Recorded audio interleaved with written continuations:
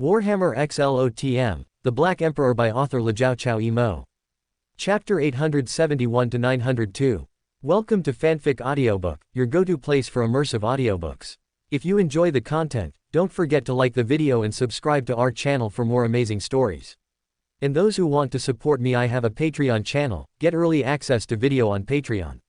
Chapter 871. The flesh armor covering the Stygian pattern has a stronger defense than the Cataphractii pattern. From the pipes of the Purgatory-class battleship, Malicious Claw, boarding torpedoes were ejected, carrying Terran-born assassination elites as they flew towards Stargate number 42. Bang, bang, bang. A hunting elite kept slamming his head against the restraint device, the ceramite vibrating with every impact. The warrior behind him let out a mocking laugh, the laughter laced with despair. Lur is banging his head again. Lur turned his head stiffly. Inside the helmet visor, his pitch-black eyes had no irises. His sunken eyes gazed hollowly at the surroundings, the color of blood staining the ore of the rocky hill.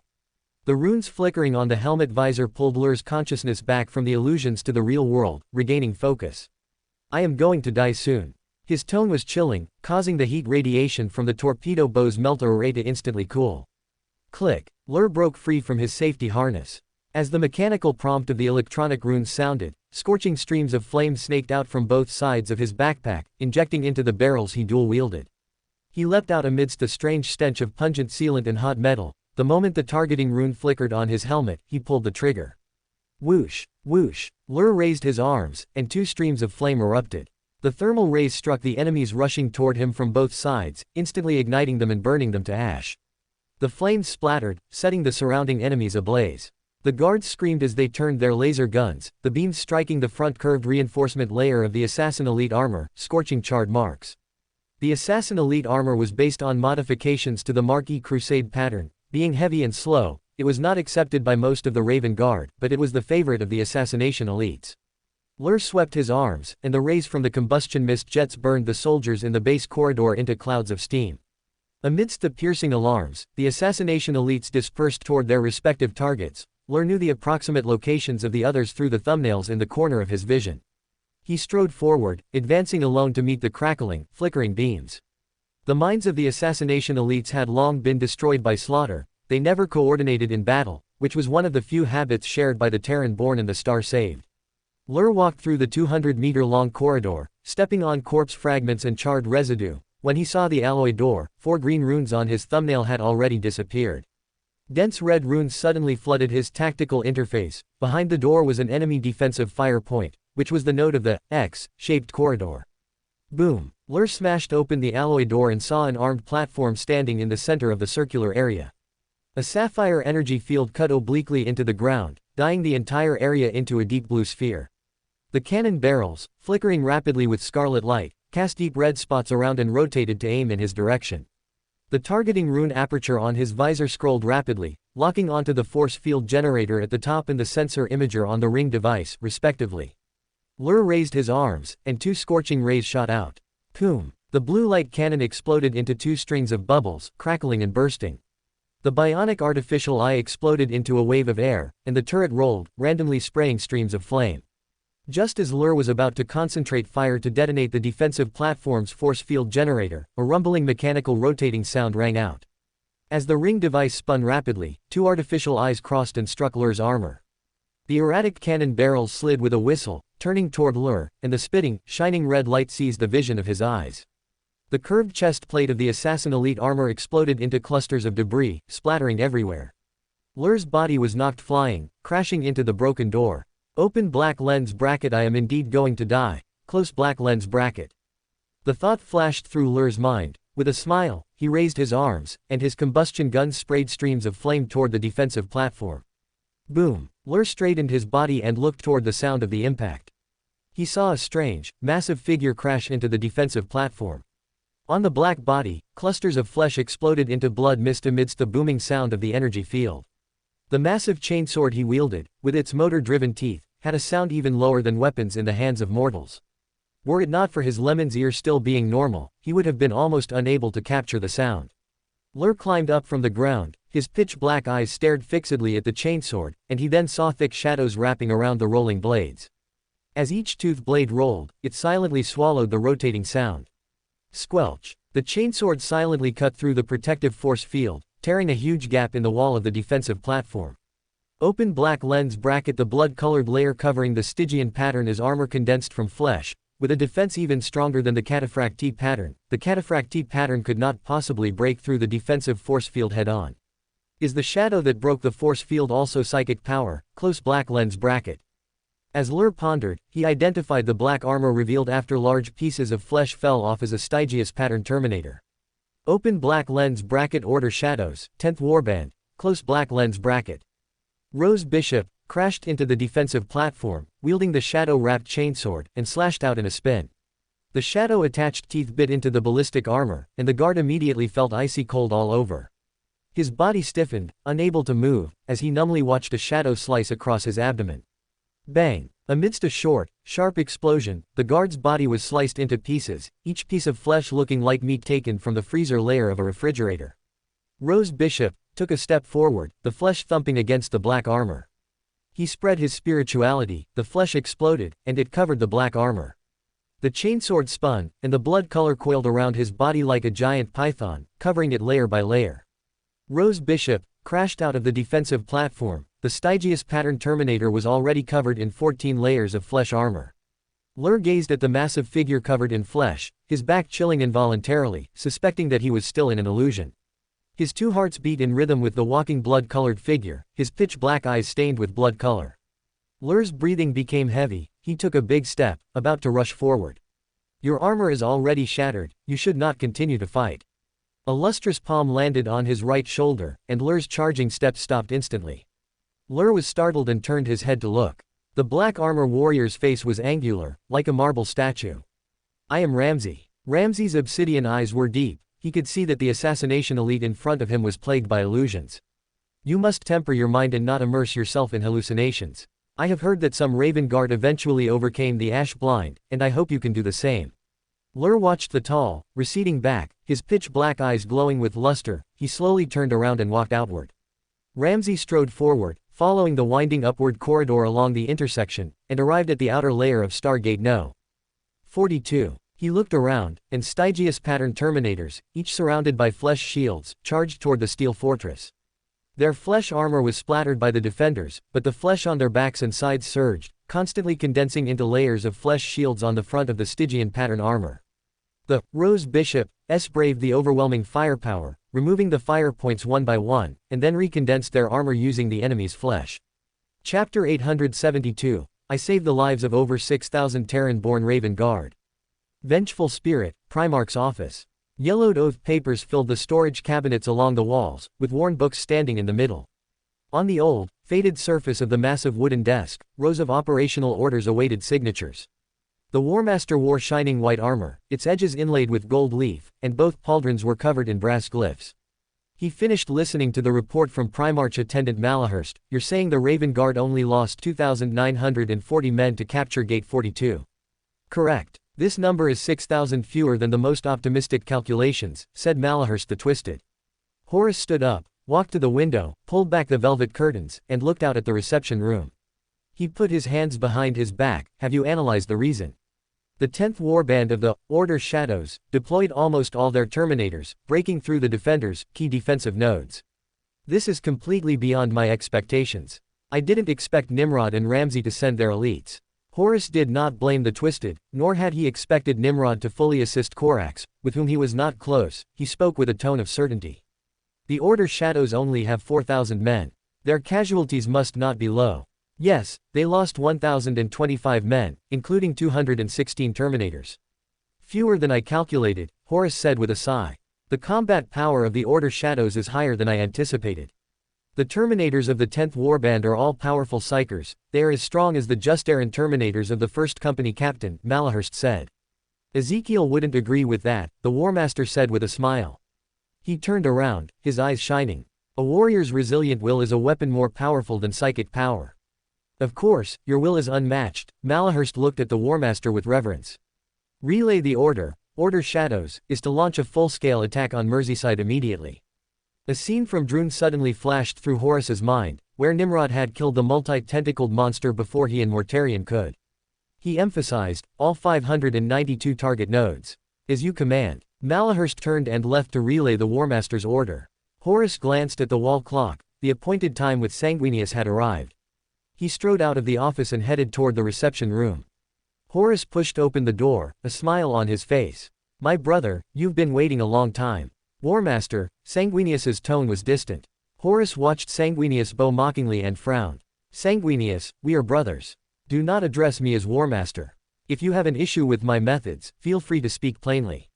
Don't make me pluck those wings of yours bare." His serious tone shifted into a light chuckle. "Without them, I would only become as handsome as you," Sanguinius said with a smile, looking at Horus's smooth, bald head. After easing the atmosphere with a joke, Sanguinius spoke seriously to Horus. "I understand you want to establish authority, but you cannot continue like this." Seeing that Horus didn't speak, he continued his admonishment.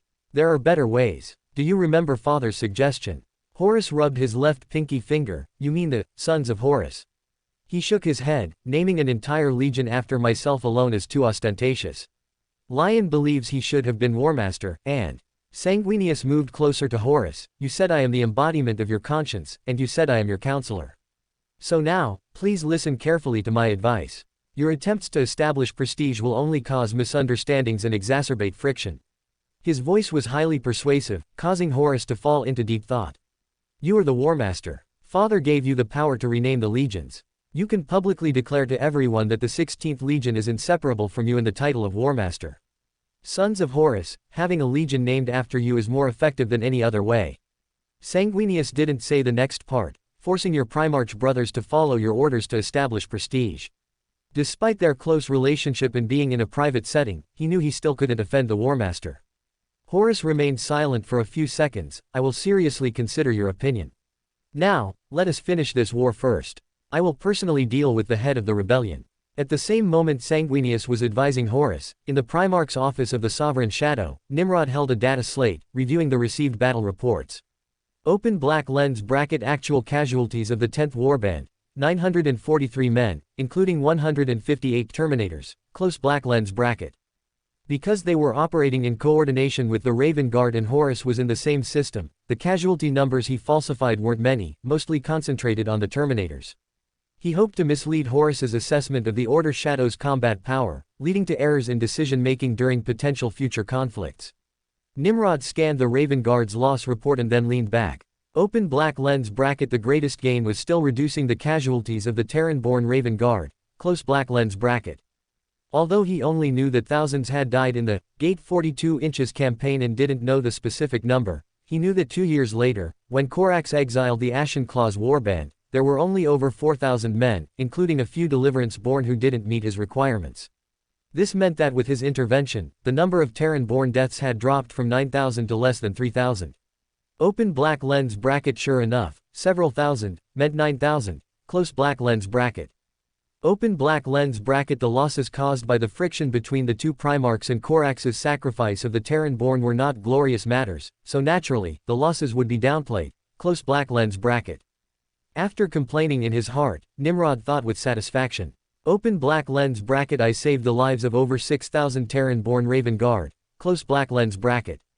Open black lens bracket. The key is, they will become my potential strength, close black lens bracket. Open black lens bracket. The Ashen Claws, who are loyal neither to their Gene Father nor to Horus, or a surprise force, close black lens bracket. While Nimrod was reflecting, his Vox beeped. After he connected, Arsena Dunn's voice came through. My lord, we have received a communication from the Vengeful Spirit. The Warmaster orders us to launch simultaneous attacks on all 592 target nodes on the Merseyside tactical map. The Primarch attendant particularly emphasized the simultaneous. I understand. A smile played at the corner of Nimrod's mouth. Alcahas and Nerit won't find this unfamiliar. Horus has two goals. One is for us to deploy in full force to put massive pressure on the King of the Blind, forcing them to launch a counterattack. He can then take the opportunity to lock onto the enemy leader and launch a decapitation strike. Horus's goal is to gain the maximum glory at the minimum cost. Before Korax returned, that was how he utilized the 19th Legion. The veteran, detective, Arsena's reasoning was the same as the Black Emperor's. Your lordship is wise, it is exactly so. Your orders. Of course, we comply with the Warmaster's orders and launch a full-scale offensive, Nimrod said with a smile. But as for the decapitation, that's not for certain. Nimrod's smile faded. If Horus hadn't targeted him to establish authority, and if the King of the Blind weren't potion materials, he would have yielded. Unfortunately, there are no ifs. Chapter 873. Corax, Order Shadows also have Shadow Masters. Hive City number 23 of Merseyside. Corvus Corax looked down into the darkness through a narrow viewport. A Darkwing patterned Stormhawk silently passed through the Hive City's deep-range scanner matrix, arriving above the industrial processing zone. The Stormhawk is a supplement to the Stormbird and the Thunderhawk. It is smaller, and the standard model can only carry 20 Astartes. The Darkwing patterned Stormbird was manufactured on Kievar, and its manufacturing templates were not shared with the Adeptus Mechanicus, making it a unique special model of the Raven Guard. The space occupied by the quantum field repulsor meant the Darkwing pattern carried 3 fewer warriors than the standard model, but it also allowed this model of assault craft to stealthily traverse most surveillance areas. A series of runes flashed within Corax's helmet, and he opened the communicator. Attack. Nimrod provided help by breaking the fortresses the Raven Guard were not adept at. Now it was time to give back in his own way. Short-wave communication pulses spread through the portable radios of the Shadow Masters, and doors slid open in silence. Corax surged into the night, the raven feathers of his shadow armor unfolding. The Lord of Ravens glided silently through the air, his pitch-black eyes looking down at the food processing plant below. War had not interrupted the factory's operations. The robots roared as they worked, bearing a striking resemblance to Lysias before it was named Deliverance. A waterfall of filthy residue passed through layers of swaying filters, being cast into the open chutes of the pasteurizers along with algae scraped from the lower layers of the floating pools in various domed reservoirs. Dull-eyed laborers, wearing no filtration equipment, breathed in unfiltered ammonia and worked amidst foul-smelling mud splatters that occasionally splashed onto their skin. Corax's pitch-black eyes narrowed, looking toward an overseer pacing on the monitoring ladder of a large ammonia tank. A pistol hung at his waist, and he swung a whip with his right arm, lashing a worker. Corax twisted his body and dove straight toward the overseer. The 3-headed power whip manufactured by the Adeptus Mechanicus for the Primarch coiled through the air like an electric snake around the overseer, amidst the crackling sound of the disruption field activating. The low Gothic of Merseyside was very similar to that of Terra. Corax understood, no one has the right to deprive others of their freedom. The electric snake yanked the overseer into the air. With a dull thud, the charred remains fell crackling to the ground. Corax was the first to land, clinging to the shadows as he rushed past the industrial zone's surveillance equipment. He did not wait for the Shadow Masters. He often encouraged the commanders under his command to think independently and made command authority more flexible, precisely so he could act alone. Corax sped through the shadows, rushing toward an area where the hyperspectral runes presented by the advanced auspex were flashing intensely. Air currents mixed with exhaust fumes rushed past him, and he suddenly saw scattered light beams shooting wildly across the sky. Corax smelled a familiar scent, unknown fear. He surged upward, landing on a water tower and looking into the distance.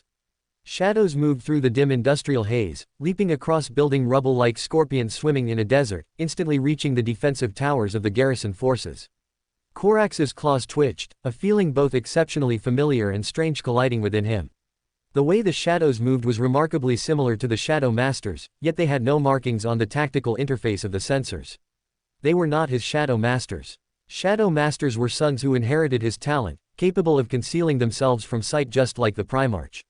Corax had discovered this innate talent during his youth in the Lysias prison. When he focused entirely on himself, he could hide his physical form. He suspected this natural ability to remain invisible to humans and Xenos was, in fact, a psyker power. Corax had witnessed humanity's rejection of psykers, so he hid his ability for psychic invisibility from most of the Raven Guard and took his sons away when they displayed similar traits to train them as Shadow Masters. He once had a collaboration he didn't want to recall with Conrad Kurz during the Falanatus extermination. Corax had discovered that some Night Lords also possessed similar abilities, and now he was seeing it again in another legion. His pitch-black eyes fell upon a shadow. The dim figure quickly became clear. Black Mark IV power armor, with an ethereal rose on the right shoulder guard. Shadow Rose. The 10th warband of the Order Shadows. Corax thought pensively. Not long ago, it was the Terminators of the 10th Warband who had undertaken the primary assault task for Gate 42. He hadn't expected them to be not only good at assaults but also to have the ability to hide in shadows. As Corax pondered, the 3 Order Shadows in his sight had already pressed their runes, and the activated motors drove the toothed blades to roll. They quietly sprang from the shadows, appearing behind the garrison forces. As the blades whirled, enemies were torn apart one by one. A waterfall of blood fell to the ground, and the surviving enemies still could not find the location of the Order shadows. They raised their lasguns in terror, firing aimlessly into their surroundings. Corax's eyes gleamed as he leapt down from the water tower. He darted rapidly between spires, watching with great interest as the Order shadows, hidden in darkness, launched their surprise attacks. Even with the Primarch's superhuman hearing, he could only hear the faint sound of air being cut during the rotations. Corax stared at the shadow-wrapped blade as it gradually enlarged in his field of vision. Open black lens bracket. Their chainswords are very different from the Imperial style. They are somewhat similar to the Siren's Bite that Russ lost when he was defeated by Nimrod, both having teeth-like serrations. Close black lens bracket. Corax gazed at the serrations of the chainsword, which were composed of dangerous blades and interlocking diamond teeth. Even stranger than their appearance was the way the rolling-toothed blades moved through the thick shadows, as if passing through layer upon layer of veils, the sound swallowed by the dense darkness. When the blades bit into the guards, their bodies shuddered. Open black lens bracket. The Order shadows also have shadow masters. Close black lens bracket. Open black lens bracket. However, their feeling is completely different from my shadow masters. Close black lens bracket. Open black lens bracket. Compared to ravens, they are more like, close black lens bracket. Corax watched the guards shuddering and then suddenly collapsing, finding the appropriate word in his vocabulary, venomous scorpions. He watched the Order shadows launching ambushes simultaneously from building corners and crevices, more certain of the precision of the word he used. They were like the tail hooks lashed out by scorpions, piercing through the enemy's bodies and then vanishing, like a retracted tail hook. As Corax pondered, he approached a spire, wanting to observe the Order shadows from a closer distance. Suddenly, one of the three-man squad leapt from a spire window, crouching on the outer wall of the spire and looking around alertly. He was the scorpion tail of the striking scorpions squad, a true shadow ascetic. He was more sensitive than the other two scorpion claws. The shadow ascetic's ears twitched incessantly, an ability he had gained as a listener. Back then, during the war with the Nephilim, he had accidentally heard Xeno's overclocked communications, after which the sounds he could hear far exceeded those of other listeners. The powerful, terrifying sound of a heart beating and the sound of air breaking during a leap pierced into his ears, making his whole body go cold. The shadow ascetic calmly made a mark within his helmet, 2 seconds. The two scorpion claws swung first, their chainswords slashing toward the invisible enemy. The scorpion tail moved suddenly, pouncing toward the space above where the chainswords crossed. Clang! Corax swung his claws, blocking the shadow-wrapped blade. You actually managed to find me. He gave a light flick of his claws, and the shadow ascetic was sent flying back. The three shadow ascetics stared at the massive giant who had suddenly appeared. He was like a giant raven suspended in the air. Jetting air currents pushed the plasteel feathers, pulling the wings behind his back. He took flight like a true raven, vanishing into the darkness in an instant. Lord Corax, the shadow ascetic said, thinking of that pumping sound more powerful than his lord's. He opened his communicator to report to his lord. Chapter 874 Nimrod. Let's call them shadow scorpions. The shadow-patterned stormbird, shrouded in a force field generated by a quantum domain repulsor, flew silently toward the tallest and largest nest tower of Merseyside. Beep, beep, beep. The communication bead buzzed. Nimrod raised his hand to the communication bead, and the voice of Ramsey, Lord of the 10th Warband, came through. My lord, Lord Corax has appeared at Nest Tower 23. The Raven Guard are raiding Nest Towers 24 through 49 and Forge Complexes 15 through 39. After a moment of thought, he understood that Corvus Corax was repaying the help he had previously provided by using his most proficient method of infiltration warfare. I understand. Corax's raid on the enemy's secondary strongholds made his own forces more abundant, allowing them to concentrate on more critical nodes. He decided to adjust the deployment later and asked Ramsey about the development of the Warband's special tactics. What is the status of the striking scorpions in actual combat? My lord, I have compiled the combat reports from 58 striking scorpions tactical squads. After comparing them with 12 observation reports from the Raven Guard, I have reached a conclusion. My warband possesses a level of proficiency in infiltration warfare comparable to that of the Raven Guard, Ramsey answered confidently. During the Second Randan War, he had received a data crystal from the Black Emperor that recorded the path of the Aeldari aspect warrior striking scorpions. For the past nearly 140 years, Ramsey had been studying its mysteries, based on the Black Emperor's teaching. Swift attack, leaving no trace, this is the principle of the striking scorpions. Using the shadow ascetics, hiding in shadow, as a foundation, he enabled the striking scorpions to hide within mist and shadows. Regarding the weapons of the striking scorpions, Ramsay based them on the striking scorpions, scorpion chainsword, abandoning the psychic-driven aspect helmet, the mandible blaster, scorpion sting, and the scorpion claw that only striking scorpion exarchs could equip. He focused on honing the shadow ascetics, shadow shaping, ability, enabling them to master the technique of attaching and wrapping shadows around their chainswords. After long training, when the shadow ascetics swung their chainswords, the sound of the slash, dampened by shadows, was even quieter than that of the striking scorpions. At the same time, well done. Nimrod affirmed Ramsay's progress. After thinking, he spoke, since they have taken shape, they should be named shadow scorpions, hidden in shadow, blades like venomous scorpions. The Order Shadow-style striking scorpions established by Ramsay were different from the Aeldari aspect warriors. Compared to howling banshees, striking scorpions lacked mobility and undertook more assault missions among the various aspects. The Order Shadow style did not emphasize assault, so this term was removed. Similarly, the 10th Warband's striking scorpions focused more on the shadow ascetics, use of the power of darkness, so Nimrod added the word shadow when naming them. A smile appeared on Ramsay's face. Thank you, my lord, for the name. I shall continue to work hard and develop the shadow scorpions. After hanging up the communication, Nimrod took out a data pad, brought up the tactical interface, and tapped on it rapidly. On the helmet tactical interface of Gregory, 3rd Company Captain of the 3rd Battle Group, whose Stormbird had just taken off from Hive City 50, a series of runes flashed. Clad entirely in Stygian pattern terminators, he opened the communication channel and issued an order. Change target to Hive City 19. Gregory watched the numbers on his helmet decrease until they hit 5.38 kilometers, then he leaned back, making the seat creak. The soul assurer's breathing gradually became long and slow, and his eyelids drooped, covering his eyes. Whoosh! His spirit body, amidst the blowing gray mist, quietly passed through the metal wall. The soul assurer's form drifted in the gray, hazy world, overlooking the entire Hive City. The poems chanted by the Order Shadows of the 15th Company echoed faintly, making his spirit body feel light. Gregory focused his mind, looking down at the strongholds below. They were like a power outage, the firing webs extinguished rapidly, instantly fading into sporadic tongues of flame. Bolters roared, firing rapidly. In the spiritual, nightmare, world where the Soul Assurer resided, the adamantium warheads looked like drawn threads. The light of the explosions was also unusually dim, tinged with a slight haze. Amidst the hazy, flowing light, one stronghold after another quietly fell into darkness.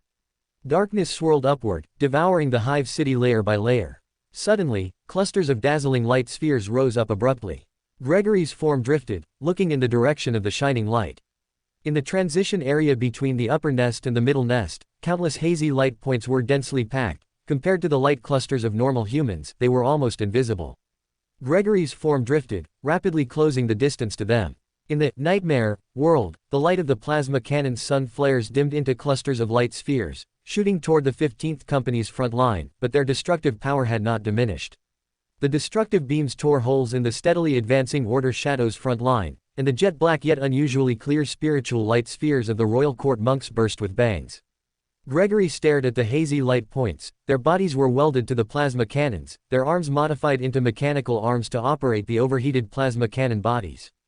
Gun servitors. They were equipped with enhanced sensors, and their brains were programmed specifically to operate heavy weapons. Gregory pulled his body up. Although he was a soul assurer, he could not pull servitors, whose spirits were almost non-existent, into the dream, but he had a more direct and effective method. He rapidly ascended, plunging into the tallest tower of the Hive City. Gregory surged upward in the dim light, passing heavily armed guards and hurried nobles. As Gregory ascended rapidly in the nightmare world, he suddenly felt 9 diamond-like shining eyes fall upon him simultaneously. The soul assurer felt the mist shrouding his spirit body being scattered by rays of light, as if his body were exposed to the real world. Under the uneasy gaze, Gregory drilled out from the marble floor and heard 5 voices ring out simultaneously. Enemy, fire. 5 arms pointed simultaneously at the spot where he appeared, and 4 guards raised their pistols, all aiming in his direction.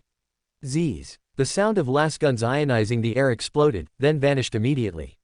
The 4 guards on either side had dull eyes and began to shoot at the people beside them in a bizarre manner. Ah! The nobles screamed and ran in a panic toward the pillars. The 5 bodies parasitized by the King of the Blind suddenly rose from their jewel-encrusted thrones, waving golden scepters and smashing them toward Gregory. The bodies you are currently parasitizing are too old. In the Soul Assurer's ethereal voice, the speed at which the golden scepters swung became slower and slower. The wriggling yellow-green bodies of the King of the Blind fell into calmness, they lost their feelings of anger. You should change bodies. Leave your current bodies. I have prepared better ones for you. In the echoing ethereal voice, transparent worms of different sizes crawled out from the hollow eyes of the parasitic bodies. They curled their bodies and sank into the yellow-green patterns. Thump, thump. 5 parasitic corpses hit the ground, their eye sockets empty. My lord. The nobles were in tears, running out from the ornate pillars. 1 step, 2 steps.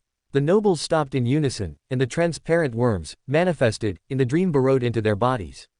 The worms circled around the bottom of their eyes, consuming flesh. I am the King of the Blind, the god who brings you wealth and power. The dream shattered like a mirror, and the nobles, dazed, came back to their senses, murmuring to themselves. The King of the Blind is not a god, just an alien parasite.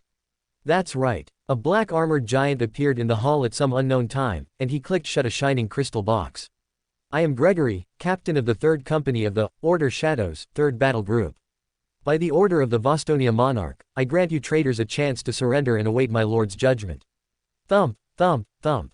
The nobles all knelt down in unison. My lord, we were deceived by the aliens, please forgive our crimes.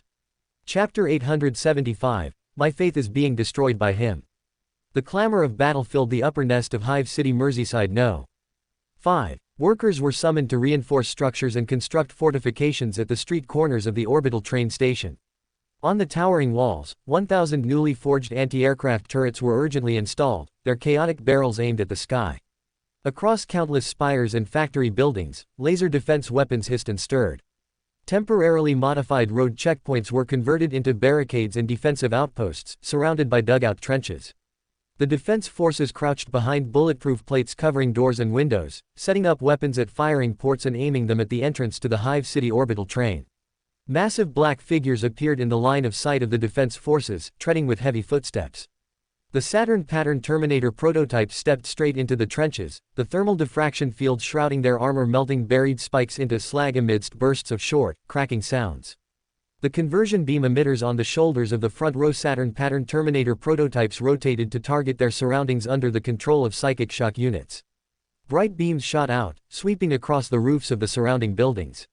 The defense forces operating the laser defense arrays were instantly burned to charred remains, exploding amidst trails of black smoke. Witnessing the horrific scene, the defense forces stared pale-faced at the black iron fortresses, hesitating to pull their triggers. In the eerie silence, the regional broadcast channel suddenly crackled, then switched to a resounding voice. My believers, I am Ezekiel. I am the King of the Blind. Blasphemous heretics have set foot in my divine kingdom. They intend to destroy everything you believe in, your very homes. I am watching over you, and I bless you.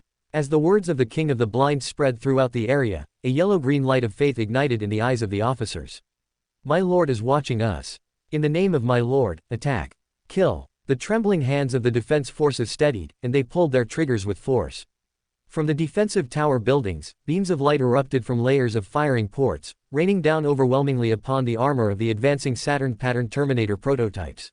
Sizzle. Wisps of smoke rose from the Saturn pattern Terminator prototypes as they raised their right arms in unison, their plasma cannons growing brighter as energy accumulated. Accompanied by the eruption of blinding light, the superheated plasma struck the towers directly, blasting holes into their steel shells. Sparks showered out, the breaches grew larger, and the entire building turned into a sweltering cage amidst high-temperature steam.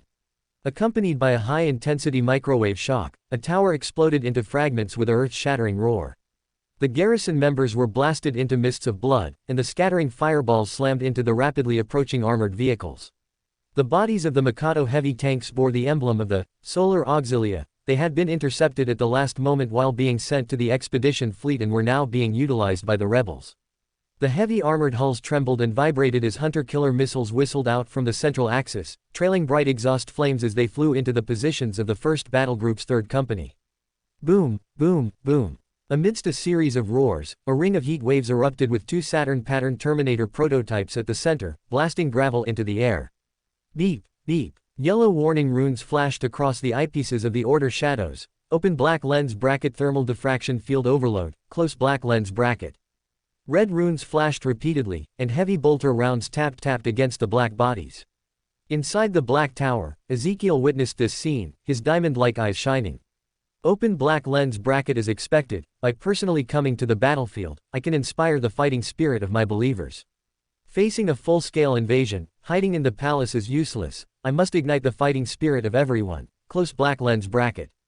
Ezekiel's diamond eyes peered down at the scene below from eerily different angles. Two order shadows raised their arms, the disruption fields of their power fists activating with a crackling sound. The judges locked their spirituality tightly onto the drivers and declared in unison in the Dun language, death. The judges merged their bodies with a peculiar power, their black forms trailing afterimages as they accelerated toward the two Mikado heavy tanks. The heavy bolter rounds fired by a dozen Mikado heavy tanks grazed the afterimages, blasting the surrounding building ruins into piles of fragments. Boom, boom. Blue light tore through the steel shells, and the massive fist smashed accurately onto the heads of the drivers. Amidst the spreading mist of exploded blood, the massive fist swept across, crushing the gunners along with their machinery. Screech. The drivers of the other Mikado heavy tanks jerked their steering wheels, speeding away from the two black armored giants. Amidst the violent vibrations, the gunners locked their targeting reticles onto the black armored giants. Heavy stubbers roared with a staccato sound, and a dense barrage of fire hammered against the Saturn-pattern Terminator prototypes from all directions. Suddenly, a deafening roar exploded in the ears of the defenders. Target of discipline, king of the blind and the rebels. Accompanied by the roar, the light of dawn shone brightly. Mahao, the 3rd Company commander of the 1st Battle Group, charged over with large strides. He was at least a quarter taller than any other order shadows in the company. The figure of the disciplinary knight, running with large strides, appeared exceptionally tall in the eyes of the rebels. For no reason, they lowered their heads, not daring to look directly at the supernatural majesty. Watching the towering giant, the driver's arms felt as if they were locked by invisible shackles, and they involuntarily stiffened. A Mikado heavy tank had its front wheels swerved, and it crashed with a boom into a factory building. The steel hull knocked away several machines in succession before slamming with a clang onto an extinguished furnace. Inside the towers on both sides of the avenue, the defense forces instinctively crawled onto the ground, their fingers loosening from the triggers, not daring to attract the attention of the black armored giants. Some defense forces even dropped their weapons and fled in a panic when the light of dawn shone into the buildings. Inside the tower, Ezekiel's two shining diamond eyes rolled rapidly, and his body, interlaced with yellow-green patterns, trembled uneasily.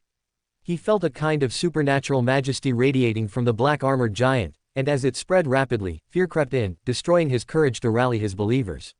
Open black lens bracket. My faith is being destroyed by him. Close black lens bracket. Ezekiel waved his golden scepter, aiming at the black armored giant. Kill him. Kill that loudmouthed fellow. His shouting sounded over the regional channel, but the surrounding towers remained deathly silent.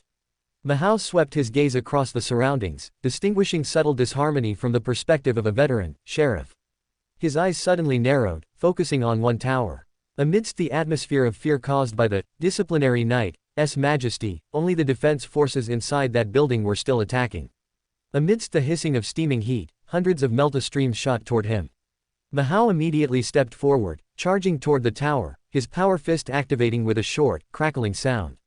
The blue light of the disruption field was, the moment it bloomed, obscured by the light of dawn covering the disciplinary knight. Thump, thump, thump. The disciplinary knight felt the power surging within him. With every step he took, his boot smashed a crack into the ground. After taking 4 steps, the disciplinary knight, Mahao suddenly sprang up from the ground. The rolling heat currents converged, condensing into a pillar of fire that shot onto him. Whoosh! Heat erupted into the sky, but the disciplinary knight was not hindered in the slightest by the impact. He smashed into the top floor of the tower like a giant boulder. Boom! Mahao crashed into the tower and swept his arm, and several defense soldiers exploded along with their melta guns amidst crackling sounds. The disciplinary knight raised his arm, aiming at the person wearing a crown and holding a golden scepter. Parasitism is prohibited here. Bang, bang, the diamond-like eyes shattered. The disciplinary knight felt 2 seemingly present yet absent evil things fly out. Following the traces he had grasped with his sheriff ability, he raised his arm. Imprison. Extremely viscous liquid wrapped layer by layer around the transparent insects, and then they fell into Mahao's open palm. Chapter 876. Horus, Nimrod, you have beaten me to the punch in the field of decapitation, my specialty. The human eye is very easy to deceive. Corvus Corax discovered this truth in the prisons of Lysias when he was young. Time and again, in enemy high command centers, watching them discuss defeating and killing him, he became increasingly convinced of it. It is the same now. The elites of the King of the Blind had not discovered him penetrating deep into enemy territory alone, they were desperately fighting off the attacks of the Order Shadows, Honor Guard. When Corax's talons climbed onto the highest nest tower of Merseyside, he suddenly felt the tower tremble violently, and he looked back downwards. Below to the right, at a straight line distance of 2.5 miles, a siren assault claw struck there. As the smoke cleared, Horus's white cloak billowed up. He raised his storm bolter and roared into fire, claiming the lives of guards one by one, immediately opening a path through the enemy lines. Open black lens bracket. Horus drops in, decapitating the leader of the King of the Blind, close black lens bracket. As Corax pondered, his gaze shifted to the lower left. Open black lens bracket. Where is Nimrod? Close black lens bracket. Corax's pitch black eyes suddenly twitched. Nimrod, 3 kilometers away, had suddenly vanished. His pitch black eyes swept rapidly over the tall Order Shadows, standard bearer, taking in the ground area between him and the nest tower. None. There was no sign of the black-armored, golden-winged Nimrod. Just as Corax was searching, a strong wind suddenly brushed past his ears, and a golden light entered his peripheral vision. He flapped his steel wings and glided away from the nest tower. Corax looked up. The burning golden sun was soaring upwards rapidly, and in an instant, it had already passed 1/3 of the high tower. Nimrod. Corax retracted his steel wings and had just landed back on the outer wall of the nest tower when he suddenly sensed something and turned his head to look. White wings brushed past him, mixed with a touch of pearly white. Sanguinius was carrying Horus in his right arm, ascending rapidly. The thrusters of Corax's jump pack suddenly erupted with airflow, and his steel wings spread, propelling him upward at high speed. The Raven Lord no longer hid in the shadows, surging rapidly amidst the airflow. His pitch black eyes stared into the sky, his superhuman vision taking in the golden white. Open black lens bracket. Sanguinius, carrying Horus, is about 1/5 faster than me. Nimrod, his speed is 50% faster than Sanguinius.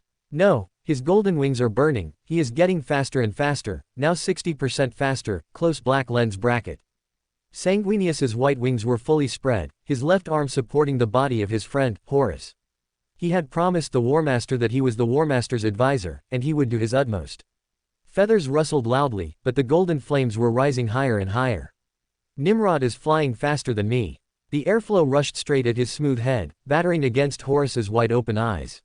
His gaze dimmed, then immediately brightened again. We cannot let him go deep alone. Horus's reply did not surprise Sanguinius. Once a marksman targets his objective, he will not easily give up. Horus yearned to decapitate enemy leaders in every battle he participated in. It was this ambition that allowed him to do so at Ullanor, slaying the galaxy's greatest orc warlord, Urlak Urg. Nimrod might reach the top of the tower first, or he might be blocked by elite guards. Horus still had a chance. As Sanguinius pondered, a roar sounded above his head. Hundreds of missiles flew out from the top of the tower, all guided by the Auspex observation array, flying towards the golden fireball. Amidst the deafening explosions, the sky was ignited, and the scorching heat wave, carrying missile fragments, crashed down. Sanguinius did not dodge, he would not miss the opportunity to help his friend achieve his goal. His white wings pulled up and closed over his head. Whoosh! The rolling torrent of scorching molten heat burned the 4 pairs of folded feathers to ashes, with over a dozen feathers charred black. Piercing through the fire waves with charred feathers, Sanguinius spread his wings. The moment he parted the fiery current, a scene flashed abruptly in his mind. A black-armored, golden-winged figure, crashing through a stained glass window. Bang! Nimrod retracted the golden flames and crashed into the top floor. His combat boots stepped onto the marble floor, and his obsidian eyes swept across the room. The top floor was generally disc-shaped, with a circle of bronze thrones arranged like a clock, inlaid with shining crystals. In the center stood a throne 3 times the size of the surrounding bronze thrones, with 12 crystals decorating the back of the chair. All 13 thrones were empty, and 5 corpses dressed in fine robes lay on the ground in the great hall. His Primarch eyes flashed, and he instantly locked onto 8 parasites that had not been abandoned, as well as the 16 King of the Blind inside their eyes. Almost simultaneously, he also locked onto 9 transparent worms. Their bodies were wreathed in yellow-green patterns, shooting towards the nobles. And one more. As the Primarch overlooked the top floor with warp vision, he also noticed 3 figures approaching rapidly outside the nest tower. One figure was sharp as an arrow, with a wolf's howl. Another figure near him was holy and shining, yet wreathed in deep darkness. The last one was pitch black and elegant, agile and light. Nimrod felt the howl of the wolf rise to the sky, striking directly towards him. 8 crown-wearing parasites waved their golden scepters at Nimrod, heretic. Kill him. As the guards raised their weapons in unison, aiming at Nimrod, the mentor of disorder spoke in a deep voice in the Dun language, "Those who believe in the King of the Blind betray humanity." The guards seemed to be struck by lightning out of thin air, their bodies electrocuted to charred remains, falling with a crackle. The mentor of disorder, word of order, continued its judgment, "King of the Blind, parasite of humanity, ravaging the entire sector." Bang, bang, bang.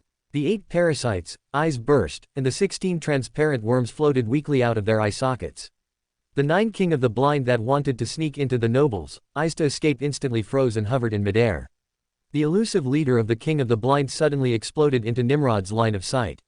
The Primarch's eyes flashed, and his telekinesis spread out. He raised his right hand, and the 26 transparent worms covered in yellow-green patterns flew into his palm. Black mist appeared quietly, then vanished instantly, and the 26 King of the Blind disappeared into thin air.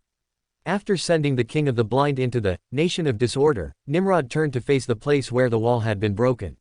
1, 2, 3. 3 breaths later, Sanguinius and Horus landed on the roof. Horus looked around at the corpses covering the ground. There were no survivors. He stared into Nimrod's obsidian eyes. For the 3rd time, he had missed the decapitation 3 times, all taken by Nimrod. The first time was in the 8-man system, where he was ordered to teach Nimrod. At that time, Nimrod's punch was simply stunning and difficult to replicate. The second time was in Drune, where Nimrod's will was firm, and he was the first to break free from the multi-tentacled alien's psychic control. Today is the 3rd time. Is it just because Sanguinius flies slower than Nimrod?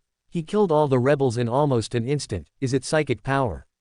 As Horus pondered, a crackling explosion sounded on the right. He turned his head and saw Corax's lightning claws tearing through the wall, climbing up. Open black lens bracket. I actually didn't sense Corax's arrival. Nimrod killing the rebel leader made me lose my composure and lose observation of the surrounding environment. Close black lens bracket. As Horus reflected, Corax walked past him. Nimrod, congratulations on being the first to kill the rebel leader and ending the riot. Nimrod flapped his golden wings and said with a smile, "I fly a bit faster." No. Corax turned his body, facing both Nimrod and Horus. "Your merits are well deserved. You killed the aliens, and you brought peace to the 100 worlds of the Akum-Sutu sector." As he spoke, he faced Horus, the corners of his mouth curling up. "You have completed the Warmaster's order." Corax chuckled, strode past Horus, and plunged into the night. Sanguinius looked at Nimrod's golden wings, nodded at him, and then turned to say to his friend beside him, "Horus, you led the suppression of the rebellion." Horus laughed. "Sanguinius, are you worried that I am depressed because I did not decapitate the enemy leader? I will not be defeated by such a small matter." He looked into Nimrod's obsidian eyes. "Corax is right, Nimrod, you are the greatest hero of the suppression of the rebellion in the Akum-Sutu sector. You even beat me to the punch in the field of decapitation, my specialty. This is a wake-up call for me, telling me that I should not wear the Warmaster's crown and bid farewell to the glory of the battlefield." Horus's eyes shone with light. "I am a commander, but I am even more a warrior. Sometimes, I should still rely on my fists to win glory." Sanguinius looked at Nimrod again, then revealed a relaxed smile. "Horus, my brother, you have finally shed the heavy pressure that being the Warmaster has brought you." Chapter 877. Petronella actually spent a fortune to acquire a bondsman just to publish my biography. Merseyside System, Sovereign Shadow, Primarch's office. Nimrod leaned back against the throne, listening to the report from Arsena Dun. "My lord, in the battle to quell the rebellion, the Legion lost a total of 1,594 warriors. The highest losses were in the 10th Warband, with 1,047 lost, most of whom died during the assault on Stargate 42. "I see." Nimrod nodded. He had paid the price of nearly 1,000 warriors in exchange for over 6,000 Terran-born Raven Guard who were not adept at siege warfare. Afterward, in Merseyside, he also gained 312 King of the Blind. The King of the Blind were not potion ingredients of Sequence 5 or lower levels that had already been unlocked, they were at least Sequence 4 level or higher. The Mentor of Disorder distinguished their spiritual radiance and determined they were likely primary potion ingredients of Sequence 4 level. Combined with their parasitic characteristics, it was basically confirmed to be the primary ingredient for the parasite of Sequence 4 of the error pathway, consistent with the pre-battle assessment. The King of the Blind was another significant harvest for him. As Nimrod pondered, the silver-haired Primarch attendant continued his report. The nobles captured from the Akum-Sutu sector by the Legion have already been delivered to their respective target star sectors. Arsena had previously led the student of ratiocination to screen the captured nobles, selecting those families with influence or control over key assets. Shortly after reporting to the Black Emperor, he received orders to send them in batches to 19 star systems. Very good. Maria and the others will handle the subsequent matters. Nimrod simply stated the information that Arsena needed to know. I received a report sent by the Warmaster's attendant, Malahurst. Lupercal personally declared the crimes of the rebel leaders of Merseyside and many other worlds for tarnishing his honor, and executed them. After the Black Emperor was used as an object to establish authority, Arsena no longer held any respect for Horus, referring to both him and Russ by their surnames directly. He accepted the list submitted by us in the Raven Guard, retaining the power of some nobles. The Akum-Sutu sector has begun to gradually recover and is about to once again become an engine for the Imperial Great Crusade. Horus has decided to convene the First War Council since he assumed the position of Warmaster, but it still requires time to prepare. Arsena's narrow blue eyes scanned the data pad, and after confirming, he continued. The astropathic choir arriving from Terra is currently establishing a new psychic focus on the vengeful spirit and building stable links with the flagships of each Primarch. I suspect the Warmaster still needs time to contact the other Primarchs, so he has set the time for the 13th day of the 12th standard month of this year. I see. Nimrod nodded slightly. The War Council was previously held in the Golden Palace on Terra, but as the Emperor granted power to Horus, it naturally shifted to the vengeful spirit. Perhaps it will also be the only time. While Nimrod was lost in thought, Arsena continued his report. Lord Lorgar has requested a visit. Upon hearing this, Nimrod's mind immediately flashed back to the pre-battle meeting, the scene where Horus had brought in Lorgar to stand with him and speak on his behalf. Lorgar must have an objective. Nimrod pondered silently, then said, I will see him. To know what Lorgar was plotting, he still needed to meet with him. Arsena closed the data pad. Miss Vivar has already returned to Terra. She attaches great importance to the biography she is writing for you. She went to the Hive City and found the Bondsman Company, which specializes in ancient papermaking techniques, and spent 3.6 billion Aquila credits to acquire the company in full. She then found Malkador, and the Keeper of the Seals agreed to let her expand the business scope of the Bondsman Company, including the publishing and electronic data information industries. Petronella is very thoughtful, Nimrod said with a smile. He remembered that the first royalty payment of Ignis Carcassi, one of the greatest poets of the Great Crusade era and a remembrancer of the 63rd Expeditionary Fleet, could only purchase 250-page Quarto Bondsman No. 7 notebooks. All his famous works were completed on the black lambskin and thick, cream-colored paper of the Bondsman No. 7, including Introspection and Odes, which was still being reprinted until the 42nd millennium. This work was also the pinnacle achievement of his career, for which he received the Ethiopian Medal, the highest award in the field of imperial literature. In addition, works such as Praise of Unification, the 11-part Imperial Epic, and Ocean Poetry Collection were also all completed on Bondsman No. 7 notebooks. Even for this well-paid poet, Bondsman paper remained a hard-to-obtain and highly valuable consumable.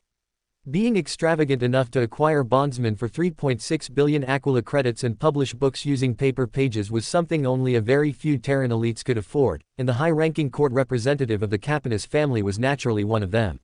Open black lens bracket. I did not expect Petronella to spend a fortune to acquire Bondsman just to publish my biography, close black lens bracket. At the same moment Arsena stepped out of the Primarch's office, the starship warped to the Giannis system in the Akum-Sutu sector.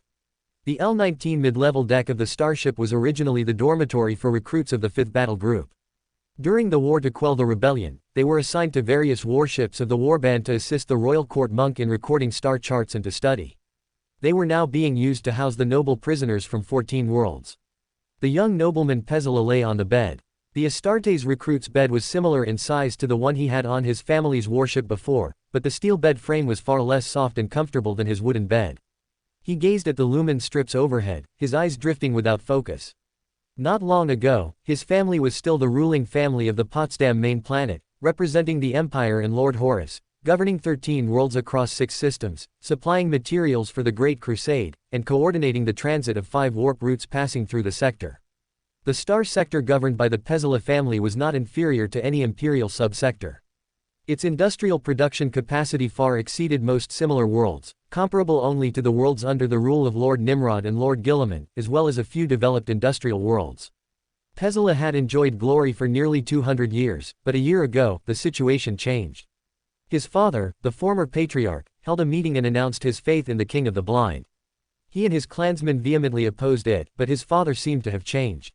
He possessed a certain peculiar charisma, and before long, he made the clansmen follow him. Now, he knew that his father had been parasitized by an alien, which had bewitched the clansmen. But it was too late, he was the only one left of the Pezzola family. He was still a man under indictment. The Pezzola family will soon be destroyed. He muttered bitterly to himself. Clack, clack, clack. Cold mist swirled as the cabin door slid open. Pezzola turned his head to look with curiosity, and then his dull eyes lit up with brilliance. He saw a pair of flawless legs amidst the fluttering black skirt hem. Pezzola sat up from the bed, his listlessness fading. He quickly regained his composure and stood up with fluid, natural movements. He looked at the tall woman walking into the cabin, her long golden hair falling softly, her blue eyes rippling like water. The black dress was form-fitting, making her appear solemn and holy, yet she possessed an indescribable allure. Open black lens bracket in all of Potsdam, no, in the entire Akum Sutus, there is no woman as beautiful as this, close black lens bracket. Pezzola exclaimed in his heart. I am Maria of the Kurnikova family. The demoness of pleasure, Maria, parted her red lips slightly, her voice rich and magnetic, penetrating Pezzola's ears and creating ripples in his heart. Pezzola tried hard to avert his gaze, staring fixedly at a lady was rude, so he focused his thoughts on the content of her words. The Kurnikova family. I seem to have heard of them. I heard that the heir of the Potsdam family had fallen into a disadvantageous situation, so I came here specifically to see if I could provide you with any assistance. Can you really help me? Pezzola asked, half doubting. Of course. My family has followed the king since Lord Nimrod descended upon Vostonia.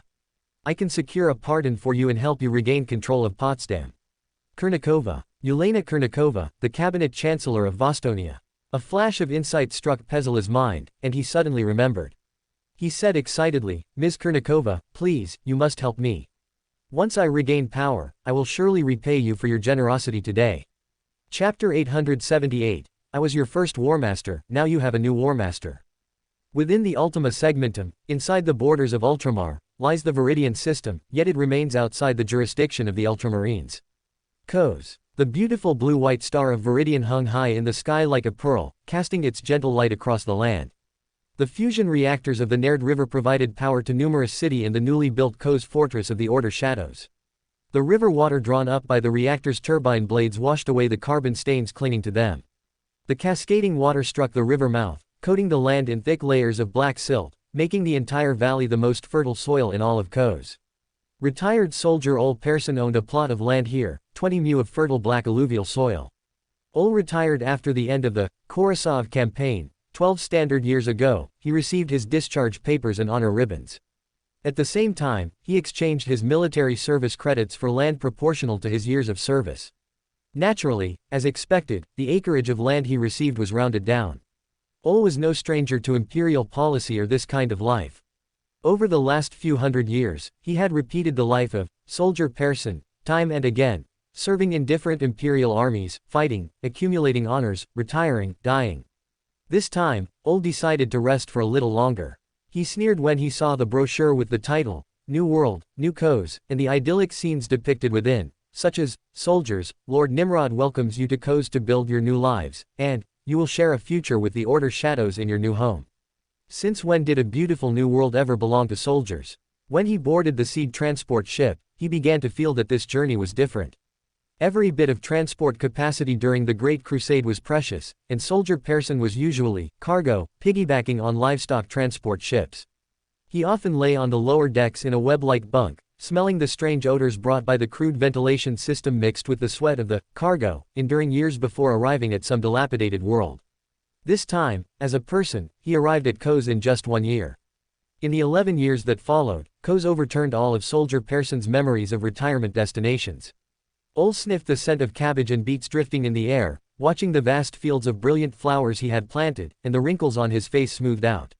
Ol enjoyed the variety of colors, even though the flowers only briefly belonged to him. Soon, they would be sent to numerous cities to adorn the halls and robes of the nobility. Soldier Persson, called Grafut, the loading servitor that had accompanied Ol from the army. Its simple programming could not change its preset form of address. It is time to stop. Girls. Ol called out to the girls sorting and packaging flowers all around. Put your results for today onto the cart, and your work for today is finished. Ol hired young girls from surrounding families to help him collect flowers, and he would also hire boys to harvest flax. Ol's land would not lie idle, he would plant flax in the winter to supply the local textile industry. All right, Soldier Person. A young girl with dark skin walked up to him, carrying dozens of bouquets. My father came back from the city yesterday and said that the Emperor has appointed a Warmaster. I asked him what a Warmaster was, but he said he didn't understand, only that it was a general who commands soldiers and Astartes giants in battle. Soldier Person, do you know what a Warmaster is? Warmaster. Ol chewed on this familiar yet strange word, countless images flashing through his mind. 45,000 years of memories flowed slowly, eventually settling on 31,000 years ago. Ol looked silently toward Terra, toward the first Warmaster appointed by his former liege, the current Emperor of Mankind. He commanded all of the Emperor's armies, and they had fought side by side time and again. Intel. East Phoenicia, the way-seeking school. I was your first Warmaster, now you have a new Warmaster. Ah, Warmaster. Of course I know. The Warmaster is the commander who leads all of the Emperor's armies, the extension of the Emperor's will, and his most trusted military commander. Seeing the girl's blank expressions, Ol calmed down and stopped his endless explanation. Simply put, all of the Emperor's soldiers, not just the auxiliary army and warships, but also the Astartes, and even those massive mechanical constructs, knight suits and titans. Everyone responsible for fighting listens to the Warmaster's command. I get it, it's the boss of everyone, including Lord Nimrod, commanding them. Ol was taken aback and asked, is Lord Nimrod not the Warmaster? Ol understood the Emperor and knew he would not limit himself to the role of Commander-in-Chief. He would appoint a Warmaster sooner or later. Ol had observed many of the Emperor's progeny in various campaigns, and he believed Nimrod was the most suitable. He could often coordinate and address the demands of the various legions, and even the auxiliary army. In the 11 years since coming to Kos, he had witnessed everything about Kos with his own eyes. It was very different from other imperial worlds that had submitted, the Order shadows had molded it into an orderly and prosperous world. More importantly, the populace was stable and full of hope, unlike the worlds he had previously retired to, which were oppressed and drained dry. This was what the Great Crusade should look like in his heart. I was shocked when I heard it too, Lord Nimrod should be the one to serve as Warmaster. The girl said indignantly. The Emperor really has no eye for talent. The corners of Ol's mouth curled up, he wondered what his old friend, his former liege, would think if he heard the girl's words.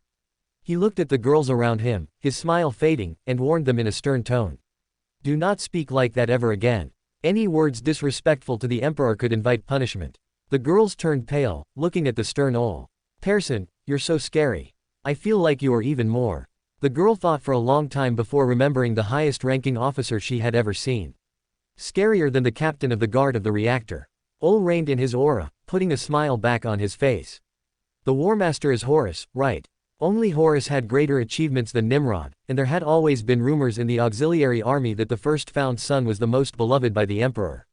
Thinking about it now, it was not a rumor. That liege should favor Horus more. Although he rarely showed such emotions, it was not impossible. Yes, the girl nodded. I heard from my father that he was at Ullanor. Although it sounds impressive, I still think Lord Nimrod is better. After being frightened by Soldier Person, the girl dared not speak carelessly anymore, but she still believed that Lord Nimrod was the best and should be the Warmaster. Ol extracted everything the girl knew, and after sketching out in his mind the series of major events, Horus killing the Orc warlord and being appointed Warmaster by the Emperor, he envisioned the peak moment of the Great Crusade. The Emperor at Ullanor, placing the crown of victory upon Horus's head. Ol gathered his thoughts, waved goodbye to the girls, and walked home silently with Grafut. He watched the loading servitor, its giant arms once equipped for loading ammunition now replaced with basic loading tools, buzzing as it pushed a cart filled with neatly arranged bouquets. Ol watched Grafut push the cart into the flower room for temporary storage, then walked toward his whitewashed cottage. He pushed open the door and his gaze lingered on the lasgun above the fireplace. You and humanity no longer need an old soldier like me. Soldier Person, it is time to truly retire. Ol recalled the scenes of the past. He was the oldest of all, 7,000 years older than the Emperor. He remembered that he had experienced all of recorded human history, and even the legendary age of myth. He recalled that he had been one of the Argonauts, and that he had participated in the Battle of Austerlitz, the Siege of Verdun, and the 73 Eastward Campaign. Ole shook his head self-deprecatingly, casting everything aside. He walked to the shower, washed away the sweat of his labor, and buried the memories of war along with it. Chapter 879, Corvus Corax breaks with Horus. The bridge of the flagship of the Raven Guard, the Gloriana-class battleship Emperor's Shadow, remained in a state of semi-illumination. Corvus Corax preferred this state of shadow. His coal-black hair fell naturally and elegantly, the light striking his pitch-black, iridescent eyes. "Caneus, do you believe the situation has reached a point of no return?" After a few seconds of thought, the Archon replied, "Father, I regret to say that I believe it has." Caneus glanced at Chief Librarian Balsa Kucheri. "Irog Bunin questions my every order, he believes I am executing your plan to purge the Terran-born. I cannot even deploy them directly now, they consult Kirin before deciding whether to comply. Kirin is more of an Archon than I am." Corvus Corax's snow-like skin grew even paler. "Are you suggesting we exile them?" Balsa's dark eyes dimmed, he knew the Archon's words had already sealed the fate of Nerit and most of the Legion's Terran-born. The Gene Father's management style, much like his command philosophy, involved placing full trust in his commanders. This was dictated by the situation during the uprising on Salian. During a global revolt, no one, not even a Primarch, could be present on every battlefield, making it necessary to trust the appointed commanders. Once the Gene Father entrusted the Terran-born to Caneus, he would have absolute faith in his judgment. Open black lens bracket. This is for the best. If Nerit leaves just like Alcahas, he can serve my lord with his whole heart. Close black lens bracket. While Balsa mused, Corvus Corax had already made his decision. Let it be decided, then. Order them to assemble and form an expeditionary fleet. His gaze swept over the western galaxy, where Horus was campaigning, and the southern region, where the Legion was stationed. The direction of the expedition, the northeastern sector of the galaxy. And those ruthless, heartless ones among the Salian-born. Corvus Corax looked at the chief librarian. Rosha, Sukunu, and the other Terran-born who have integrated into the Legion will continue their duties, but the librarians must keep an eye on them. The captain of the 89th Company, Alistair Rosha, was the first to complete the triple path of shadows he had conceived. He was particularly skilled in the path of concealment, second only to himself within the Legion. Although Sukunu was not as skilled as Rosha in military matters, he truly understood his philosophy and was a potential candidate for Archon. "As you command." Balsa bowed and acknowledged the order. Corvus Corax's pitch-black eyes flashed with a sharp light. "Prepare the Darkwing. I am going to see the Warmaster." The Darkwing pattern Storm Eagle only deactivated its quantum field repulsor when it was within 20,000 kilometers of the Vengeful Spirit, exposing itself to the detection range of the Auspex matrix. After stepping off the deck, Corvus Corax saw Ezekiel Abaddon and the Justaran Terminators standing by in full battle readiness. Abaddon, with his high topknot, asked vigilantly, "Lord Corvus Corax, your sudden visit." "Abaddon, you do not have the qualifications to question me." Corvus Corax interrupted him with a cold tone. "Or perhaps the Warmaster is no longer Horus, but you." Abaddon's expression darkened as he stared fixedly at Corvus Corax. Corvus Corax, who had been dissatisfied in the past but usually restrained, was surprisingly cold and severe today. "Follow me, the Warmaster is waiting for you." Corvus Corax followed behind Abaddon, walking calmly alongside them, observing the cataphractii pattern Terminator armor they wore. Horus had always been a proponent of the use of Terminator armor. His Legion, the Iron Warriors, and the Order Shadows were the three legions most heavily equipped with the cataphractii pattern. Corvus Corax noted that intelligence reports showed that among the three legions, the number of cataphractii units in the Order Shadows was still slowly increasing, but the proportion had begun to decline. The numbers of the Saturn pattern Terminator prototype and Stygian pattern were rising rapidly, while the cataphractii pattern was only equipped on a large scale within the Order Shadows 11th Battle Group, where every company had several Terminator squads. "I am restricted by Horus, the allocations of Terminators and Mark IV I receive are limited. I must find a way myself. It is time to research our own power armor." Although Kievar's production capacity was not on par with mature Forge worlds like Lucius, it possessed many unique technologies from the dark age of technology that had not been shared with Mars. While Corvus Corax mused, he followed Abaddon to the reception room. The doors slid open, and his gaze swept over the figures on either side of Horus. Sanguinius and Lorgar Aurelian. Horus strode to the door, smiling to welcome Corvus Corax. "Corvus Corax, my brother, welcome. We pacified the rebellion in the Akum Sutu sector within 5 months, you and your legion played a major role." The last shred of respect Corvus Corax had for Horus vanished. You are smug about such a quick victory. Horus frowned, suppressing his anger, and spoke in a calm tone. We have restored 100 worlds to operation to support the Great Crusade, is that not worth celebrating? Corvus Corax shook his head. Your achievements were gained upon the blood of Raven Guard who should not have been sacrificed. I have come here today to announce my decision.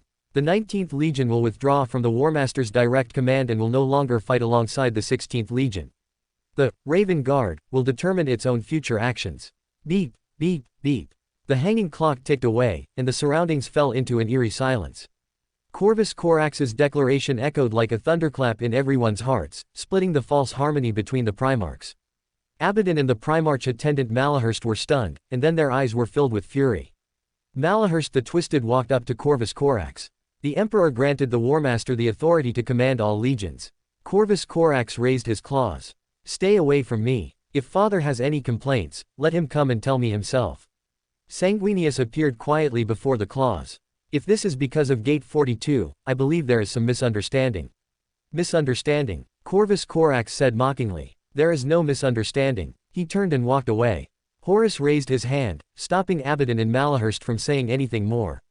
However, his expression was dark as he watched Corvus Corax's departing back. Lorgar gazed at Corvus Corax's back, then glanced at Horus. The method Horus adopted was still too crude, further intensifying the conflict between him and Corvus Corax. Although he is the Warmaster, he has many opponents. I cannot place all my hopes on him alone. Nimrod and Magnus both possess powerful supernatural abilities, he has keen perception, and he might also know the primordial truth. Lorgar made a secret resolution in his heart. At the same moment he summoned Nimrod, Corvus Corax returned to the Emperor's shadow. After issuing his orders, he returned to his cabin alone and sat down, enveloped by the shadows. Time ticked by, second by second, and suddenly, he heard familiar footsteps. He knew who it was. There was only one person who would come to see him now.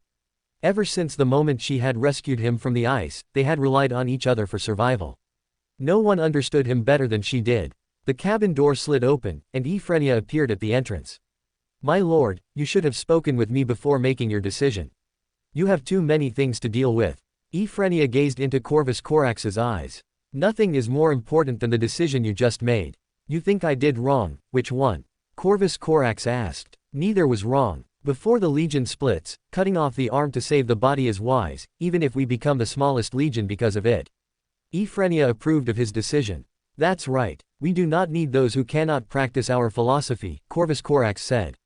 And without the Warmaster sending us to our deaths, our tactics will not require so many people. That is correct. Ephrenia nodded. But we could have used a better approach. You should not have charged directly into his flagship to challenge his authority to his face. Only then did Corvus Corax understand Ephrenia's concern, and memories suddenly surfaced in his mind. Ephrenia's frail body had carefully picked up his shivering, frozen form, and she had dispelled the cold with the warmth of a sisterly embrace. He smiled and said, regardless of our differences, he will not lay a hand on me. He is not Russ or Angron, who only know how to solve problems with violence. And, as you know, I am accustomed to sneaking into the enemy's high command alone. Seeing the intense worry in Ephrenia's eyes, he quickly stopped. Ephrenia, I promise you, I will not do this again. Chapter 880, Hope Horus is as brilliant as his smooth head. An ash-gray Skyhawk shuttle landed on the landing pad of the Sovereign Shadow.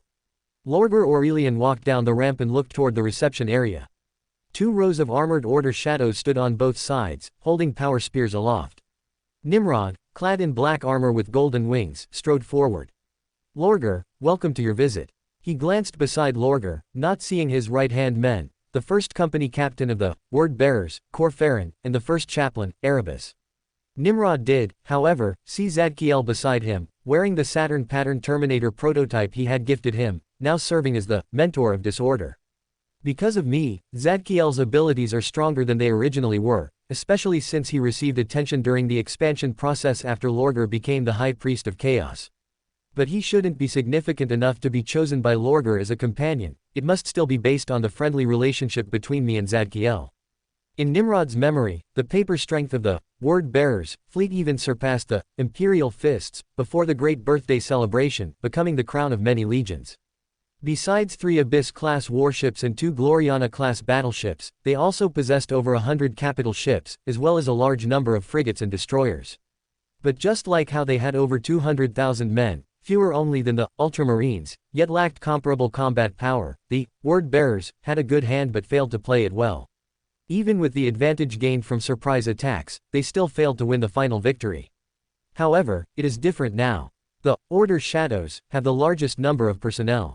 As for the Navy, even without counting the at least one Abyss-class ship Zadkiel can secure, possessing 1 Blackstone Fortress, 4 Gloriana-class battleships, a battle carrier refitted from the Abomination paradigm, 15 Relic-class warships, a Squat's Fortress ship, as well as the Dark Age of Technology, ship Song of Slaughter and the Dark Monarch, the Order Shadows, are on paper stronger than the Word-Bearers.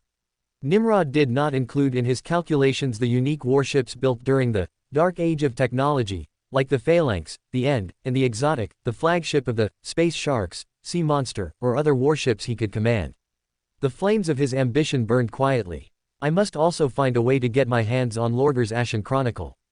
Guilliman's Vengeful Goddess chapter only has 1,000 men. Isn't it a complete waste for them to possess a Gloriana-class battleship?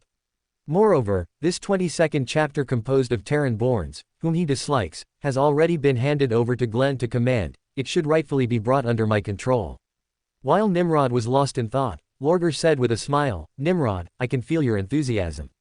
I have always believed that we have much in common. His golden eyes gazed at Nimrod. When I proposed introducing chaplains into the Astartes Legion, you gave strong support. We are both men of vision. I only did it to vet the thoughts of the Legion personnel and to start preaching the faith of the Black Emperor soon after. I'm not like you, worshipping others, well, other gods. You surely didn't come all this way just to thank me for something from 143 years ago, did you? Nimrod thought to himself, and he probed, of course, that is exactly why you spoke up for me at the pre-war meeting. Lorgar's face beamed with a smile. That's right. Horus's way of establishing authority will only lead us toward division. I just came from the vengeful spirit. Do you know what happened just now? What? Nimrod asked cooperatively. Korax went to find Horus and publicly declared that he would no longer obey the Warmaster. Nimrod was stunned. He hadn't expected that even with his assistance, which reduced Terran-born casualties by over 6,000, Korax would still publicly break with Horus. His gaze was deep. This is also an option for me. Horus's suppression has given me a reason. If I were to act like Korax now, I wouldn't need to step into Horus's trap during the great birthday celebration. But this also means he would aim his spear directly at me, and I would have to fight a cruel war against him with little benefit. Nimrod did not speak. He continued to simulate another path, continuing to obey Horus's orders. Without tearing off the mask, Horus would likely adopt the method of transferring me away and setting a trap. He used this method on Lion L. Johnson, Guilliman, and Sanguinius. However, the key is whether his trap aligns with my interests. Lorgar gazed at Nimrod. If Nimrod were the same as Horus, my plan could unfold smoothly. Horus would never allow Nimrod's massive legion in numerous territories to slip from his command. This is completely different from Korax's influence. If he falls into a struggle with Nimrod, I will have an opportunity. I will provide help to both of them, just like the false god of Terra, encouraging them to compete. I will guide them and, with their help, complete the sacred duty entrusted to me by the gods, so that humanity will not perish like the Eldari because of resistance. Lorgar was intoxicated by his grand plan to enlighten Nimrod and Horus and save humanity. The lights above illuminated the scriptures on his head, making them shine brilliantly, and his eyes burst with golden light. The Warmaster may have his faults, but I will still follow his orders. Nimrod's calm words caused the golden light to recede. Lorgar looked at Nimrod in astonishment. He lost the position of Warmaster and has been suppressed. How could he possibly have no resentment? His golden eyes shifted. It is best that you think this way. I am only worried that Horus will still use you to establish his authority. You know, many people believe that you should be the Warmaster. I have never thought about serving as Warmaster, Nimrod said calmly. Although he possessed the nation of disorder, and could resist the corruption of the Chaos Gods. But if he were to directly confront the Chaos Gods, the Sephira would inevitably be exposed, inviting covetous eyes. Even though Nimrod had inferred from the Earl of the Fallen, potion ingredients and the existence of the Shadow Plane that the Black Emperor and the Sephira had a shadow, and even some authority over concealment, he still did not believe he could deceive the Chaos Gods in a direct confrontation. After all, he could not yet fully mobilize the power of the Sephira. Moreover, the position of Warmaster, with its limited power and short duration, brought more harm than good to him. Lorgar's golden eyes paused as he watched Nimrod push open the door to the reception room and step aside to invite Lorgar in. After the Primarch attendant Arsena poured a cup of black tea for Lorgar, he took a sip. The tea is mellow and rich, with a lingering aftertaste. Lorgar gazed at Nimrod opposite him. It is a pity that our brother, Horus, does not think so. I think he already understands that although he is the Warmaster, the orders he issues must be reasonable. After some thought, Nimrod finally decided to continue accepting Horus's orders. He believed that through his previous actions and his words to Lorgar just now, Horus would make his orders sufficiently reasonable when setting traps in the future. Of course, the final authority to interpret what is reasonable or not rested with him. If he were sent to a devil world like Sanguinius, even if it were considered reasonable, he would flip the table and shout like Korax. I have had enough of your stupid orders. I will no longer obey your orders as Warmaster. On the other hand, if he could take the opportunity to gain sufficient benefits, even if it were unreasonable, he would be happy to step into the trap. Nimrod dared to step into traps not only because of his hidden legion strength, but also because of the pawns he had in various legions, as well as the space sharks and the ashen claws. I hope Horus is as brilliant as his smooth head, and that the trap he prepares for me is sufficiently reasonable. Lorgar gazed at Nimrod. He was actually so loyal to the false emperor. Having lost the position of Warmaster and having been suppressed, he remained loyal. 2 days later, Lorgar, accompanied by Zadkiel, boarded the Skyhawk shuttle. He looked at the massive black warship as it grew smaller and said to Zadkiel, Nimrod's eyes possess the sharpness granted by the false emperor, yet they cannot see the true light of enlightenment. Zadkiel repented to the Black Emperor in his heart and spoke up to agree with Lorgar. Of course, only you possess the truth. You will bring enlightenment to humanity. Lorgar nodded with satisfaction. You have grasped the truth and are not influenced by his meager favors. He did not doubt Zadkiel. All of his dark apostles had already come to worship the gods. If Zadkiel had betrayed him, he would have already told Nimrod. Whether it was serving chaos or his own act of killing the Custodes, these were crimes that the loyal Nimrod could not accept. Abandon Nimrod. Horus will be our only target, Lorgar said. Uri Gen's revelation is the direction I must follow. Zadkiel secretly breathed a sigh of relief. Lorgar still trusted him. He followed the will of the Black Emperor. His blasphemous act of traveling with a heretic would be forgiven. My minor acts of blasphemy are all for my Lord, and my Lord will forgive all my evil deeds. I will bring back offerings for my Lord. I will eventually fulfill my Lord's oracle. Chapter 881. Father, thank you for your foolish decision, it has made the brothers dissatisfied. Nimrod's psychic projection crossed the void, following the guidance of the astropath, and arrived at the vengeful spirit. As soon as he sat down amidst the chanting of the astropaths, he immediately felt the massive changes in the War Council. Not only had the Mars Forge director Kelberhal, the keeper of the seals Malkador, and the captain general of the Custodes Constantine left as the emperor no longer presided over the War Council, but the seating arrangement of the Primarchs had also changed. The seat opposite Warmaster Horus Lupercal was empty, highlighting the shift from the dual authority politics of the Imperium to a singular, unique authority. From the arrangement of the seats, Nimrod read Horus's thoughts and his intent to use this meeting to demonstrate the new political relationships he was shaping. To his right, unsurprisingly, was his close friend and advisor Sanguinius. This was an inevitable choice. Had he chosen anyone else, it would have been seen as a betrayal of their bond. Opposite him sat Fulgrim, another close friend whom he had mentored. The silver-haired purple phoenix was clearly proud to be seated there, his eyes glancing towards Ferris from time to time. Beside Sanguinius was Lorgar Aurelian, who had repented after the perfect city was destroyed. Old Man Huang felt gratified by Lorgar's transformation. Nimrod could sense his satisfaction with his excellent teaching during several War Council meetings. His battle record had soared, and the number of worlds he had brought into compliance had already surpassed Lionel Johnson, second only to Horus, Nimrod, and Gilliman. His legion numbered over 150,000, considered the fifth largest legion. He had also been invited by the Warmaster to become his aide and advisor. What surprised Nimrod most was that Perturabo was actually sitting beside Fulgrim. Open black lens bracket clearly, Horus has two goals in this move. One is to win him over, and the other is to warn him not to get too close to me. Although I have a close relationship with Perturabo, the decisions of Primarchs never stem solely from relationships, and Perturabo is the same. He has not yet been overwhelmed by the lack of glory from garrison duty, nor has he been destroyed by the guilt of slaughtering his home world. His primary identity is as Old Man Huang's Lord of Iron, and he will support the Warmaster appointed by Old Man Huang. Regardless of his true thoughts, Horus would have considered this close black lens bracket. Although Nimrod was surprised by Horus's move to win over Perturabo, he was not worried about his own plan to subjugate him. Open black lens bracket Perturabo will sooner or later discover that Horus also treats him as expendable material, and he will no longer be willing to be Horus's hammer. Close black lens bracket. Beside Lorgar was the hooded Mortarion, who was undoubtedly also Horus's aide and advisor. Through the report from Balsa Kuturi, the chief librarian of the Raven Guard, Nimrod knew that Corvus Corax and Guilliman had gone to find the Emperor together to warn him that Mortarion might not be loyal to Old Man Huang, but rather to Horus. Old Man Huang's answer was exactly the same as in his memory: loyalty to Horus is loyalty to him. Beside Perturabo was the rock-like Rogel Dorn. He, along with Sanguinius and Lorgar, was attending in person. He had come to the Vengeful Spirit after the Door 42 Inches campaign.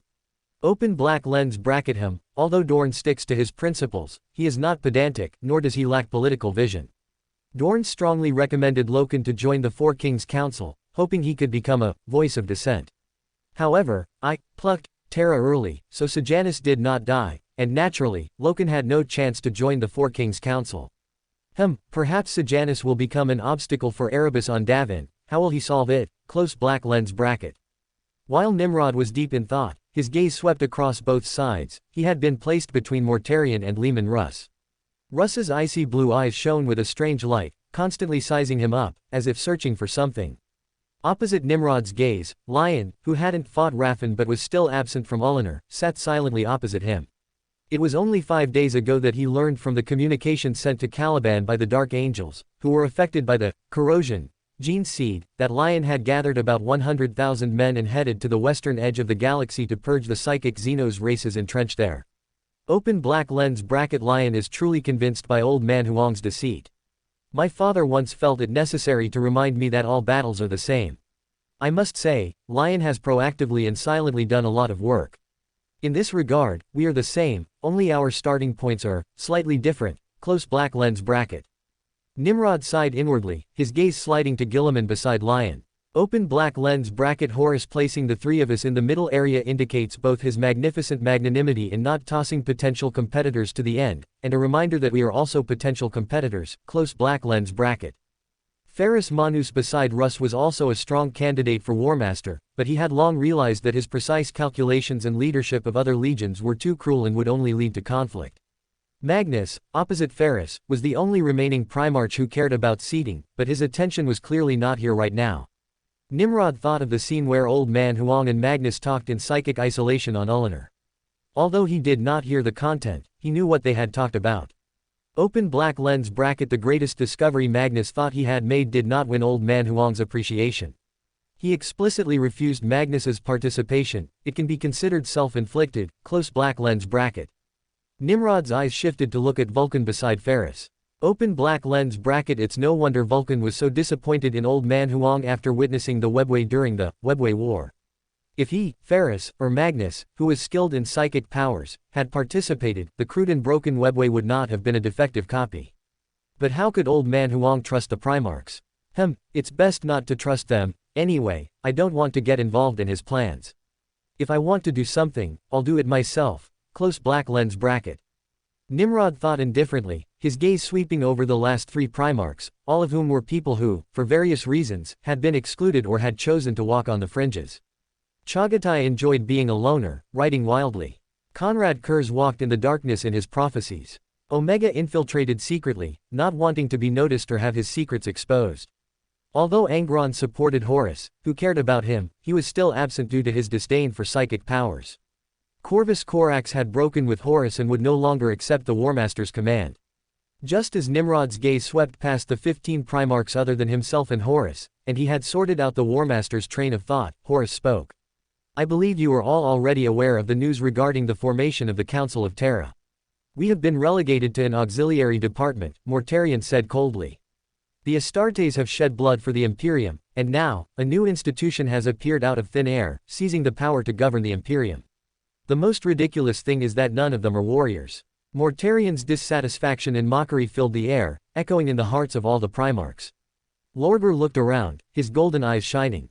Open black lens bracket. Father, I want to thank you. Your foolish decision to leave the Great Crusade and form the Council of Terra has made the brothers dissatisfied. Close black lens bracket. The words of the false emperor flashed through his mind. The Imperium does not belong to me, it belongs to all of humanity. Open black lens bracket. How ridiculous. Your goal is for mortals to govern mortals. It is truly a naive and ridiculous fantasy. Under the great power of the gods, mortals are insignificant. Faith is the most powerful weapon. Ruling humanity must be based on faith in the gods. Close black lens bracket. As Lorgar despised the emperor in his heart, Nimrod crossed his arms and looked at Horus. The demotion of the War Council to an auxiliary department of the Council of Terra, with responsibilities limited to expeditionary warfare, was the primary reason he had never thought of contending for the position of Warmaster. Even though he had the nation of disorder, and could resist the corrosion of the Chaos Gods, the Warmaster's power was truly too small. Especially since he did not have the strength to establish his own nation in the short term. As Nimrod was deep in thought, a rock-like voice crashed into the silver-white palace. I believe today's meeting is not about questioning Father and Malkador. I agree with Father's decision. It is only right that humanity governs the entire Imperium. We are the shield that protects them, Vulcan said loudly. Naive, Conrad Kurz said coldly. Mortals are ignorant and greedy. If they govern themselves, they will eventually turn into maggots. The flesh is weak, they cannot make rational decisions. Ferris's silver coin-like eyes turned. Horus looked at his arguing brothers and sighed inwardly. He suppressed the disappointment of having been stripped of immense power just after becoming Warmaster, burying a trace of dissatisfaction. I will have a good talk with Father. His tone was impassioned. Do not forget, we still have 4,659 expeditionary fleets, and more than 6,000 sub-units participating in compliance operations. We are still conducting the Great Crusade across the entire galaxy, carving out territory for humanity. Every Astartes is a hero fighting for the Imperium, they will not be forgotten. Since I serve as Warmaster, I will ensure that we will never be abandoned. Magnus's single eye swept across the various Primarchs. Seeing that Horus's infectious words had temporarily calmed their dissatisfaction, his changeable eyes slid into gold. I have some good news. Chapter 882, Obtaining the Osiran Dreadnought Blueprints, joining the final development of the Saturn Pattern Terminator. Magnus's single eye flashed with golden light. Nimrod, Sanguinius, Chagatai, my brothers. In the past, after a librarian fell in battle, they could not continue to serve the Legion like other exceptional Legion warriors. This was a tremendous loss. I have, after much research, finally overcome this difficulty. As he spoke, he raised his right arm, and a shining light projected from his palm. A shining crown appeared, rotating slowly. It was densely covered in layered runes. This psychic shielding crown wraps around the wearer's brain, constructing a solid line of defense. I call it the Osiran. It allows the operator to perfectly utilize any psychic power they have mastered.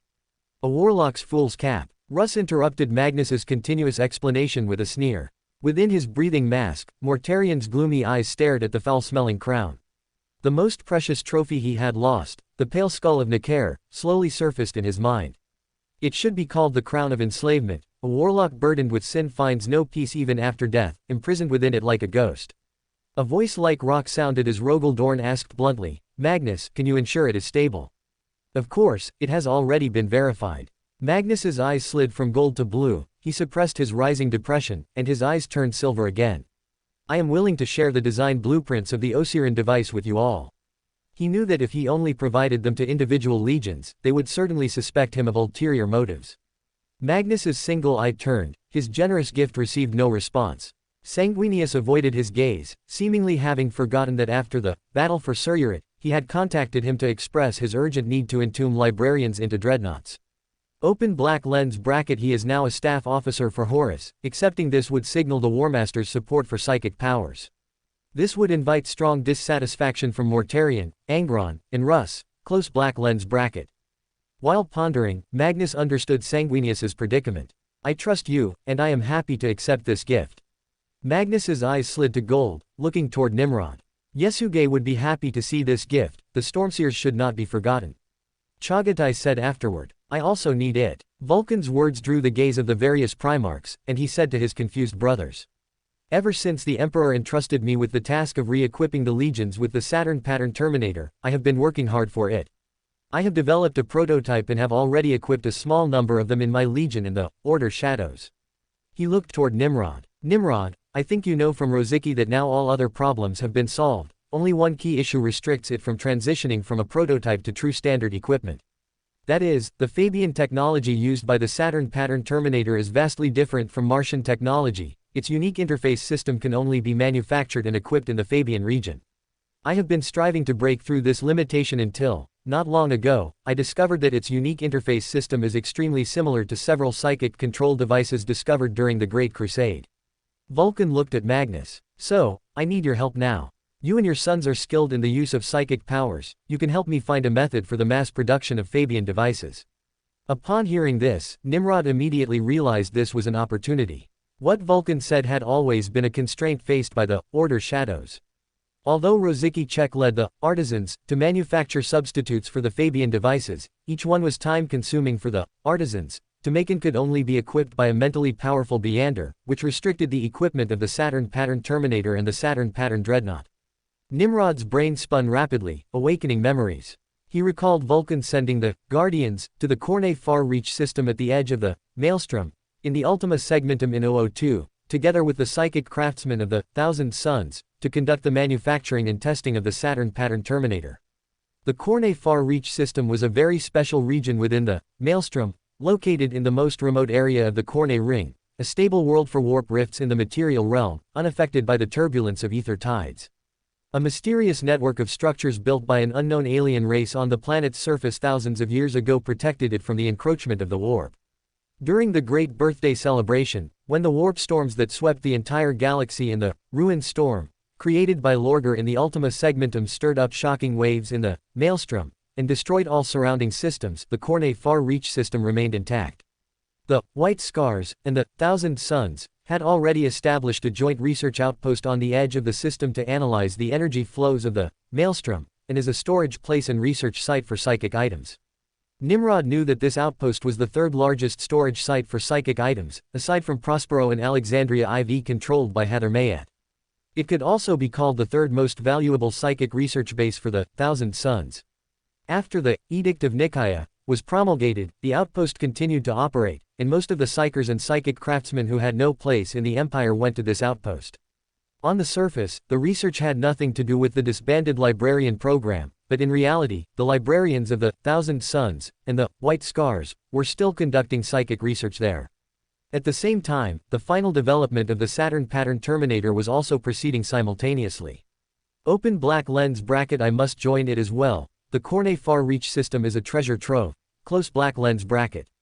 Open black lens bracket. Saturn pattern Terminator manufacturing technology, alien technology for building structures immune to warp encroachment, data on Maelstrom, energy flows, psychic relics, close black lens bracket. Open black lens bracket. Even the Thousand Suns and psychers who had nowhere to go after the Great Birthday celebration, as well as the White Scars and Salamanders researchers. After all, although the Corne Far Reach system survived, it was isolated from the outside world. Close black lens bracket. Thinking of this, Nimrod suppressed his desire to seize the treasure and said to Vulcan and Magnus, Rosicki has been participating in the research and development of the Saturn pattern Terminator, and my legion has also applied the prototype in actual combat on the battlefield. I have also discovered several similar devices during my journey, and my librarians have also conducted some research on this. I will send them to join the research. Flames bloomed in Vulcan's eyes. That's great. With the help you provide, the Saturn pattern Terminator will certainly be successfully developed. Magnus's eyes turned, looking toward Chagatai.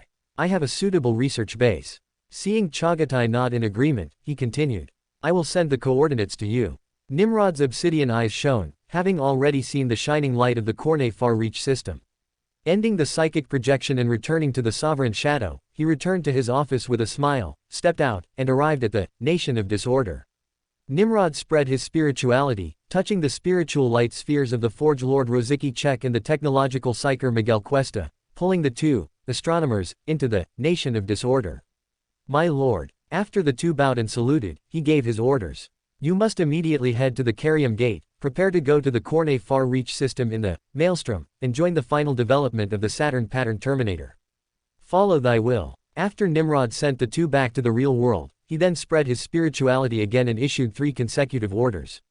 5th Battle Group Lord Santiago Borgkamp to send travelers to the research station to observe, record, and analyze the Maelstrom. 11th Battle Group Lord Percasielny to send Barons of Corruption to serve as guards, but in reality, to conduct corrosion. Chief Priest Chief Chaplain Pat Descend, Dreamwalker, priests to accompany the team and modify the subconscious of the researchers. Planets, research stations, buildings, technology, items, personnel, data, he wanted it all. Chapter 883, I have heard your pleas, and the Emperor of Mankind shall make a ruling. The first year of the 31st millennium was a year of victory remembered by the elites of Terra, and a glorious moment of the Great Crusade. After continuous struggle, they finally wrested back the power that belonged to them from the hands of the Primarch and the Astartes. The Imperium belonged to them.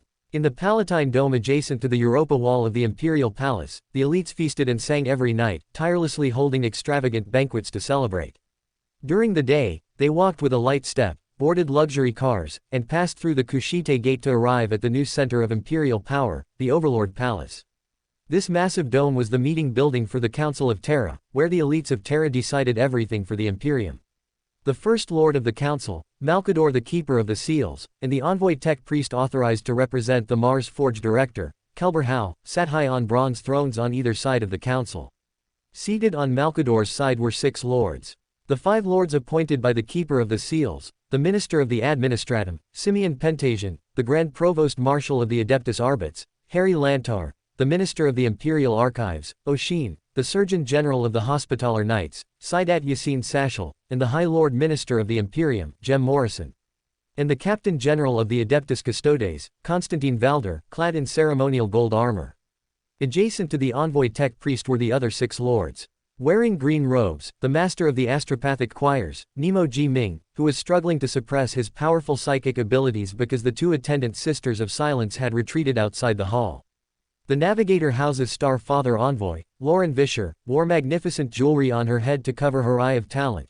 Young and beautiful, she did not yet have any malignant mutations.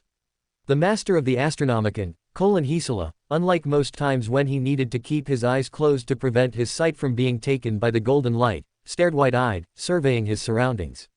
The charter captain spokesperson, Kelsey Demidov, sat on a pine chair of Rhine, wearing a ring crafted by the Santiago Boardcamp family of Sepramundi on her right hand, stroking a strong-brained cat from the southern galaxy. 2 of the 5 Lord Commanders of the Imperial Army, the Marshal of the Solar Auxilia, Haldan Ma Long, and Barton Drake. The Astartes Legion, which served as the main force of the Great Crusade, had no seats here.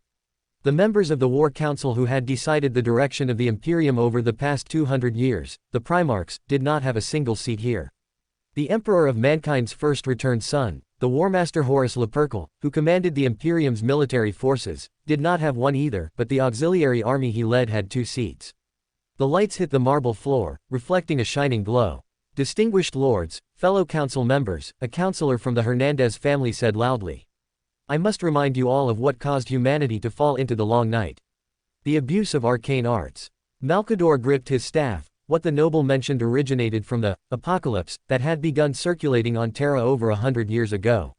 He had once ordered a ban on its dissemination and strictly ordered the Adeptus Arbits to thoroughly investigate any unfavorable remarks pointing to the Order Shadows and the Thousand Suns.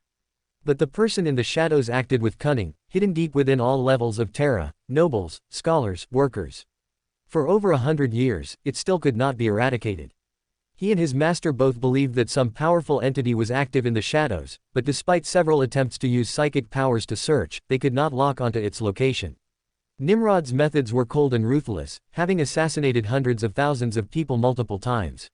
He even orchestrated the Night of Blood that terrified the nobles and was privately dubbed the Blood King, making all levels of society afraid to spread it.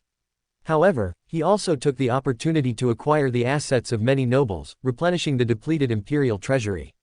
Magnus did not react, which led to the condemnation of sorcerers being focused on him for the last 150 years. While he was thinking, one councillor after another stood up to speak. We must never allow the ancient long night to return. Ban sorcery, do not let the apocalypse return. A new Imperium, a new Council of Terra, and a new atmosphere begin with the banning of illegal psychers. The wave of condemnation suddenly subsided, and Barton Drake spoke in a deep voice. Psychers have made huge contributions to the Great Crusade, and they provide more options for tactics. The Weapon Master was much taller and stronger than Haldan Ma Long, who was not far away. In the entire Overlord Hall, only Valder's figure was more imposing than his, and as soon as he spoke, all the councillors calmed down. No, Haldan Ma Long's voice was not as resonant as Barton's, but it was still forceful. They are a potential threat. Once they lose control, they will endanger the entire command structure. Their eyes collided, and invisible smoke filled the air. The Imperium needs the services of psychers. They can uncover dangers and resolve threats that conventional strikes cannot handle. Lauren Vischer parted her red lips. The Vischer family had long been deeply bound to Lord Nimrod, and her ability to defeat Bram Hardick and serve as a Lord of the Council of Terra was because of her close relationship with Lord Nimrod. She also believed that Hardick and the Navigator families of Uranus would both support Lord Nimrod. The covenants they signed with Lord Nimrod brought immense wealth to the various families. More importantly, there was Mandragora. The Navigators could not live without it. They had to consume it daily to resist the many illusions of the warp and the pain resulting from them. Except for the foolish Belisarius family. They had degraded themselves to serve the barbarian Russ and the Wolves, who targeted Lord Nimrod, and had long been ordered by the Star Father to leave Uranus and were forbidden from using the Gate of Elysium. Belisarius and the Space Wolves could only enter and exit the Sol system through the Gate of the Underworld near Pluto. The master of the astropathic choirs, Mo Ji Ming, drank a sip of black tea infused with mandragora, and the tentacles swaying in his eyes and the burning flames gradually faded. Psychers should not be excluded from the Imperium, they are also a part of the Imperium. He did not have much private contact with Nimrod, but the astropaths also relied on the mandragora produced in the territory of the Order Shadows, as sources from other channels could not meet the huge demand. Malkador looked around at everyone. I have listened to your pleas and thoughts, and the Emperor of Mankind shall make a ruling. He stood up and looked at Petronella Vivar, who was sitting in the first row of the councillor seats. I want to remind you all that today is an important day. The biography written by Lady Capinis for the Primarch Nimrod will be released today. It is not only the first biography of a Primarch, but it was also written by Lady Capinis herself. I have had the honor of reading some of it in advance, and I assure you, it is not to be missed. You should immediately head to the Imperial Chief Academy to attend the launch event. He bowed slightly. Lady Capinis, please forgive my absence. I must convey your thoughts to my master in their entirety. Of course, I will not give up on getting a copy. Oshin will bring back a collector's edition for me. I hope you can forgive my rudeness and sign it. Oshin stood up following the Keeper of the Seals. Words, Lady Capinis, the Imperial Archives will collect your work. I hope that my representing the Keeper of the Seals will not make you feel displeased. Petronella stood up gracefully. Her jet black hair was coiled high. This hairstyle, symbolizing elegance and chic in the Terran court, was prepared specifically for the meeting. She lifted the hem of her black dress and performed an elegant and complex curtsy. This is my honor. Yesterday, Father arrived from Cairo. When visiting my preparations at the Imperial Chief Academy, he mentioned that his great-great-grandmother had told him before she passed away that the old woman would always remember the great oath of the Urals. She said she would always remember being by the side of the Emperor of Mankind. She had the honor of recording the rise of the Emperor and the unification of Terra, and she warned all her descendants that the Capinis family would always be the loyal chroniclers of the Imperium. Petronella straightened her nose. I inherit the tradition of the Capinis family, and the biography written for Lord Nimrod is my first work. I invite you all to move to the Imperial Chief Academy to review my achievements. The councillors responded loudly, of course, no one will miss your first work. The elites who ruled the Imperium left the Overlord Tower, did not return to their residences outside the Europa Wall, and headed together to the Imperial Chief Academy. Having rushed back, Petronella and her father, the patriarch of the Capinis family, stood at the door, welcoming the distinguished guests one by one. Chapter 884, The Uninvited Guest Sent by the Wolf King, only to obtain Nimrods. The inner palace was built upon the ruins of Kathmandu, a vast complex located in the heart of the Imperial Palace, with security entirely handled by the Custodes. The door of ascension separated the inner palace from the outer palace sectors. Standing within the inner palace were many important structures: the sanctum where the Emperor of Mankind resided, the Mechanicus Embassy, the meditation grounds of the Keeper of the Seals, the Overlord Palace, the meeting place of the Council of Terra, the highest authority of the Empire, the Way of Victories, a miraculous place influenced by the Emperor of Mankind's psychic power, the Tower of Heroes, which housed the bells of lost souls rung for fallen heroes, and the Imperial Chief Academy. The Imperial Chief Academy was the largest academy and library in the Empire. The lecture hall of the Imperial Chief Academy was paved with pristine marble and furnished with maple chairs sent from the Capinis family territories in Cairo. Lauren Vischer, the Star Father's envoy from the Navigator family, arrived right on time and, after entering with Nemo Ji Ming, the head of the astropathic choir, took a seat in the front row of the hall. After taking a sip of sea cradle black tea infused with mandrake root, she suddenly frowned. She looked back toward the corner as Belisarius, a navigator from the Belisarius family, walked in. Petronella Vivar, who was about to take the stage, signaled to her father, and the Capanus family patriarch walked over. "Mr. Capanus, surely you wouldn't turn away an uninvited guest like me." When Belisarius opened his mouth, his filed teeth were as sharp as wolf fangs. "Of course not," Capanus responded quickly, saying with a smile. He had long since prepared spare chairs behind the last row, arranging them there. If an esteemed guest arrived, they would be moved to a suitable position based on their status. If no unexpected guests arrived, they would be quietly removed after the event began. "I didn't know you had left the Hierarchal and returned to Terra. The Wolf King gave me some time off." Belisarius stared at the beautifully printed books on the stage. Not long ago, the Wolf King had found him, granted him leave, and asked him to attend the biography release of another Primarch, Nimrod, and bring one back for him. Belisarius knew that the Wolf King wanted to learn about his Primarch brother through Nimrod's personal biography. The world thought the Wolf King was crude and brutal, but Belisarius knew of the sharp cunning Leman Russ masked with savagery. Belisarius looked at Vischer and the rows of Navigator family representatives, then walked straight to the middle seat behind the last row and sat down alone. The Capanus family attendants looked at their patriarch in confusion, but Capanus made a gesture. The attendants quietly dispersed and did not move the chairs. Capanus looked away. He knew that among the guests, there were visitors from many factions, both in the open and in the shadows. Guilliman had sent a representative without concealment, Glenn Vorsoto, who had once served under Lord Nimrod. Lord Fulgrim, who loved art, had naturally sent the former chief orator of the Emperor's Children, Gaukinda Payako. She was the most powerful person outside the Lords of the Council of Terra. With a head of white hair and skin spotted with age, she was still the mouthpiece of the Emperor of Mankind, and every word she spoke was as if it had come from the Emperor of Mankind himself. Capanus puffed out his chest. It did not matter whether the guests were there because of the Capanus family's power or because they all had their own agendas. Today was a glorious day for the Capanus family. The release of the first Primarch biography, especially one chronicling the legendary and mysterious Lord Nimrod, would solidify the Capanus family's status in the Imperial Palace and the Council of Terra. Petronella would be a reincarnation of her great-great-grandmother, who had written the legends of the Emperor of Mankind. He watched proudly as the tall Petronella walked onto the stage and gently stroked the maple desk gifted by the Emperor of Mankind. Petronella was wearing a black dress, and she raised her slender hand, her well-manicured fingers gently caressing the tabletop.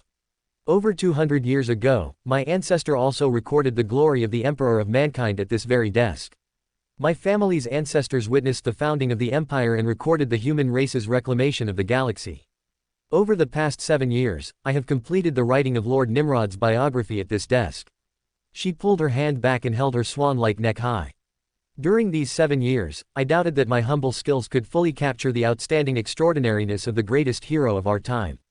But Lord Nimrod encouraged me. When his obsidian eyes gazed at me intently, they gave me the courage to complete it."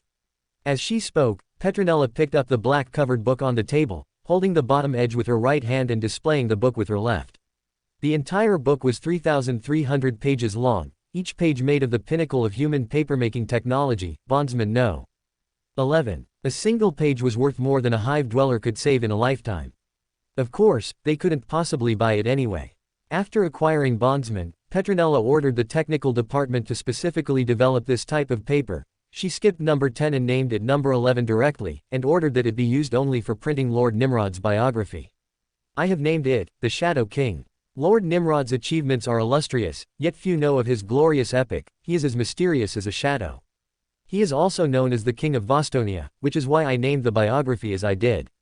Her fingers gently stroked the 4 gold-stamped characters on the cover. Lord Nimrod reveals for the first time his inner journey as he led his armies into the Colonnade Abyss to wipe out the Miduzinos. Of course, there are many other campaigns, and as for what they are, you will have to explore them in the book yourselves. She looked down at the audience and saw Belisarius sitting alone in the last row, looking at her with keen interest. "I witnessed with my own eyes how he crushed the powerful Xenos Raffin. Not even the records of the War Council are as vivid as mine." She looked at the nobles below, their eyes shining, and finally settled on Osane, the minister of the Imperial Archives. "There is even the duel of the Primarchs within the warp. Nimrod and Magnus, the 2 Primarchs who understand the warp best, engaging in a miraculous contest in the immaterial realm. Nemo Ji Ming, the head of the astropathic choir, trembled slightly, and he looked at Vischer beside him. Lauren nodded slightly. She had already seen the report within her family and had little interest in Petronella's account as a layperson, but she was most interested in the mysterious Raffen. Lord Angron left no records, and only through Lord Nimrod's biography could one catch a glimpse of the mystery of Raffen. Seeing that everyone's interest had been piqued, Petronella chuckled. The keeper of the seals joked earlier that he wanted to get my autograph. I have, of course, signed my own name, though I know that without my reminder, everyone might have overlooked it. After making a joke, she continued. However, there is a page inside with a foreword written by Lord Nimrod himself for this book. And his own signature and seal. Of course, what you receive are photocopies. After all, the Lord is not as idle as I am and does not have time to sign and seal so many books. She said playfully, his actual signature is my most precious treasure. The nobles laughed along cooperatively, rising one by one to take photos with Petronella on stage and collect the copies prepared for them. Belisarius finally stepped onto the stage and looked at Petronella. Ms. Capinis, could you gift me 2 copies? Petronella sized him up. Besides the dozen or so people who had requested extra copies, such as Osane for the Keeper of the Seals, Glenn for Lord Gilliman, and Pyako for Lord Fulgrim, this uninvited guest was also asking for a second one. Of course, Mr. Belisarius. After the Council of Terra was established, for the first time, no banquet was held all night under the Palatine sky outside the walls of Europa. The rustling sound of pages turning echoed in one noble residence after another. Deep beneath the imperial palace, the Keeper of the Seals, Malkador, came before the Emperor of Mankind. After hearing about the day's events at the Council of Terra and the diary Capinis had released, written for Nimrod, the Emperor of Mankind's gaze was deep. I still remember Capinis. She was always full of energy, serious to the point of stubbornness. For this reason, he had to quietly influence Capinis to delete and modify much of the content. Petronella Vivar is just like another her. Indeed, neither of them will stop until they achieve their goals. Malkador said with a smile. I suddenly had an idea today. What is it? Nimrod foresaw the establishment of the Council of Terra. Malkador said thoughtfully. Even if he cannot prophesy like Magnus, Sanguinius, or Conrad Kurz, he might have deduced the development of the Empire's political situation. You mean that he agreed to let Petronella Vivar write his biography in order to influence the nobles of the Council? Malkador nodded. He, and all the Primarchs, perhaps except for Vulcan, will be dissatisfied that their power has been taken away. But Nimrod will not complain directly like Mortarion and the others. This is the method he might adopt. Then, if I were to ban the use of psychic powers, how would he react? The Emperor of Mankind asked. Malkador felt a mountain pressing down on him. You have already made a decision. Summon the Primarchs. Convene a council at Nicaea. I will announce my decision. Malkador gripped his staff. As you command. Chapter 885. Russ reads Nimrod's biography by the fireside. 001. M31. The flagship of the Space Wolves, the Hierarchal, navigator Gianluigi Belisarius boarded the monorail. The train roared to life and sped past the astropathic choir and the astrological sector. He did not get off at the navigator's sanctum but continued moving forward. On both sides of the spined thoroughfare, every few hundred meters, one could see a stone carving, their bases dirtied by soil from many worlds. They were the only remnants of the ruins of the worlds the Space Wolves had passed through. The train slowly decelerated, and Space Wolves warriors, their faces covered by masks and wearing segmented leather armor, intruded into Gianluigi's world. Belisarius observed them with interest. When he first arrived on this Gloriana-class battleship, everything he saw looked the same. But now, he could distinguish each Space Wolf by their leather armor, which reflected their uniqueness more than the faces of the Astartes. Gray leather with fiery red patterns. In battle, they were like raging flames, and in peacetime, they were cold and silent. Gray leather with spiral patterns, they were as violent as the wind and as cold as frost. The train stopped at the command spire. Belisarius slowly stood up, holding a thick book, stepped off the train, and headed toward Lehman Russ's throne room, the Wolf Hall. He walked through the long, narrow corridor leading to the Wolf Hall, nodding in greeting to the familiar wolf attendants, the Wild Wolves guards, who emerged from dwellings built of massive elephant tusks. Belisarius passed through the suffocating heat emitted by the braziers, the flames bursting in his eyes, causing his gaze to burn. He reached the end of the corridor and looked up at the giant serpent coiled around the massive, circular ivory gate. It opened its maw to bite its own tail. This was a deliberate depiction of the Ouroboros, which was a symbol of eternity on ancient Terra. The beasts arranged within it, made from the carcasses of monsters, suddenly came to life, emerging from the Fenris Ocean encircled by scales. Their bloody maws snapped at Belisarius. The navigator raised his left arm, wanting to tear off the silk ribbon on his forehead. Cold tentacles wrapped tightly around his arm, and he trembled, his arm freezing instantly. Belisarius's consciousness slowed, as if he were buried beneath an iceberg. The cold air he exhaled hit the gate, condensing into drops of ice water. Whoosh! 2 beams of golden light suddenly shot from Belisarius's eyes, the monsters instantly annihilated, and the icy tentacles vanished. He wiped the cold sweat from his face. He knew that if the Emperor had not reinforced his mind during the soul-binding ritual, he would have long since fallen into the warp phenomena. He couldn't help but feel envious. I really wish I could drink tea steeped with mandragora like Vischer, as if it were just regular tea. Belisarius could buy some mandragora produced in other imperial worlds outside of Nimrod's territory at a high price. But the quantity was scarce, and he had to compete with the astropaths, so he could only drink it on rare occasions. He did not have the financial means to have a cup every time he met the Wolf King. Navigators cannot live without mandragora, and the astropaths are now also leaning toward Nimrod. As a navigator, Belisarius was not at all surprised that many families stood on Nimrod's side. The fleet of the Order Shadows possessed a vast number of star charts for the northern and eastern galaxy, which was a temptation for any navigator. Flamini even brought in large amounts of capital to jointly develop the colonized new district, completely binding many families to it. Except for the Belisarius family, almost all navigator families held assets or enjoyed shares in multiple worlds of colonized. Flamini's method not only solved the huge gap in funds and resources but also utilized the networking of many nobles, such as navigators, astropaths, and the Piaco, to solve sales channels, selling products like wine from Mill Star and termite boring machines from Hurricane Star to many imperial worlds at high prices. It was even more impossible to exchange with the Order Shadows through the Legion, since the Lord of Winter and War was defeated by Nimrod at Duran. Beasts like the Kraken of Fenris were regularly hunted and sent to Vostonia. Belisarius could not understand, did being defeated by the Wolf King mean he would forever owe Nimrod? Lord Ferris also lost, and he only forged a suit of armor. Moreover, on that erased planet, the Wolf King lost to Nimrod again, yet he did not pay any price. It was even stranger that the Wolf King never again made any remarks involving Nimrod and the Order Shadows. The whispers of the warp that always echoed in his ears tempted him to explore the dark secrets within, but he dared not touch them. He feared the secrets hidden by the Wolf King, and he also feared falling into the traps of warp predators. Belisarius collected his thoughts and pushed open the gate. He stepped into the Wolf Hall and suddenly felt as if he had walked into a cave of hibernation. There was no light here, as if he had left the human settlements. Braziers and resin torches were the only light sources here. Rune priests wearing primitive bone amulets stared at him like priests of a savage tribe. Belisarius walked toward the bone throne carved from animal skeletons, and the navigator felt the light around him change. The storm howled. John Luigi, the wolves welcome your return. The wild wolves' guards, their faces covered by leather masks, laughed heartily. Several of them wore helmets polished into the shape of wolf skulls, and they raised goblets filled with mead. Russ's words pulled Belisarius into the primitive cave, returning to the ancient era when humans ate raw meat and drank blood. Lord Russ, I have fulfilled my mission and brought back Nimrod's biography. Russ stood up from between the 2 giant wolves, one black and one silver, that were crouching on either side, and he took the book. Bring mead for John Luigi. He sat back down between Frecky and Jerry, his ice-blue eyes gazing at the cover. Open black lens bracket. The Shadow Monarch close black lens bracket. Very fitting, his true face is hidden in the shadows. Nimrod and Lion L. Johnson were both potential candidates for Warmaster, and neither expressed obvious dissatisfaction after Horus Lupercal became Warmaster.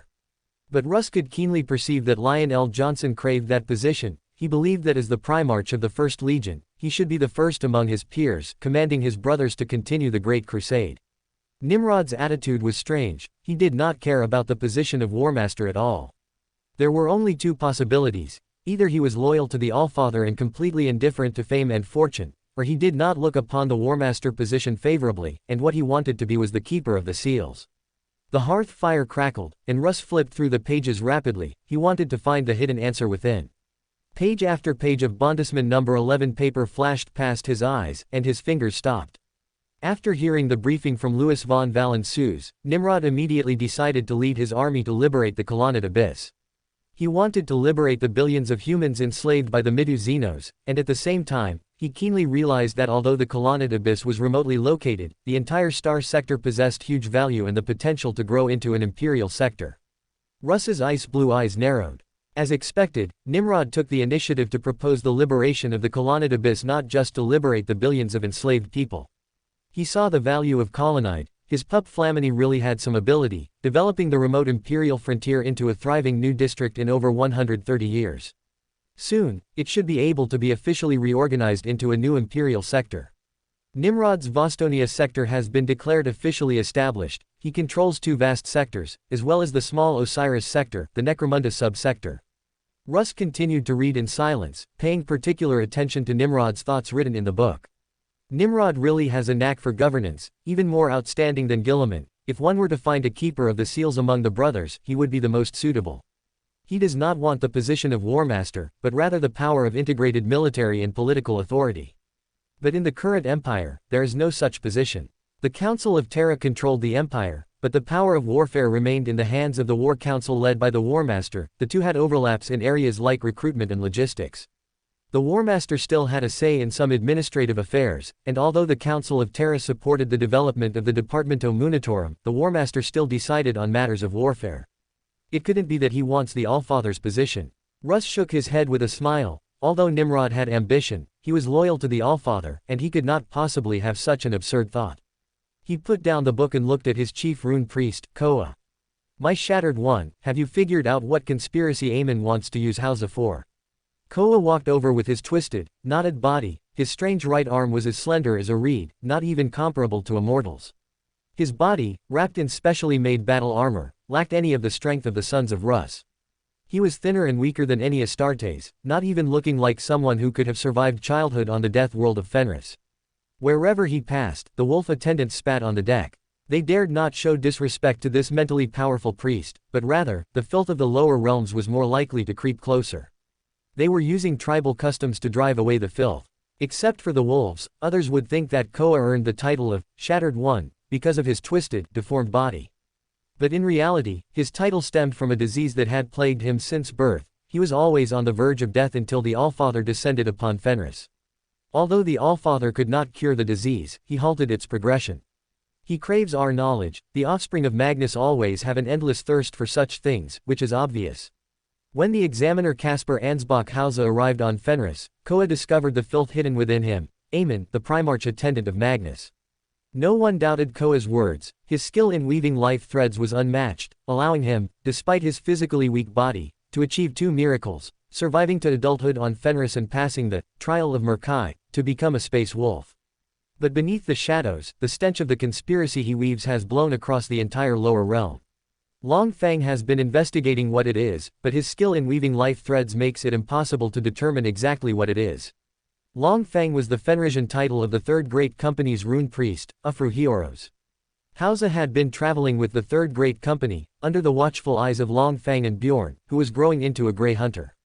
I want you to keep an eye on him, he might pull something at Nikaya. Russ stared at Koa and said, as you command, my wolf lord. Koa's thin body bowed. The mechanical prosthetic of the Fifth Great Company's rune priest, their wordmake, creaked. Sanchez, Nimrod, the Allfather will judge your crimes of abusing sorcery at Nikaya. Chapter 886, the head of the Emperor's court swordsman no longer serves the false emperor. Segmentum Solar, Nikaya system. The sovereign shadow hovered in the high orbit of Nikaya. Nimrod, accompanied by Chief Librarian Thomas, Chief Priest Chief Chaplain Pat, and Standard Bearer Jurgil, boarded the Stormbird. He chose the Stormbird as his transport, not to engage in battle, but because this nascent celestial body was still unstable. Nelson, the Primarch's personal pilot, ignited the black Stormbird and flew out from the flight deck, only to see murky cloud formations obscuring the surface. Countless flashing indicator lights danced on the cockpit control panel, and the lines of the vector map constantly generated and vanished, outlining the fractured surface below. He glanced at the report provided by the Augur Matrix class master. The atmosphere is laced with volcanic ash. Winner pushed the control stick, and the black iron bird flew straight into the brown lightning storm. Nelson, from the perspective of a calamity priest, looked down at the disintegrating continents below as they crashed and merged. Shockwaves traveled through the mantle, wandering wantonly. The atmosphere, agitated by the impact, churned. Nelson slammed the throttle to the floor, and the black iron bird accelerated into a dive. Amidst the rumbling thunder, rolling acid rain poured down. Using the skills of a calamity priest, Nelson piloted the Stormbird, dodging the flashing lightning and the cascading acid rain. Unhurriedly, he accepted the telemetry signals from the command console, confirmed the landing sequence, and waited until the positioning rune aligned with the target point, at which point the custodians on the ground took over the flight. Nimrod stepped off the deck, his war boots treading upon the black basalt surface accumulated from volcanic eruptions. He looked toward the source of the icy gaze fixed upon him. An iron-gray stormbird stood rusted and stained, as if it had been fighting for centuries without maintenance. The frail figure beside Leman Russ looked as if it were about to shake itself apart. Rune Priest Other Wordmake of the Fifth Great Company stepped his mechanical leg onto the landing pad and snorted internally, sorcery. Russ stepped up to Nimrod and lowered his voice. Nimrod, the librarian you proposed to establish will reach its end today. The Emperor of Mankind has his own judgment, Nimrod said. Without paying further heed to Russ's probing gaze, he walked straight toward the crater of the conical mountain. Russ furrowed his brow slightly. Leading Kova and Wordmake, he followed behind Nimrod into the center of the stratovolcano. The smooth, bright tunnel had been shaped by Martian technicians using melta equipment, wide enough for 3 Primarchs to walk side by side. Yet the black and iron-gray processions remained one behind the other, without any mingling. Thomas walked to the left of the standard-bearer who held the Legion battle flag high, his eye of secrets never closing as it scanned the surroundings. Behind the 4 of them were hundreds of wolves. He also saw that from 2 other directions of the volcano, the Emperor's children, clad in opulent purple and gold armor, were led by 2 Lord Commanders, Eidolon and Akulduna, positioned at the front and back of the formation, with Magnus, Sanguinius, and Fulgrim walking side by side in the middle. On the other side, the Storm Seer representing the absent Chagatai, Targutai Yesuge, was obscured by Mortarian's massive silhouette. The telepathic Psyker's thoughts stirred, sending a mental pulse to the Black Emperor. My lord, Mortarian is beside Yesuge, and Fulgrim's scions have surrounded the Thousand Sons. The wolves act as if they are guarding prisoners. Nimrod smiled indifferently and sent a mental pulse, calm yourself. The custodians pushed open the bronze doors at the end of the passage, and Nimrod passed through, stepping into the magnificent hall carved into the steep rock walls of the crater. He glanced at the members of the Council of Terra, who sat on black benches, draped in robes and looking down at the scene below. Their turbulent emotions churned like spectators in an ancient Roman arena, waiting to watch gladiators be torn apart. The former chief speaker of the Emperor's Children, Corvo Pake, appeared vigorous in appearance, but his spirit was dim and lusterless, having reached the end of his life. At the top of the pyramidal dais, the radiance emitted by the Emperor of Mankind was dazzling and eye-catching. He sat high upon the throne of the soaring eagle, whose talons were inlaid with red gemstones. The Emperor's sword, its power field inactive, lay across his lap, and his left hand held an orb covered in eagle emblems. 2 figures stood at his sides, Captain General Constantine Valder, gripping the Apollonian spear. Keeper of the Seals Malkador, in his frail body, gripped his staff and looked toward Nimrod. Chief Forgemaster Kelber Hal sat on the other side. His bionic eye rotated, ignoring the other Primarchs who lacked a machinery hive mind, and landed on Nimrod before quickly shifting away. Beside him, Nemo G. Meng, the master of the astropathic choirs, dressed in green robes, stared straight ahead.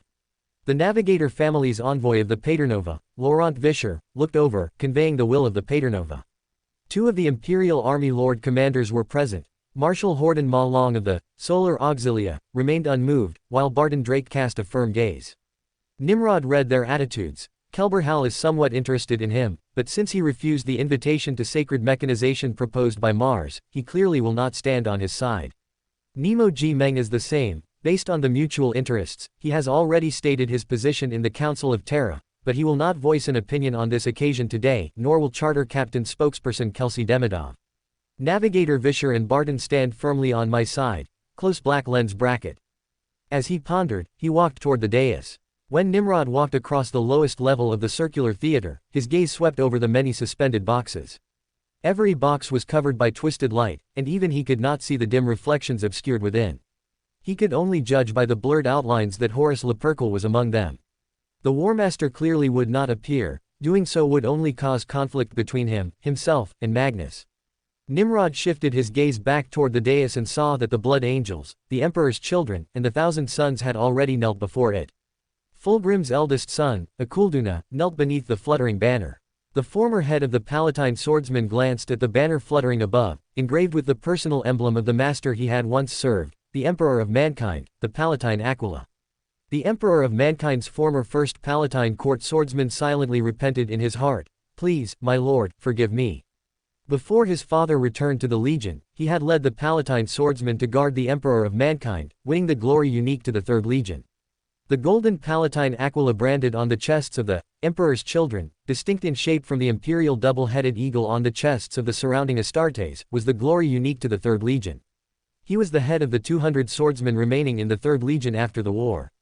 But he had long since ceased to serve the false emperor, ever since the Black Emperor had shattered the Palatine aquila branded upon his chest. Hather Mayat, the 1,000 Sons, chief librarian wearing cataphracti pattern terminators, hypnotized himself repeatedly. Open black lens bracket. I was forced to submit. My lord will surely forgive my blasphemy. Close black lens bracket. Amidst the dazzling golden light, Thomas walked to the foot of the dais and knelt on the smooth black floor, struggling to ascend into the Thelema mindset to regain his composure. Chief Chaplain Pat's staff slammed heavily against the ground, cracking it. He knelt in humiliation, roaring internally, open black lens bracket false emperor. Blasphemy. Heresy, close black lens bracket. Jirgil held high the battle flag of the Order Shadows, gifted by the Emperor of Mankind, standing behind the Black Emperor and watching the wolves kneel beside him. Open black lens bracket. Russ has the nerve to say he was the one who brought my lord here, close black lens bracket. The Guardian felt the golden light pressing down upon him, and he silently recited the oath of guarding the battle flag. Sanguinius's gentle voice sounded, and only then did the golden light lift from the black armor. Pay homage to the Emperor of Mankind. I have brought the Crimson Magnus, the Primarch of the 1,000 Sons. Rise. As soon as the Emperor of Mankind's voice broke the solemn silence, Chief Chaplain Pat elbowed the pale-faced Thomas beside him and was the first to stand up. Akulduna and Hather rose afterward, and the Astartes, including Eidolon, Yesuge, Kova, and Wordmake, also stood up one after another. Malkador walked to the podium. The Palatine aquila staff he held was much longer than the double-headed eagle staff of the past, resembling an old man's walking stick. It had once belonged to the Emperor of Mankind himself. He cleared his throat. Friends, we gather here in Nicaea today to discuss a problem that has plagued us since the inception of the Empire. Malkador glanced at his notes and took a deep breath. We are going to discuss the matter of sorcery within the Empire. We have come here to discuss the Librarian Project. Chapter 887, The Emperor Drives the Horns of the Goat to Charge. The Librarian issue has troubled us for a long time, but all barriers will be eliminated here. Malkador gripped the manuscript tightly, looking around the private boxes on the lower level. The attendants had already led Nimrod and the others to their assigned boxes, waiting for their moment to speak. Some believe that sorcery is the greatest threat we face in governing the galaxy. Others disagree, firmly believing that these accusations are caused by ignorance and fear. He infused his words with conviction. This is indeed the greatest crisis facing the Empire, and it must be resolved before we continue on our Great Crusade. We must never suffer from civil strife. Malkador straightened his posture and looked around. Then, who among you will speak first? I will. A rough voice came from the box opposite the Order Shadows. He wore a roaring wolf head, with the giant wolf's two front legs draped over his chest. He carried a long staff on his shoulder, his mechanical leg tapping on the ground. He crossed the amphitheater, stood at the foot of the Emperor's dais, and took off the wolf head helmet. I am Other Wordmake of the Space Wolves. I once fought side by side with the Order Shadows on the main star of Stafford and Indra Sul. I declare that Sanchez and the others are a group of warlocks who use dark powers, and each of them is a wizard who abuses unclean magic. I swear that everything I say is the truth. He looked around, and the members of the Council of Terra on the dais were whispering, casting glances toward the Order Shadows. Malkador struck the ground with his staff, drawing everyone's attention to himself. Other Wordmake, you are making terrible accusations against a brother legion. Vordmik turned his head toward the Order Shadows, his face twisted in disgust. Nimrod sneered, open black lens bracket. I didn't expect that because of my appearance, Magnus didn't urge Ahriman to trust Vordmik, yet he was still the first to pop out and point his spear directly at Sanchez, close black lens bracket. He looked at Vordmik's creaking mechanical prosthetic limb, open black lens bracket. He really does hate Sanchez to the bone. However, because of the oath Russ promised me, he didn't do it in the name of the Lehman Russ's son, and since he couldn't find any dirt, his impact is greatly reduced. Close black lens bracket. Chief Priest Chief Chaplain Pat gripped his staff, open black lens bracket heretic, close black lens bracket. Chief Librarian Thomas looked at Vordmik, open black lens bracket. Sanchez and Okafor should tear him apart. However, his accusations have no weight, close black lens bracket. After entering the third level of the Telema state of mind, he was finally able to break free from the dazzling golden light and regain his thoughts. Does anyone support your statement? The keeper of the seals, voice rang out. I do. Thomas's eye of secrets turned, looking at Mortarion walking out of his box. He had taken exactly 28 steps from the moment he stepped out. Thomas and Azek Ahriman, not far away, simultaneously saw the same number from a mystical perspective, 7. I have witnessed the disasters caused by sorcery, many worlds turned to scorched earth, sorcerous commoners reduced to slaves, and foul Xenos poisoning all things. Vile miasma surged in Mortarion's mind, and the pale body of the warlock overlord emerged. Nicare's hideous head suddenly appeared before him. He held his breath and looked toward the Thousand Suns box. Who? He exhaled heavily, making his respirator hum. He turned to the dais. We all know the horrors of the Age of Strife. I now want to ask a simple question. What caused that great catastrophe that swept across the galaxy? It was psychers, uncontrolled psychers. You all understand the harm he represents. Mortarion rubbed the ring on the little finger of his right hand. The vague pattern on it could barely be identified as a thin but tough goat. Dazzling light surged in his eyes. 2 months ago, the words his father said to him echoed in his ears.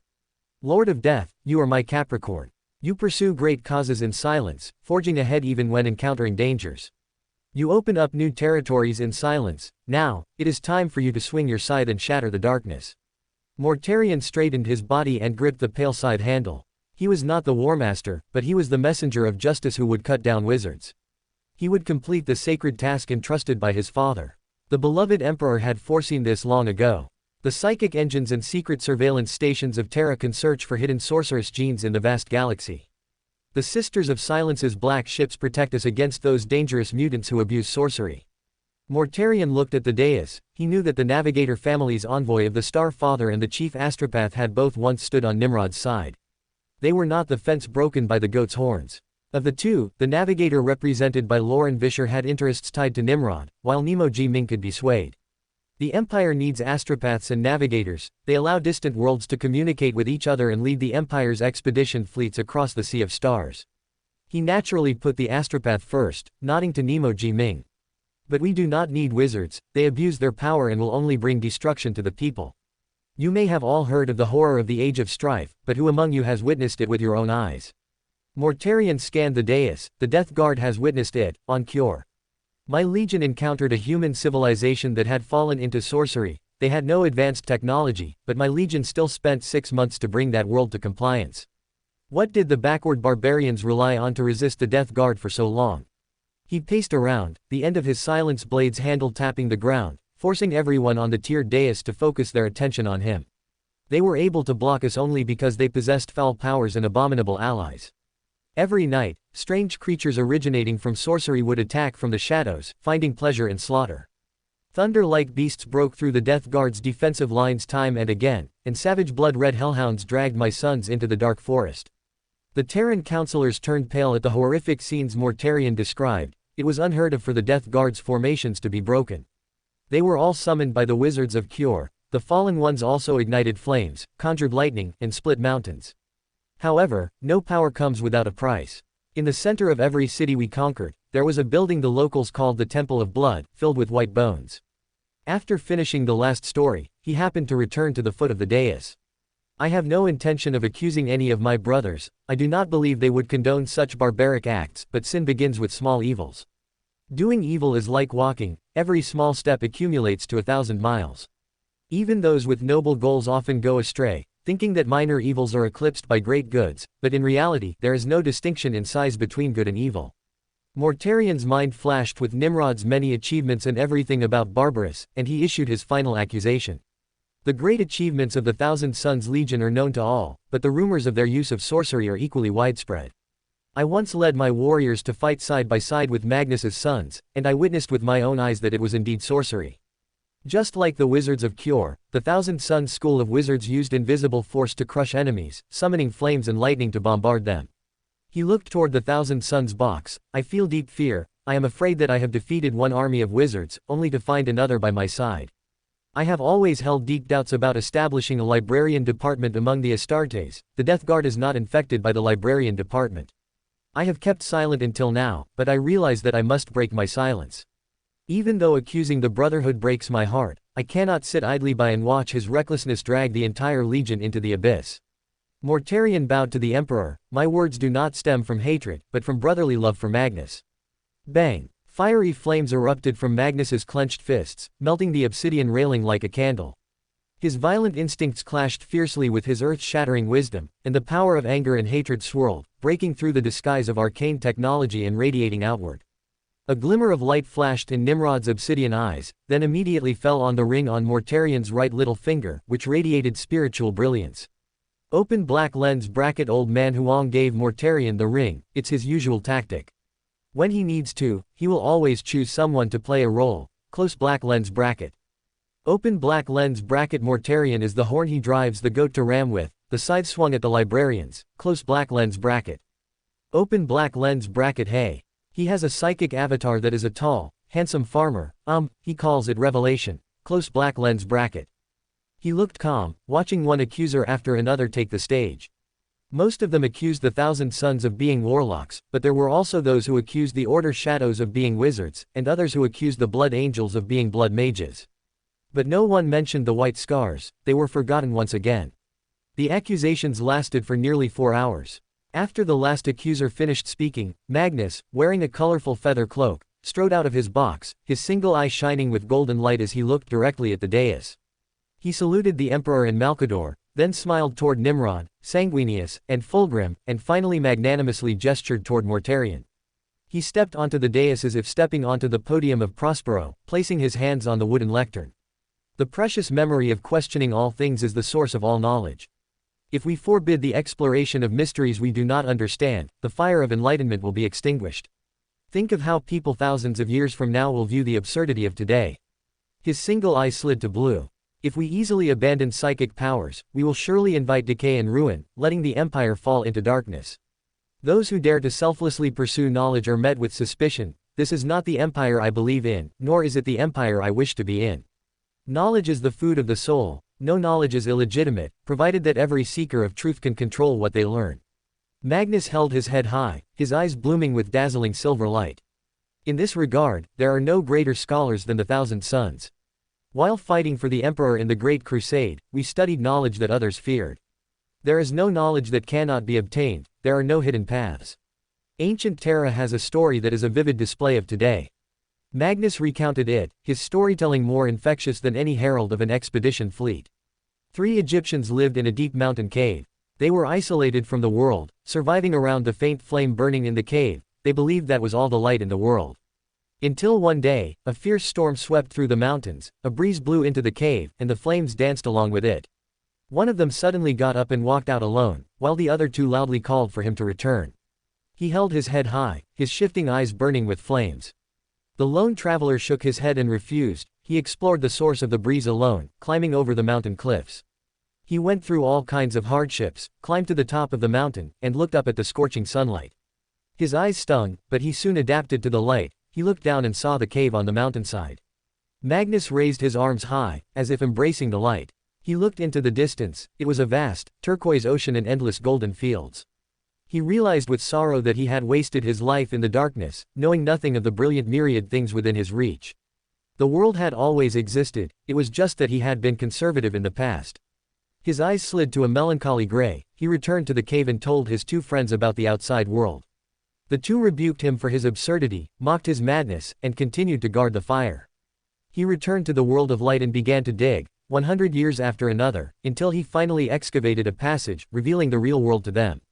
Did they see the beautiful scenery and finally realize what kind of dazzling light they had missed their whole lives? They praised the pioneer who led them into the light and extolled his great achievements. Magnus's eyes burst with golden light. I and the Thousand Sons have witnessed the dazzling light of the great ocean. This light can free us from the shackles of the real world and make us masters of the galaxy. Humanity sitting around the fire must realize that a glorious and beautiful future is within reach. Friends, I implore you not to abandon this opportunity to enlighten humanity, because we stand at a turning point in history at this moment. Think of how future generations will judge us. Thunderous applause erupted. Magnus's story left the counselors in the theater feeling the impact of a heart-stirring speech. He bowed to the surrounding audience and performed a graceful salute. He walked off the dais with a smile, nodding to Sanguinius and Fulgrim, who had stepped out of their boxes to applaud. Nimrod also stepped out of his box, applauded Magnus, and strode toward the dais. Chapter 888, the jurors have directly taken my side. In the amphitheater box, Perturbo's ice blue eyes gazed at Nimrod as he walked toward the high platform. His pace was calm and composed, he was neither filled with malice like Mortarion, nor did he possess the lecturer's flair of Magnus. He clenched his fists as scenes flashed rapidly through his mind. Dawn Star, and the vibrant spirit of Magnus. At the center of the galaxy, he and Magnus walked into the sovereign shadow, witnessing a palace that was chaotic and disorderly, yet exuded artistry. Nimrod gifted him the Randan homeworld to commemorate his iron defensive line against the alien horde. Before he set off for the western frontier of the galaxy, there was the grand theater Nimrod had built for him in Vostonia, and the spectacular performances brought from many worlds. Perturbo's eyes ignited with flames, he nearly lost all restraint, wanting to rush out of the box and stand with his two friends who were being judged. Boom! A frigid starlight extinguished the scorching flames. A muscular bull charged forward. "My son, do you remember what I said to you when we first met?" "I remember. You said, your path will be arduous, but few are worthy of it. You also said, I have arranged many trials for you, tireless, unyielding, and forging ahead. You shall become my Lord of Iron." Golden light struck his eyes. "Then, how did you answer?" "I said, I ask for nothing else. I swear, I will be forever loyal and serve you. I pledge it." "Very well. Today, I must also tell you that you are not only my Lord of Iron but also my Golden Bull. You have demonstrated your perseverance, but that is not all." His father's words were steady and powerful, cooling the flames. "The Golden Bull is sincere and dedicated, he serves only one. Do you understand?" "I understand. I will always serve you," Perturbo muttered to himself. On the blade of the trident, First Company Captain Fricks looked at his father in confusion. "Father, what should we do?" "Nothing," Perturbo said coldly, staring intently at the armor Manusi had crafted for Nimrod, tracing lines in his mind. Nimrod's calm voice reached his ears. Before Aristarchus of Samos appeared, people firmly believed that ancient Terra was a flat plane, and the oceans poured off from the four edges. Later, people knew the planet was a sphere. However, religious scholars claimed that Terra was the center of the universe, and the sun, moon, and stars all revolved around it. Nimrod's obsidian eyes swept across the counselors on the tiered high platform. No one dared to meet the Blood Monarch's gaze. Those who accused him all felt a chill in their bodies, lowering their heads, wanting to hide in the shadows. Open black lens bracket. He dare not do anything. I speak plainly by the Emperor's command. I have read his biography, he is not the savage Russ, or the bloodthirsty Angron. It will be fine. Close black lens bracket. Those who dared to question foolish ideas were branded as heretics and subjected to judgment. They were denounced as deviants, fallen evildoers, warlocks, heretics, and charlatans. They were tied to the stake and thrown into lakes of magma. Thousands upon thousands perished. Nimrod's gaze swept over otherword make, his hatred was undisguised. He knew that even if Magnus delivered a speech as brilliant as in his memories, making the crimes imposed upon them less irrefutable than the accusers had hoped, the outcome was already sealed. Old Man Huang would not change his decision. He firmly believed that banning psychers was an effective means to prevent chaos corruption, and that he could complete the Webway project to free humanity from the control of the warp. He could not change Old Man Huang's mind. What he wanted to emphasize was that librarians should not be judged. No one should be convicted for it. Old Man Huang could do whatever he wanted, his ban was just a formality anyway, barely more effective than toilet paper. Later, Copernicus let us know the truth, Terra revolves around the sun. Today, his statue stands at the entrance of the astronomical observatory on Terra, and one of the three shifts that divide time in Vostonia is named after him. The savage and ignorant past should not be repeated, and fratricide is not a means to comfort the ignorant. Nimrod raised his head to look at the high platform. Overheated plasma guns will explode, and even durable bolters will lose accuracy if not well maintained. Yet, has any warrior discarded their weapon? To treat all psychers as evil is equivalent to forgetting the Empire's dependence on them. His obsidian eyes swept over the high platform, over the robed navigator family's star father envoy Lauren Vischer and the astropathic choir master Nemo Ji Ming, and finally landed on Malkador and Old Man Huang. Blades are forged into shape by blacksmiths, psychers are trained to become librarians. Astartes hone their skills in training cages, psychers bring unbound psychic power under control in the librarius. What I speak is the truth, Nimrod said in a deep voice. After ending his brief statement, he turned to walk out of the arena. Clang, clang, clang. His boots struck the ground 11 times, and he suddenly stopped. Holding a skull-topped staff, the edges of his winter pale armor had just been painted black. He strode forward. I, Targutai Yesuge of the Borjigan Qatar clan from Shigoris, the Great Khan's Stormseer. I have listened to the words of a noble man, and I solemnly swear, all that Lord Nimrod has spoken is truth. All Stormseers are shamans who master the heavenly way. One chief librarian after another walked out of the boxes and stood before Nimrod. The Ultramarines, Dio Promus. The Salamanders, Wymogan. The Night Lords, Fel Jarost. The Dark Angels, Alyankas. The Order Shadows, Thomas. The Raven Guards, Balsa Kucheri. The Thousand Sons, Hather Mayat. 14 chief librarians surrounded Nimrod like 14 guards holding staffs. Nimrod was stunned. Looking at the 14 chief librarians before him, he felt the scene before his eyes was familiar. Open black lens bracket Magnus had 12 standing beside him. I have 2 more.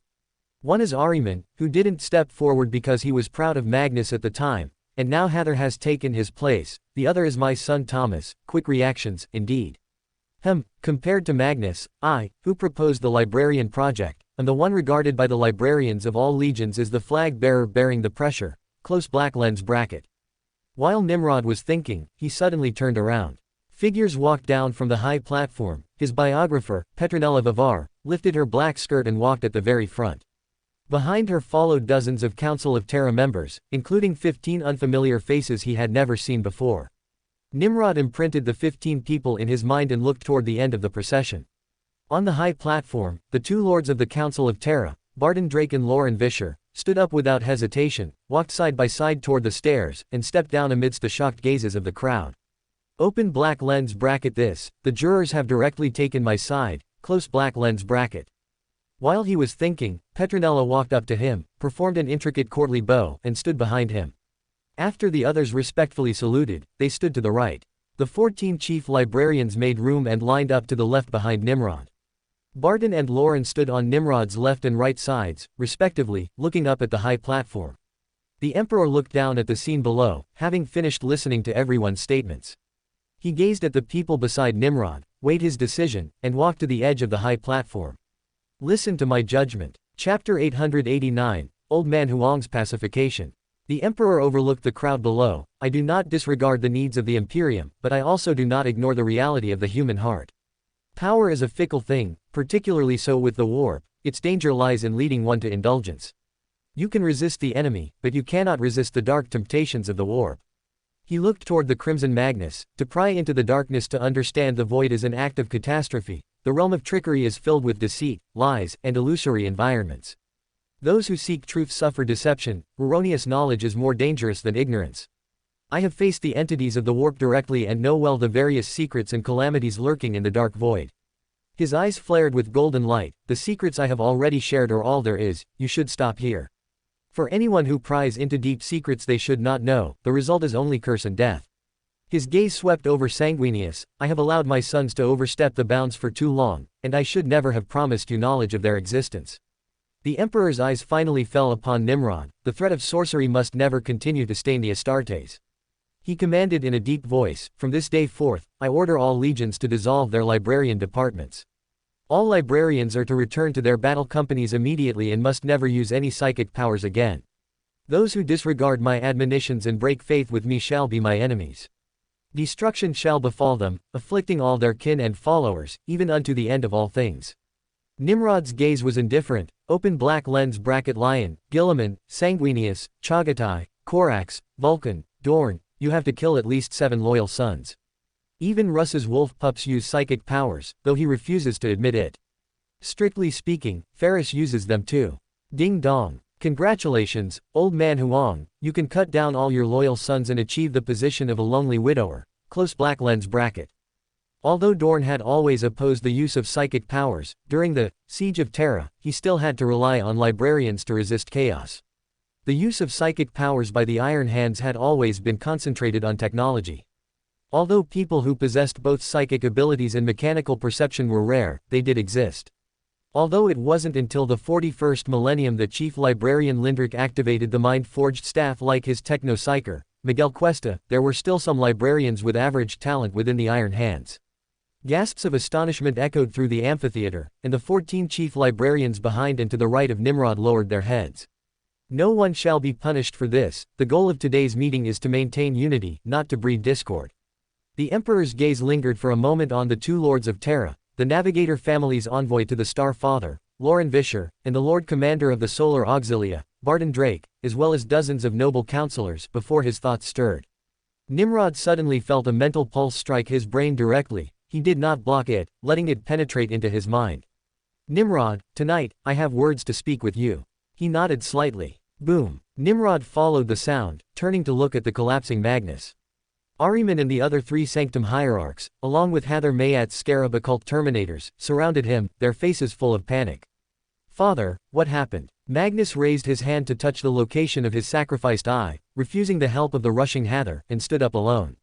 We must leave. Where are we going? Hather asked. We must return to Prospero, we have much to do, and time is tight.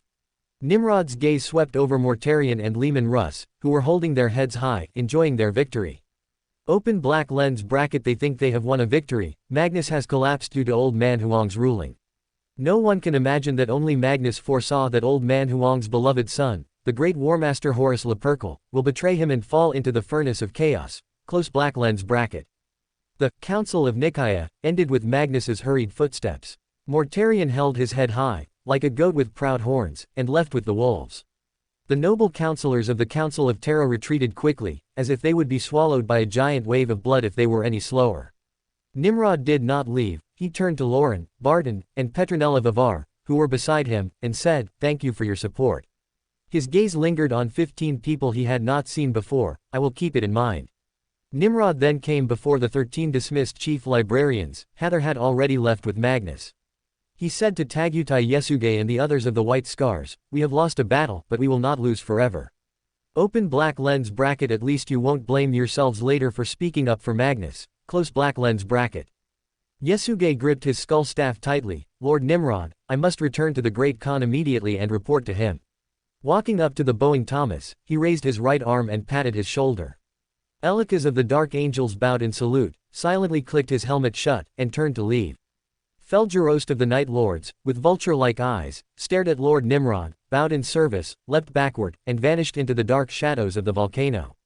Balsa Kuturi of the Raven Guard saluted the Black Emperor just like the others, then left. Eumogen of the Salamanders was taller and stronger than any other librarian. He came before Lord Nimrod. My lord, we still require the fortress-class energy shield you provided. Father will repay you with forged weapons and the witness of your friendship, the Salamanders. Nimrod nodded. He understood what Eumogen meant. The cooperation also involved the research on the Fabian device for Saturn pattern terminators in the Corin Far End system. Among which, psychic powers were inevitably involved. The corner of his mouth curled up. What did the Council of Nicaea ban? Even Vulcan didn't obey it. Of course, Nimrod said with a smile, coming to Thomas. No need to worry. Thomas's Eye of Secrets, which could not be closed, could not capture a trace of emotion from the Black Emperor, but he drew strength from the calmness of that marble statue-like face. Wait in the box with Chief Chaplain Patton Jurgel.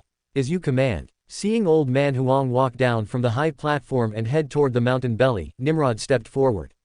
Nimrod, I have appointed Horus as Warmaster. What is your opinion?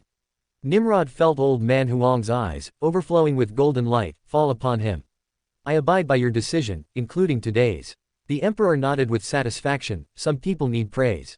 Others must be given laurels, creating honors and appropriate titles to bestow upon them. Some, however, have no such need. I understand what you need. Nimrod looked at Old Man Huang, suddenly feeling a bit of anticipation. I know what you need. I have prepared a unique ship for you, the Shenyi. Hearing this, Nimrod's eyes lit up. The Shenyi was, like Dorn's Phalanx, Typhon's Terminus, and the Space Shark's Sea Monster, a unique warship from the Dark Age of technology. Primarchs modified Gloriana-class warships based on their own preferences, but they were built based on the same template. The Abyss-class warships were the same. The Shenyi was not more powerful than a Gloriana-class battleship, but it had its own special features, and the forging technology of the Phalanx, Terminus, and Sea Monster was incomprehensible, let alone replicable. Open black lens bracket. Old Man Huang's pacification. He actually understands me. Not bad, I am quite satisfied. Close black lens bracket. Although the Shenyi has many strange qualities, it has nothing to do with the warp. I hope you can understand that apart from psychic powers and the warp, there are many wonders and thousands of mysteries in the world. I follow your will, Nimrod said cooperatively. Just as he walked out of the box door, he saw a person walk out of the opposite box. Chapter 890, No Malkador's divine assist, but I can still be awesome with the constellations of the 6 Primarchs. Chapter 890. No Malkador's divine assist, but I can still be awesome with the constellations of the 6 Primarchs. Nimrod watched Lorgar Aurelian, who held a scepter, his eyes glowing golden, more triumphant than Mortarion and Leman Russ, who had one in the amphitheater. His obsidian eyes narrowed, subtly glancing at the box. A slender, not very tall silhouette. Open black lens bracket the box opposite Old Man Huang. It is indeed Malkador. I proposed the librarian plan earlier than Magnus and the other two, so the number of librarians in each legion is greater and their influence is stronger. Malkador wants to abolish the librarians, facing greater pressure. As expected, he still approached Lorgar, just as before, sending priests to help each legion train their own priests. Close black lens bracket. Nimrod glanced at the golden ring on Lorgar's right pinky finger, which emanated a spiritual glow. Through the shimmering light, one could vaguely see the engraved pattern, somewhat similar to Mortarion's. It was more upward striving than a charging goat, unashamedly displaying its brave pioneering spirit. Ares. Nimrod's lips curled. Malkador's idea of using priests to scrutinize the thoughts of psychers was not wrong, he just didn't expect that Lorgar, as fervent as an Ares, also had a rebellious side. His fervent pioneering spirit led him to establish the perfect city for Old Man Huang, and he would also become the high priest leading the rise of chaos. Open black lens bracket. I really envy Lorgar, Malkador's divine assist. I also want to openly infiltrate various legions and corrupt on a large scale, just like a high priest of chaos. However, compared to opportunity, it's more important to conceal Beyonder abilities with psychic powers. This is the fundamental thing. There must be gains and losses, not everything can go smoothly. Close black lens bracket. Nimrod couldn't help but feel envious. His only large-scale corruption was during the Second Randan War, when, as a commander appointed by Old Man Huang and the War Council, he, Luther, the deputy commander of the Dark Angels, Zahariel the librarian, and Urian Bendrag, the former Legion Master. Akulduna, one of the 11 Lord Commanders of the Emperor's Children and 2nd Company Commander, and Lucius, who had become the 13th Company Commander. Akulduna, one of the 11 Lord Commanders of the Emperor's Children and 2nd Company Commander, and Lucius, who had become the 13th Company Commander. Jagatai Khan of the White Scars and Apothecary Narasom. Zo Sahar of the Night Lords. Gulan Surik, the Chief Apothecary of the World Eaters. Glenn Vorsoto, the 1st Battle Group Chapter Master of the Ultramarines. Zadkiel of the Word Bearers. The Raven Guard, well, it was Alkahas Fal, the Chapter Master of the Space Sharks, and Narit Kiran, the Chapter Master of the Ashen Claws, along with Chief Librarian Balsa Kuturi and Alistair Rocha. Anacharis Scoria, who was vying for the position of Chief Forgemaster of the Forge World Shayna. Open black lens bracket. Only 16, just 16, the only comforting thing is that they are all elites of their respective legions. Close black lens bracket. Nimrod knew that although his legion also had many priests, only tens of thousands fewer than Lorgar's, he was the target of the librarians, so Malkador would certainly not use his power. He also believed that even if given a choice, Malkador would not choose him. In Malkador's eyes, the most capable Primarch was not him or Horus, nor Russ and others he taught, and certainly not Guilliman and Lion, but Lorgar. Among the 9 traitor Primarchs, Lorgar was the one he most wanted to reclaim. Open black lens bracket. Indeed, if Lorgar were the pontiff of the ecclesiarchy, it's unimaginable how terrifying the power of faith he would condense would be. Such an Old Man Huang and empire would be too frightening. Close black lens bracket. As Nimrod comforted himself, Lorgar walked up to him. Nimrod, I understand how you're feeling right now. He glanced at the golden light emanating from the box. Open black lens bracket. My foolish father. Thank you for making another foolish decision. Psychic power is also the most effective weapon against the might of chaos. As Nimrod said, who would foolishly discard their weapon? Of course, it's you, my dear father, who forbade the most powerful weapon before the war. Close black lens bracket. Lorgar tried his best to suppress the twitching of his lips, gazing at the golden light, feeling the lingering warmth of Malkador's palm on his chest. Open black lens bracket. Father, thank you for abolishing the librarians. Malkador, thank you for choosing to use me to forbid the librarians. I will not fail the opportunity you have given me. I will bring the primordial truth to all legions. I am so grateful to both of you. Close black lens bracket. He suppressed his laughter, his gaze returning to Nimrod. Our brother, Warmaster Horus, asked me to tell you to proceed immediately to planet 140-20. Lorgar knew that his previous defense of Nimrod had caused Horus to doubt his appointment as an advisor.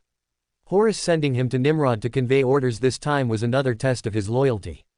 This time, Lorgar had made a firm choice and no longer considered whether Nimrod would betray the false emperor after missing the Warmaster position and being judged. His only goal now was Horus. He had decided to offer the Warmaster to the gods. 3 companies of blood angels led by Zetas from landed on the surface. 14 days later, they sent one, and only one, final message to orbit. The enemy's combat strength is formidable, far exceeding ours. Conquering this world requires the strength of an entire legion. We respectfully request reinforcements. Amidst the blurred noise, interspersed with sharp hissing, every word of Fromm's last message seemed squeezed from his throat. This world is murder. Nimrod's eyes flickered upon hearing this. Open black lens bracket with the door of 42, and Corax's break with Horus. It's unlikely he'll use me to assert his authority again in a year. It's more like mending relations and observing my adherence to the Edict of Nicaea. I was going to find an opportunity to go to murder for a support, anyway. I really have to thank Horus for the invitation, he's truly brilliant. Close black lens bracket. The giant spider monsters of murder were the main ingredient for the Demoness of Afflictions, sequence 5 of the Demoness pathway, and the only ingredient he lacked. I will immediately lead a team to murder. The Warmaster looks forward to meeting you soon. Lorgar said with a smile, then took the lead and walked out. He was eager to fulfill Malkador's invitation and dispatch priests to various legions. Open black lens bracket. It's a pity that Nimrod's legion has many priests, otherwise, I would have a reason and opportunity to inspire the Order Shadows and bring them the truth. Close black lens bracket. Nimrod and Lorgar walked in opposite directions, returning to the box. He took Thomas and the other 2 aboard a Stormbird and returned to the Sovereign Shadow. Back on the Sovereign Shadow, he summoned Arsenadun and others to his office. After Nimrod sat down, he first spoke to the pale-faced Thomas. There is no need to heed the Emperor's edict. When we operate independently, everything remains as usual. When operating jointly, refrain from using psychic powers and the abilities I bestowed upon you, unless you encounter danger. But if danger arises, there's no need to hold back. Old Man Huang and Malkador would not be naive enough to believe that mere words could forbid the use of psychic powers, otherwise, the Keeper of the Seals would not have sought Lorgar's help. Their plan was to control and forbid the use of librarians for a period, but the dramatic changes in the Empire came much earlier and more violently than they imagined. Thomas's eyes lit up upon hearing this. I will obey your will and convey your command. My lord, what do you mean? Great changes are coming. The Warmaster summoning us to murder will be the last time we work together before chaos erupts. Arsena's expression changed, then he let out a long sigh of relief. He no longer had to painstakingly fake Legion casualties. As he pondered, Nimrod gave instructions. Assemble the 1st, 9th, and 10th warbands and proceed to World 140-20. After everyone left, Nimrod walked towards the bedroom. Beyond their sight, he took a step and arrived at the Nation of Disorder. After sitting on the throne, he extended his spirituality, touching Hather's spiritual light sphere. Ensuring no one was around, and that the guardian spirit Piok was isolated by Old Man Huang's golden light and had not been summoned again, he moved his thoughts and pulled Hather into the 4th layer of space. My lord. Hather knelt in the black mist, saluting the Black Emperor. He reported on the Thousand Suns situation without waiting for the Black Emperor to ask. Father returned to the Photep and did not follow the false emperor's orders. He ordered us to bury ourselves in the libraries of our respective schools and continue researching our skills.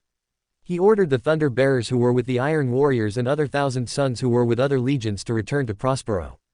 Afterward, he returned alone to the Lost Labyrinth, not telling us what he saw in the amphitheater. Nimrod nodded slightly. He saw the Warmaster's corruption. Horus. Hather's pupils almost swallowed his eyes. If not for the Black Emperor's words, he would find it hard to believe that the Emperor's loyal and beloved son would betray the Empire and the false Emperor. As he stood stunned, the Black Emperor's voice of majesty echoed in his ears.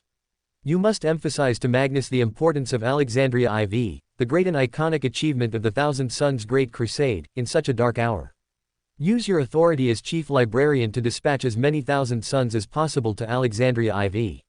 Nimrod knew that Magnus had recalled most of the Thousand Suns to their homeworld, numbering over 70,000. Open black lens bracket Magnus, since you don't even want to resist the wolves, attack and have obscured your son's perceptions, causing them to die unprepared, why not just give them to me, close black lens bracket. Alexandria IV was controlled by Mayat, the chief librarian.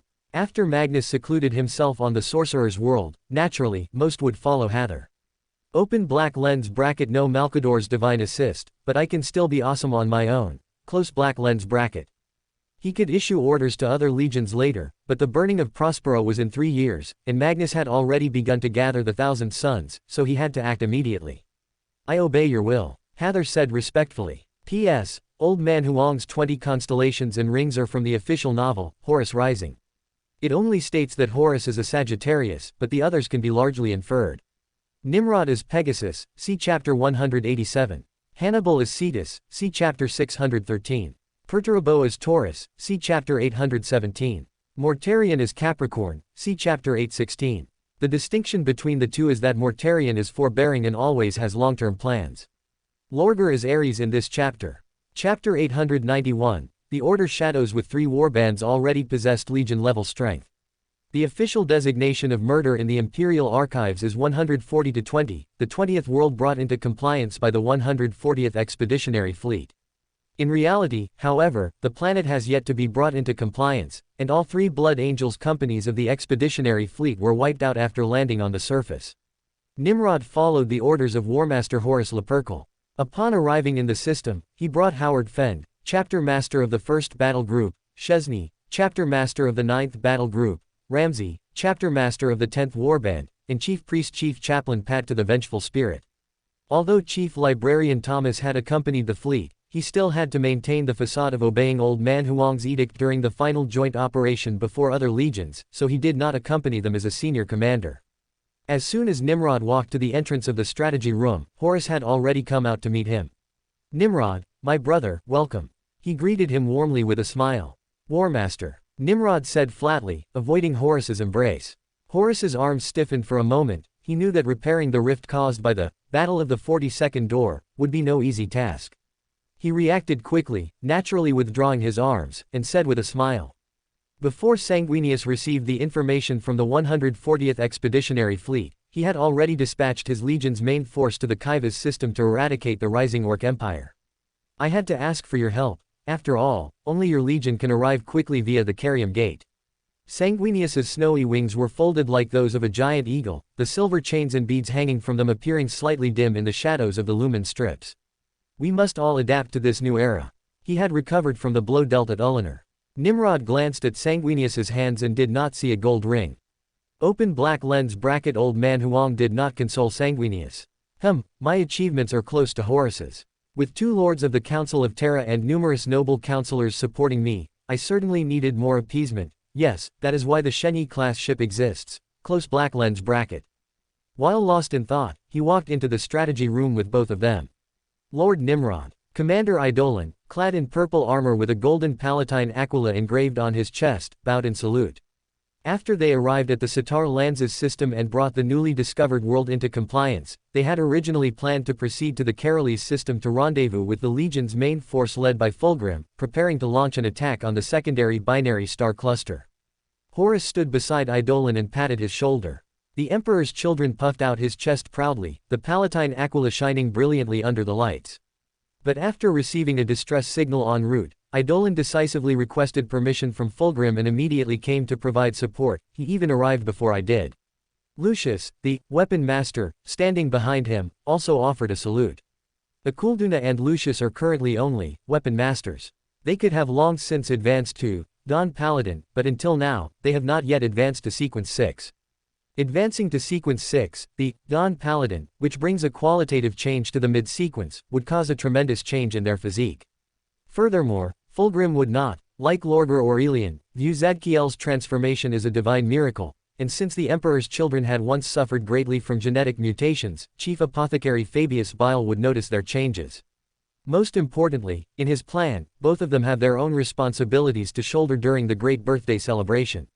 Horus looked at his equerry, Malahurst the Twisted. As Malahurst raised his command staff, Nimrod glanced behind him. In the front row of the shadows stood the other 3 members of the 4 Kings Council, 2nd Company Commander Torgadon, 4th Company Commander Hastur Sejanus, and 5th Company Commander Horus Aximand. They could not stand in the center like 1st Captain Abaddon. Behind the 3 of them were 3rd Company Commander Krurs, 7th Company Commander Tagasta, 10th Company Commander Garvil Loken, and other company commanders. The Xenos on Murder possess the ability to control the planet's climate system. They have shaped thick thunderclouds, which they have named Theshield Storm. The thunderclouds not only interfere with communication signals, forcing the previously landed Blood Angels to fight in isolation, and interfere with scans, preventing the 140th Expeditionary Fleet from conducting orbital bombardment, but they also cause landing craft to encounter thunderstorms the moment they enter the atmosphere, being instantly engulfed. Our only effective method of landing is via drop pods. They can quickly deploy us to the landing zone, but we anticipate that after landing, we will fall into a situation of fighting in isolation. The Emperor has forbidden us from using psychic communication, Nimrod pointed out in a calm tone. Sanguinius's eyes dimmed slightly. The abolition of the Librarian Project had rendered many previously effective tactics unusable. His legion was forced to wage war using unfamiliar methods, and over 100 sons had already been sacrificed because of this. Horus saw the melancholy in his close friend's eyes. We can travel with astropaths and use their power to resist the interference caused by the weather controlled by the giant spider beasts. He turned to look at Nimrod. I would like to hear your plan. Nimrod was taken aback, suddenly feeling a sense of unfamiliarity. The Warmaster who had forced him and Korax to obey orders a year ago was still branded in his mind. Astropaths rarely step onto the battlefield. We cannot pin our hopes on them, at least not entirely. We should conduct a simultaneous airborne landing on Murder, forcing the enemy to fight on all fronts rather than allowing them to use their advantages to concentrate and annihilate us. Nimrod proposed this plan not only to force the giant spider beasts to fight in isolation but also to avoid joint operations that would prevent the Order Shadows from using their Beander abilities. Horus nodded happily. He smiled and pointed his finger at the holographic image projected by Malahurst. I agree. How large of an area do you want? The Augur Matrix scan could not outline the living territory of the giant spider beasts, and it was unknown if they had a leader. In the absence of a way to employ decapitation tactics, he decided to let Nimrod choose for himself. Even if he only designated a small area to defend to avoid casualties for the Order Shadows, the Luna Wolves could still shoulder the burden of the main force. Horus watched as Nimrod raised his hand, his lustrous fingers drawing a circle in the middle of the green image.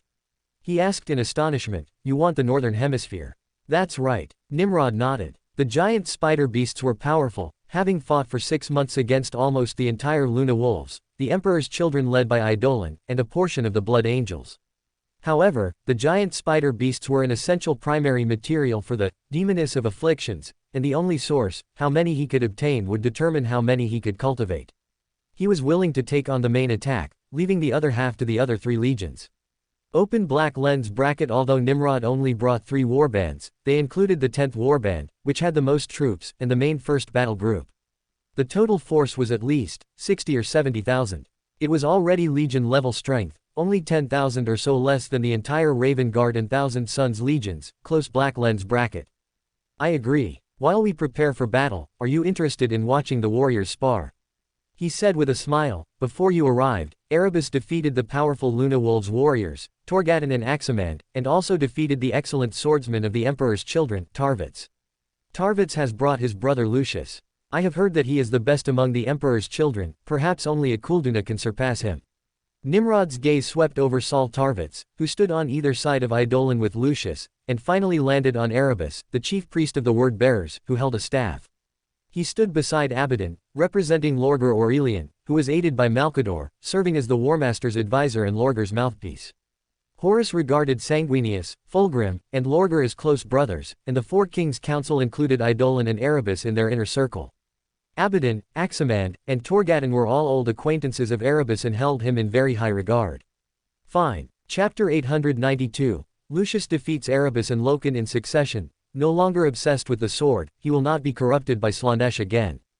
On the training deck of the Vengeful Spirit, Erebus shed his rock grey Mark IV Maximus grade power armor. The armor was engraved with the glyphs of the first chaplain of the Word-Bearers, recording his various deeds. Erebus revealed his knotted muscles and walked toward the training cage. He looked at Lucius, who was holding a sharp blade, a flash of surprise crossing his eyes. Without his armor, Lucius's physique was as tall as Saul Tarvitz, whom he had defeated not long ago. His muscles were firm and robust, like a salamander, yet he did not lack the lean agility of a wolf. He entered the training cage and bowed to Lucius. Simultaneously, they lunged at each other, beginning their duel of honor. The sharp blades collided rapidly with a series of bangs, the clear ringing of the impacts echoing across the deck. Tarvitz did not stand beside Lord Commander Eidolon, instead, he stood with Loken and Torgadon. He watched the flickering shadows of Lucius's shining blade, unable to keep up with the fluid, water-like sword style. Erebus took a defensive stance from the start, lowering his body and parrying attacks with left and right swings. Open black lens bracket. Erebus fought me for a long time before finally defeating me. Lucius is stronger than me, he will surely be able to, close black lens bracket. Tarvitz's eyes widened as Lucius swung his broadsword, hooking Erebus's hilt and flicking his wrist. Erebus's sword flew out of his hand, and he stumbled back, crashing into the training cage with a boom. Lucius's blade followed closely toward his throat, and Erebus rolled desperately on the ground.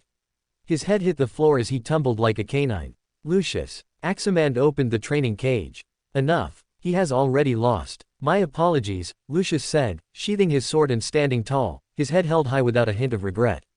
Erebus stood up shakily, his face ashen, the cold air seeping into his throat and making his entire body feel chilled.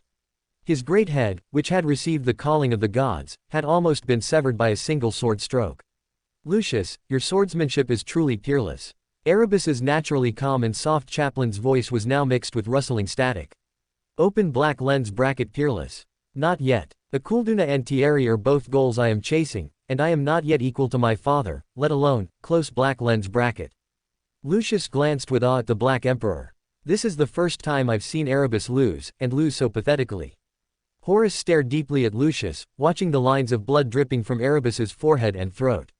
Lucius, you are indeed an extraordinary swordsman of the Emperor's children. Nimrod nodded, glancing at the timer hanging on the training cage, 3 minutes and 11 seconds. Open black lens bracket. The weapon master, Lucius is much stronger than before, far stronger than the 15 minutes and 59 seconds in my memory, close black lens bracket. Amidst his thoughts, he heard a smiling shout. Erebus, come out quickly, it's Garviel's turn. Torgadon used his joking manner to tease his good friend Erebus about his defeat. Oh, no. Loken shook his head. Aximand shouted loudly, you are the best among us with a sword. Let Lucius taste the prowess of the Luna Wolves. Swordsmanship does not represent everything, Loken refused again. For the honor of the Legion, get in there. Ezekiel Abaddon, his top-knot standing tall, walked behind Loken and gave him a forceful push. He looked at Lucius's robust, sweetless body. Can you go for another round? Of course. Lucius looked at Loken. As many rounds as you like. Loken, come on, let me see how the Luna Wolves fight. Stepping out of the training cage, Erebus tossed the broadsword to Loken.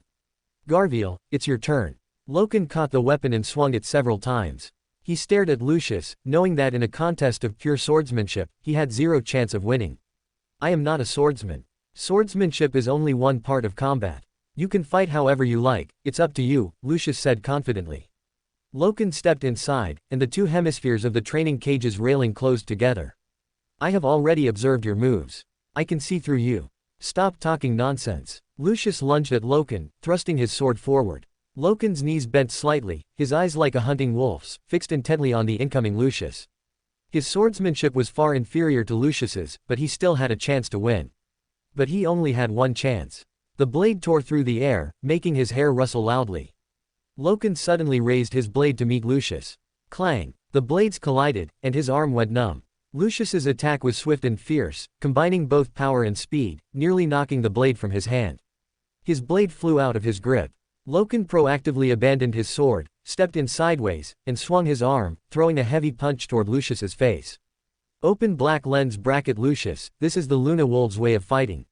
Understand the opponent's nature and use any necessary means to defeat them. Lucius, my apologies, but a battle is not a swordsmanship contest, close black lens bracket. Bang! Loken's expression changed abruptly as Lucius's raised palm stood firm, blocking his fully charged strike. Is this how the Luna Wolves win? What I know is not just the sword. Loken thought, oh no, as he suddenly stepped back, trying to pick up the abandoned broadsword. Lucius followed closely, giving him no chance at all. He swung his arm and landed a punch on Loken's face. Boom! Loken was sent flying and fell heavily to the ground. Blood foam seeped from the corner of his mouth as he mumbled something unintelligible before promptly passing out. Abaddon, Torgadon, Aximand, and Sejanus stared blankly. Loken had actually lost even faster than Erebus. Clap, clap, clap. Applause rang out, breaking the silence. Nimrod applauded with pleasure. Lucius had once acted and tempered himself during his time as a sequence 8 inches pugilist. He was no longer obsessed with the sword and was not knocked unconscious by a single punch from Loken right at the start of the fight, as he had been in memory. Open black lens bracket him. This is not just a victory, but a result of my teaching, ensuring Lucius no longer pursues extreme perfection in swordsmanship alone. He also possesses the third level of the Telema state of mind. Even if he witnesses Fulgrim drawing the Laren blade or hears Bequakinska's singing, he will no longer be corrupted by Slanesh. Close black lens bracket. While Nimrod was satisfied with Lucius's change, Abaddon and Torgadon silently entered the training cage and picked up the unconscious Loken. Abaddon stared intently at Lucius, his fists clenched. He felt that as Torgadon exerted force, Loken had already slid from his shoulder, which was larger than any other Luna Wolf's. He silently relaxed his fist. Loken was unconscious for 10 minutes before he woke up. He opened his eyes to find himself lying on an operating table. Loken, I didn't expect you to be knocked down so quickly, Torgadon said with his arms crossed, smiling. Torgadon, did you come here just to see me in this pathetic state? Of course not, I was afraid you wouldn't wake up, Torgadon laughed jokingly. Loken's eyes were deep as he replayed the battle in his mind. I misjudged Lucius. He is not the Emperor's child I imagined, arrogant and single-mindedly obsessed with swordsmanship. This is a warning, proving I am not as perceptive as Lord Dorn said I was. Loken said self-deprecatingly as he stood up silently, ignoring Torgadon who still wanted to joke, and walked toward the flight deck. The stage to prove the Luna Wolves was the battlefield on the ground, not a training cage. Chapter 893, To Hell with the Edict of Nicaea. Sovereign Shadow, Primarch's office. Nimrod leaned back against his throne and said to Chief Librarian Thomas. To hell with the Edict of Nicaea. All librarians joined the combat sequence, use telepathy to ensure our communications remain clear. Thomas's eyes lit up. Praise my lord, you are as wise as ever. The last trace of doubt vanished as the chief librarian proudly left the Primarch's office. Nimrod walked toward his bedroom. With one step, he entered the Nation of Disorder. Seated upon the grand throne within the fourth layer of space, he extended his spirituality to touch Dementiva's spiritual orb. Find an opportunity immediately to set out for Potsdam and rendezvous with Maria. Dementiva, Maria Kurnikova, and the other, demoness of pleasure, witch, instigator, and assassin, were all scattered across dozens of worlds in the Akum Sutu's sector, acting according to his orders. Dementiva knelt on the ground, her hands clasped together as she prayed in response. As you will. Rain-like black dreadclaws shot out from the Order shadows, fleet, blanketing the northern hemisphere. As the coordinated combat timers hit zero, a massive number of pearl white, Luna Wolves, a small number of Emperor's children, and a few red, blood angels, drop pods also rapidly pierced the atmosphere, plummeting toward the southern hemisphere.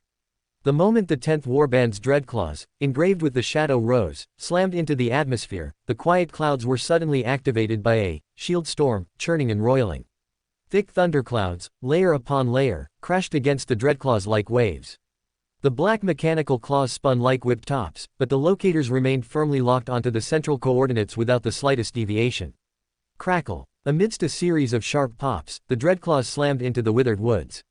Boom, boom, boom. The shockwave, carrying the flaming currents from the friction with the thunderclouds, spread rapidly across the red sand, and the tall stalks at the edge of the prairie were scorched and broken in swaths. Ramsay leapt to the ground and turned on his communicator. Listening to the static, he said to Chief Librarian Thomas, who had arrived at his side, I need the librarians to keep communications clear. No problem, the Constellation's Master, Thomas replied loudly, diffusing his spirituality to cover an area of 300 meters around himself. Using the hidden voice he had mastered during his time as the Scrolls Professor, he constructed a secret channel that included Ramsay, Sasebo Tezuka, and 50 other members of the Honor Guard. Back when he was the Scrolls Professor, the maximum range he could establish when fully wielding the power bestowed by the Black Emperor was 85 meters, connecting at most 9 people. The telepathic psyker also ascended into Magnus's second state of mind, spreading his consciousness. Puff, puff, puff. Streaks of rising spiritual light shot toward him, converging on his body. The 10th Warband's librarian, the telekinesis psyker Melon, was the closest, about 5 kilometers away in a straight line. Further away were the librarians who specialized in telepathic communication. Thomas's gaze was deep as he distinguished the differences between the two methods of secret communication within his isolated mind. Open black lens bracket telepathic psychic powers have a longer communication range and can connect more people. The hidden voice, bestowed by my lord is more secretive, cannot be intercepted by psychers, and the channel is more stable, close black lens bracket. While Thomas pondered, his transhuman brain simultaneously coordinated two networks, the short-range, small-scale communication network built by the Hidden Voice, and one covering the 35,400 members of the 10th Warband participating in the battle. He sorted through the chaotic images, forming orderly tactical imagery to transmit to Ramsey. 35 dynamic images flashed through Ramsey's mind as he established contact with his various company captains. Russell. In 18 of the images, the prairie trembled simultaneously. One after another, 3-meter-tall, 8-legged giant spider creatures, megarachnids, leapt out from the grass. Their 4 hind legs paddled rapidly while their 4 front legs were held high. Ramsey's gaze narrowed, focusing on the 4th company that Mellon was accompanying. The 10 Order shadows guarding the perimeter simultaneously raised their bedrock-patterned bolters, aiming at the megarachnids. The adamantine warheads bypassed the Xenos, armored chests and over the pectinate armor covering their heads, accurately striking the neck between the crest and the limbs. Boom, boom, boom. The megarachnids' heads exploded, splashing white fluid everywhere. The megarachnids' front legs flailed wildly before they crashed to the ground. During the voyage, the Order shadows of the 3 participating warbands had already mastered the details of the megarachnids from the materials distributed by the Gene Father. They were covered in mottled, thick gray carapaces that could withstand multiple rounds of bolter fire. They had no eyes, and their crests could withstand the disruption field of a power sword, only the neck was an exception. Over 100 Xenos' bodies exploded, their 4 legs running aimlessly as they knocked over grass stalks taller than a man before crashing heavily to the ground. Thomas looked around, his perpetually open eye of secrets, peering deep into the grass as he spoke a warning. 1 o'clock, 3 o'clock, 4 o'clock, 6 o'clock, 8 o'clock, 10 o'clock, 11 o'clock directions. Thomas's voice rang out simultaneously in the minds of Ramsey and his 50 honor guard members, and they turned their bodies in unison. A chaotic ticking sound erupted, as if hundreds of clocks were swinging at once. Figures suddenly attacked. They were incredibly fast, far faster than the Order shadows of the 10th Warband, who could only see blurred shadows. A megarachnid swiftly leapt in front of an honor guard member, its 4 front legs whistling as they slashed down. Attached to each joint was a meter-long blade encased in hard metal, which tore through the Stygius pattern Terminator armor like cutting through grass stalks. The honor guard member was sliced open, his flesh scattering at an angle. Whoosh! The scattered flesh flowed and spread like melting wax, climbing onto the chitinous carapace and wrapping all the way up to the megarachnid's crest. Boom! The flesh exploded, tangling together in midair. Flesh dripped down, crackling as it hit the megarachnid's chitinous body before rolling off. Masses of flesh seeped into the Stygius pattern Terminator armor. The flesh rapidly solidified, outlining the body of the Order shadow and sealing the gashes opened by the megarachnid's blades. The Rose Bishop stepped forward and raised a palm, causing illusory shadow blades to manifest out of thin air. They were very similar to the joint blades of the megarachnid, only slightly shorter. The biosystem psyker Ramsey raised his hand, and a bolt of lightning struck down from the sky, hitting a megarachnid's crest. Boom! The charred head exploded, and the drifting flesh flew toward Ramsey as if alive, attaching to his Stygius pattern Terminator armor. He suddenly exploded into a pool of blood mist, the flesh squeezing and dragging the black armor as it pounced toward another megarachnid. Dense shadows enveloped the megarachnid, crushing and squeezing the gray carapace that even bolters found difficult to damage.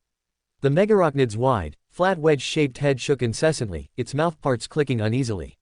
Silently, the mottled, thick carapace was melted by the shadows controlled by the shepherd, and stuffed into its body. Ramsey's body slowly condensed, he looked around, and the trembling of the prairie gradually ceased. He turned his focus to the status of his 35 companies and suddenly his eyes narrowed. The 14th company is being besieged by megarachnids. The 3rd company advanced toward 9 o'clock, the 6th company pushed toward 1 o'clock to support them. After Ramsey issued the orders, he commanded the honor guard members, 5 o'clock direction. Chapter 894, Emperor's Children Fight a Lonely Battle, Order Shadows Coordinate in Real Time. Saul Tarvitz, captain of the 10th Company of the Emperor's Children, raised his bolter at the megarachnid and pulled the trigger. Diamond-tipped rounds slammed precisely into the center of the megarachnid's chest, making its carapace clang. Click. The megarachnid didn't fall, it lunged swiftly at the Emperor's child, trailing a restless blur. Sharp blades swung, striking the purple and gold armor. Boom! Tarvitz's 4th bolt exploded the megarachnid's head, sending white sap flying. Tarvitz felt no joy from his first kill. Korkot's headless corpse fell into the red sand, arterial blood spurting from the severed neck. Click! A second megarachnid pounced, its forelimbs moving like lightning, so fast that even the swift Emperor's children couldn't react in time. Bang! The bolter flew out of his hand. Clack! The Palatine Aquila on Tarvitz's chest was sliced in two, the unique honor badge of the Emperor's children shattered. Tarvitz let out a roar, drawing the power sword at his waist and activating the disruption field.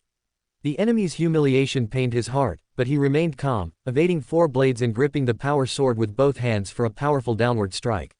Thud! The shining blade was deflected by the Xenos' crest, only shaving off a few yellowed bone fragments.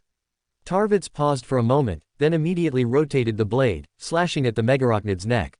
The blade hissed as it tore through the cephalothorax junction, slicing the megarachnid in half. Ah! Tarvitz endured the ringing in his head and turned to look. The green-robed astropath was stumbling back. He held high a glowing staff, letting out a series of psychic screams.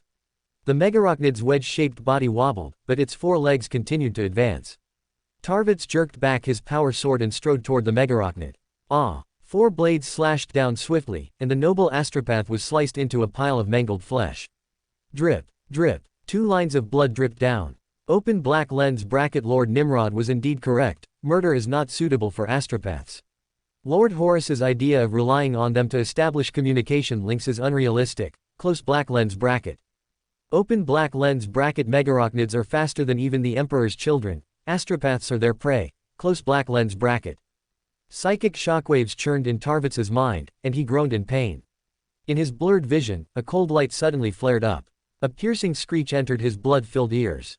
Tarvitz instinctively flipped backward. 2 blades whistled past, striking the sides of his helmet, and his eyepieces clattered off. Another 2 blades grazed the purple armor on his legs. Tarvitz landed on his feet and swung his sword in a counterattack, the blade cutting into the megarachnid's neck and splitting it in 2. The battle ended, and Tarvitz led his company toward the position of Lord Commander Eidolon. There was only static in the Vox. He could no longer determine the positions of Eidolon and Lucius's 13th Company in real time through the tactical network as he had before. With the astropath dead, Tarvitz could no longer use his powers. He could only rely on the combat plan established before the drop and hope his allies could still complete the mission. In the following 96 hours, the 10th Company fought 31 battles against the megarachnids in the dense grasslands, losing 8 warriors. Over 72 hours past the planned rendezvous, their march began to feel aimless. They lacked strategic details. Tarvitz couldn't contact Eidolon and Lucius, let alone the Blood Angels and Luna Wolves. They pushed forward blindly, encountering a fierce battle every few kilometers. Bolts were difficult to land on the swift megarachnids' necks, and they had run out of ammunition. Having lost contact with orbit, they couldn't receive supplies and were forced to fight with blades. After the 30-second skirmish, 2 more Emperor's children fell. Without long-range firepower, casualties began to climb. Dias slammed his battered helmet onto the ground. We've lost our librarians, we're just wandering blindly in this grassland like it's a maze. After the Council of Nicaea, while others in the Legion were still hesitant and resistant, Tarvitz was the first to obey the Emperor's edict. He had ordered the 10th Company's librarians to discard their force swords and force staffs, remove their psychic hoods, and train with bolters and other weapons on the training deck. Tarvitz had not brought the librarians into battle. Even facing current difficulties, he did not regret his decision. He walked to Dias's side and patted his shoulder. Don't you think fighting a megarachnid is like dueling 4 swordsmen at once? This is an opportunity to refine our swordsmanship. After we leave here, perhaps you'll be as skilled as Lucius. Tarvitz kept the Emperor's children focused entirely on the current situation, maintaining vigilance as he led the troop forward. As he led the 10th Company further along the 5 o'clock direction, 25 kilometers away, Eidolon stopped in his tracks. Open black lens bracket. I should have rendezvoused with Tarvitz and Lucius long ago, close black lens bracket. He surveyed the endless grassland. 2 o'clock direction. At the same moment the purple and gold lines crossed in the polar grass sea of the southern hemisphere. In the polar region at the other end, megarachnids completely surrounded the 14th Company. Captain, my squad is out of ammo. The leader of the first squad, wearing Mark IV Maximus patterned power armor, shouted loudly. The shadow ascetic drew his chainsword, shadows quickly clinging to the spinning teeth. Before the captain could answer, the librarian's voice already echoed in his mind. 36 seconds. Where's the support? The captain asked through the secret voice channel constructed by the Scrolls professor, his Stygius patterned Terminator armor covered in megarachnid gore. The Rose Bishop simultaneously tore a clump of flesh from his body and threw it. The flesh bomb spun past the first squad, hitting the neck of an approaching megarachnid that had smelled an opportunity when the fire ceased. Boom! The megarachnid's neck exploded, and it collapsed with a crash. My lord, 3 kilometers. Blinding light tore through the thick clouds, and furious lightning dyed the sky a murky yellow. Boom! A dreadclaw slammed onto the ground, its shockwave carrying fire and lightning as it swept through the surroundings. Click! As the grass stems spread rapidly, the megarachnids quickly dispersed. Crackle! Amidst short bursts of crackling sound, black armor warriors grew out of the shadows one by one. The shadow ascetic captain raised his hand to unlock the dreadclaw's hatch. Amidst the drifting cold mist, the black machine swung open. The cylindrical weapon rack was hung with plasma guns, flamers, and other long-range weapons, with dozens of ammo crates stacked in layers below. He grabbed a flamer and pressed the activation rune. Flames swept across, engulfing the heads of 2 megarachnids. The order shadows of the first squad stepped forward, replenishing their ammunition under the captain's cover. Plasma jets surged, and bolters sang once more. Amidst splashing sap, the Xenos' bodies crashed to the ground. The captain had just turned his attention back from the 1 o'clock direction when a voice suddenly rang in his mind. The line has been breached. He spun around, looking toward the 11 o'clock direction. The hind legs of over 100 megarachnids kicked up grass stems into the air as they lunged forward, swinging their forelimbs. Follow me, he shouted to the honor guard. The Rose Bishops strode toward the 11 o'clock direction, tearing the last of the flesh from their bodies and hurling it at the megarachnids. Boom, boom, boom. The flesh bombs knocked down over a dozen megarachnids. Dozens of megarachnids trampled over their comrades' corpses, breaking through the 5th squad's line. Bang, bang, bang, bang. 4 headless bodies crashed into the red sand, pillars of blood shooting into the sky. The captain drew his chainsword, shadows quickly enveloping the blade. He charged forward, the shadow blade slashing down silently, blowing the megarachnid's chest in 2. A crest slammed into a Rose Bishop, then quickly spread, wrapping around the helmet. The blade screeched piercingly, hacking into the clumps of flesh. Rip! A blade burst through the flesh, sticking to the helmet. The Rose Bishop's head was sliced in 2, dangling and crashing against the pauldron. The Rose Bishop stumbled back, swinging his arm as a blade spun and cut into the megarachnid's neck. Bang! A crest slammed into him. The dangling, split flesh crawled slowly, entangling the crest. The Rose Bishop's head was like a clumsy sculpture's work, layer by layer, slowly taking shape. First the jaw, then the lips. Having fought until now, his spirituality was nearly exhausted, and the recovery speed of his flesh magic had greatly decreased. Click. Open black lens bracket not good, close black lens bracket. Just as the Rose Bishop was about to actively deconstruct and turn into flesh to escape, he suddenly stopped. Bang, bang, bang. The Rose Bishop's newly grown eyes saw one megarachnid after another crash to the ground. Lord Ramsay strode forward, raising his marble-smooth hands and clenching them together. The Rose Bishop looked at the nearest megarachnid, its 8 limbs suddenly stopped in their rapid dance. Open black lens bracket it's like they've been burnt out. Lord Ramsay is also a biosystem psyker. Truly the first person beneath the Primarch. Close black lens bracket. The Lord arrived 52 seconds early. The 3rd company is at 1.5 kilometers, and the 6th company is at 3.8 kilometers. The librarian's voice made the captain breathe a sigh of relief. Having received timely support from allies, he could finally rest and recover his spirituality. As he was thinking, Lord Ramsay's voice rang in both his ears and his mind. The polar region has been cleared. The 14th company will rest and collect all intact megarachnids. Chapter 895. Blood Angels Jump Pack Assault Squads reduced to food for the flying species. It seems we win blessed or better at flying. Lord Chesney of the 9th Battle Group, after repelling an attack by a squad of megarachnids, discovered an astonishingly large, empty area in the grasslands. Dozens of square kilometers of crimson sand lay exposed before them, with not a single blade of grass taking root here. Chesney suddenly stopped, the hundreds of premium gold alloy armor plates on his custom-fitted Stygius patterned Terminator armor whirring as they shifted. He lightly bent down to pick up a triangular, slightly curved piece of stained glass. It was smooth and rounded, with machine-processed indentations around the edges. It was the visor from an Astartes helmet, Mark III iron pattern. It was not the style of the Order Shadows. Blood Angels, the 3 companies led by From. Alert. Chesney's rough voice drifted along with the wind. He looked up sharply at the sky, where a fierce, shield storm was gathering. In the thick clouds, furious lightning slithered like giant pythons. Evasive maneuvers, Chesney shouted. No sooner had he given the command than forks of lightning split the air and struck down. A blinding pale yellow radiance dyed the sky a dim yellow, brutally lashing out at the Order shadows. Wind blessed, warriors felt fierce winds stir within them, silently swirling around their Stygian patterned Terminator armor. A hurricane rapidly formed, propelling the wind blessed into the air. Crackle. The explosive, roaring current carved deep trenches, blasting scorched, pitch-black pits into the red sand. The storm overhead became increasingly manic, pressing down like Mount Tai. The storm-type psyker Nicholas raised his arms, and the frost runes of Fenris leapt up. Boom, boom, boom. The thunderstorm collided 1,000 meters in the air, rumbling loudly and exploding into ripples. The ripples struck the ground like javelins, melting the red sand into translucent, molten craters. Click, click. The clicking of megarachnid mandibles merged into a single sound as thousands of Xenos flapped their slender, transparent wings and descended from the sky. Their rapidly vibrating wings emitted bursts of ear-piercing roars, completely unaffected by the thunderclouds. The ocean songster, Chesney glided nimbly through the air, dodging a dozen pale yellow lightning bolts as he scanned his surroundings. The flying species of megarachnid were bulkier than their ground-dwelling kin, with four blade-like front legs gathered in front of their chests, resembling cold, sharp iron hooks.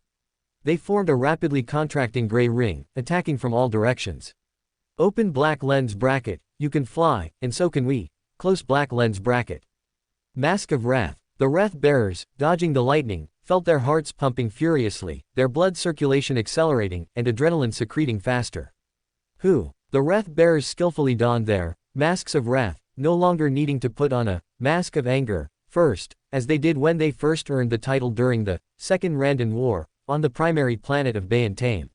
Chesney felt the low growls of the Wrath-bearers converge into a roaring hurricane, and he shouted, Nuceria anesthetic. The Wrath-bearers simultaneously raised their anesthetic guns at 3 times their usual speed, aiming at their targets. A power even more violent than combat stimulants erupted within them, yet their minds remained unusually calm, their muzzles aimed at the necks of the megarachnids between the crest and the gray carapace. Swoosh, swoosh, swoosh. The anesthetic darts whistled through the air. The marksmanship of the Wrath-bearers, peerless within the Order shadows, drove every dart to strike the swift-flying species with precision. One after another, the megarachnids swayed, their wedge-shaped heads tilting, and they crashed into the ground, kicking up clouds of red sand. The flying megarachnids flapped their wings, launching sudden assaults from the flanks and rear. Their 4 arms gathered together, grappling toward the black armor warriors. The obsidian eyes of the Wrath-bearers clearly captured the lightning-fast pounces of the megarachnids. The Wrath-bearers' psychic energy surged, creating swirling gales that propelled them to dodge while simultaneously releasing a precise storm of darts. Bang, bang, bang. One unconscious flying megarachnid after another fell into the red sand, and the gray ring rapidly thinned out. The megarachnid with the fullest chitinous crest let out a shrill cry, and the rumbling roar of its flapping wings made the diaphragms of the surrounding, wind-blessed, tremble. It leapt back sharply, shaking off the incoming anesthetic darts. It lunged suddenly, its sharp hook claws grabbing the Stygius patterned Terminator armor of one of the Wrath-bearers. The tips of the curved hooks pierced the illusory, layered scales, then immediately slid off crookedly. The Wrath-bearer tilted and fell away, but just as he was about to shake off the flying megarachnid, the 2 outer hooks pierced his arm armor and collided with the 2 inner hooks. It lifted the Wrath-bearer and suddenly ascended. The other flying megarachnids flapped their way out of the battle and gathered around it. Chesney's eyes narrowed. He knew from the data issued by the Black Emperor that the fuller the crest of a megarachnid, the more powerful it was, and the higher its status within the swarm. The ocean songster's hair stood up in defiance of natural laws, each strand distinct, entwined with electric light. The air above his head turned gray, storm clouds condensed, and electric light danced. The ocean songster's silver-white lightning surged forth, and a thick bolt of lightning fell from the storm clouds in midair, converging together. The lightning whistled, flying like an arrow, and struck the neck of the megarachnid with the fullest crest. Boom! Fluid splattered, slapping against the Wrath-bearer's Stygius patterned Terminator armor. He spun as he fell, psychic energy surging out. The hurricane whipped up from within him spun rapidly, supporting his falling body. The wind-blessed hovered in midair, looking toward the fleeing flying megarachnids. Their leader is dead, yet they have not scattered and fled, but are escaping in the same direction. The voice of the librarian Nicholas tore through the air like a knife. They are fleeing toward the thorn tree nest. Chesney's rough voice rang out as he rode the hurricane, pursuing the fleeing flying megarachnids. He walked on the wind, and in an instant, he arrived at the edge of the empty area. A white outline suddenly came into view. Chesney's eyes narrowed as he looked toward the 4 giant white thorn trees. Astartes clad in red armor were hung on the massive thorns. These thorns did not extend from the trunk like the branches of ordinary trees. Every thorn extended from the roots of the giant tree, piercing through the blood angels. Small, juvenile megarachnids climbed on the thorns, their curved crests tearing open the Mark III iron pattern power armor to taste the flesh within. Fresh blood dripped from the white thorns, staining the tattered wings and damaged jump packs red. Open black lens bracket the jump pack assault squad under Fromm's command. My lord mentioned that Astartes captured by the flying megarachnids would be hung on the thorn trees. The Blood Angels jump pack assault squad has been reduced to food for the flying species. It seems we wind blessed are indeed better at flying, close black lens bracket. While the ocean songster was deep in thought, his throat vibrated, and he suddenly opened his mouth. Rumble. The song exploded, and the megarachnids were struck as if by lightning, their slender, transparent wings suddenly stilled, hanging like crystalline glass. Bang, bang, bang. The megarachnids crashed onto the ground, falling amidst the tattered, blood-stained armor plates. As the song subsided, Chesney caught his breath and said to the librarian Nicholas, "My lord ordered us to report to him once we found the white thorn trees. I will contact the Sovereign Shadow immediately." Nicholas landed on the red sandy ground, breathing calmly as he entered the second layer of Magnus's state of mind. He raised his force staff. As he was not a telepathic psyker, he had to use the array of his psychic hood to amplify his psychic projection in order to penetrate the thunderclouds shrouding the entire planet. The crystal mesh wrapping around Nicholas's head grew hotter and hotter. As his occiput was soaked with sweat, his obsidian eyes shot out a brilliant beam of light. Chapter 896, Sequence 5, Only One Left. On the surface of Murder, Nimrod stepped onto the red sand, looking toward the 4 white thorn trees before him. The roots of the thorns delved deep into the ground, intertwining with the root systems of the giant white trees to form ethereal hives. This world is murder. The murmuring, delirious voice of a blood angel's wraith echoed incessantly. The mentor of disorder activated his spirit vision, gazing at the pitch-black thorn tree in its entirety. It really is the darkness pathway, the main ingredient for the Sequence 5 spirit warlock, the spirit thorn tree. He had previously seen the pattern of the spirit thorn tree on the blasphemous slates, but after comparing it with the text in his memory, he could not be entirely certain it was the potion ingredient. He could only order the participating warband to report to him immediately upon discovering any thorn trees on Murder. Light and shadow flickered in the Primarch's eyes as his telekinetic power erupted.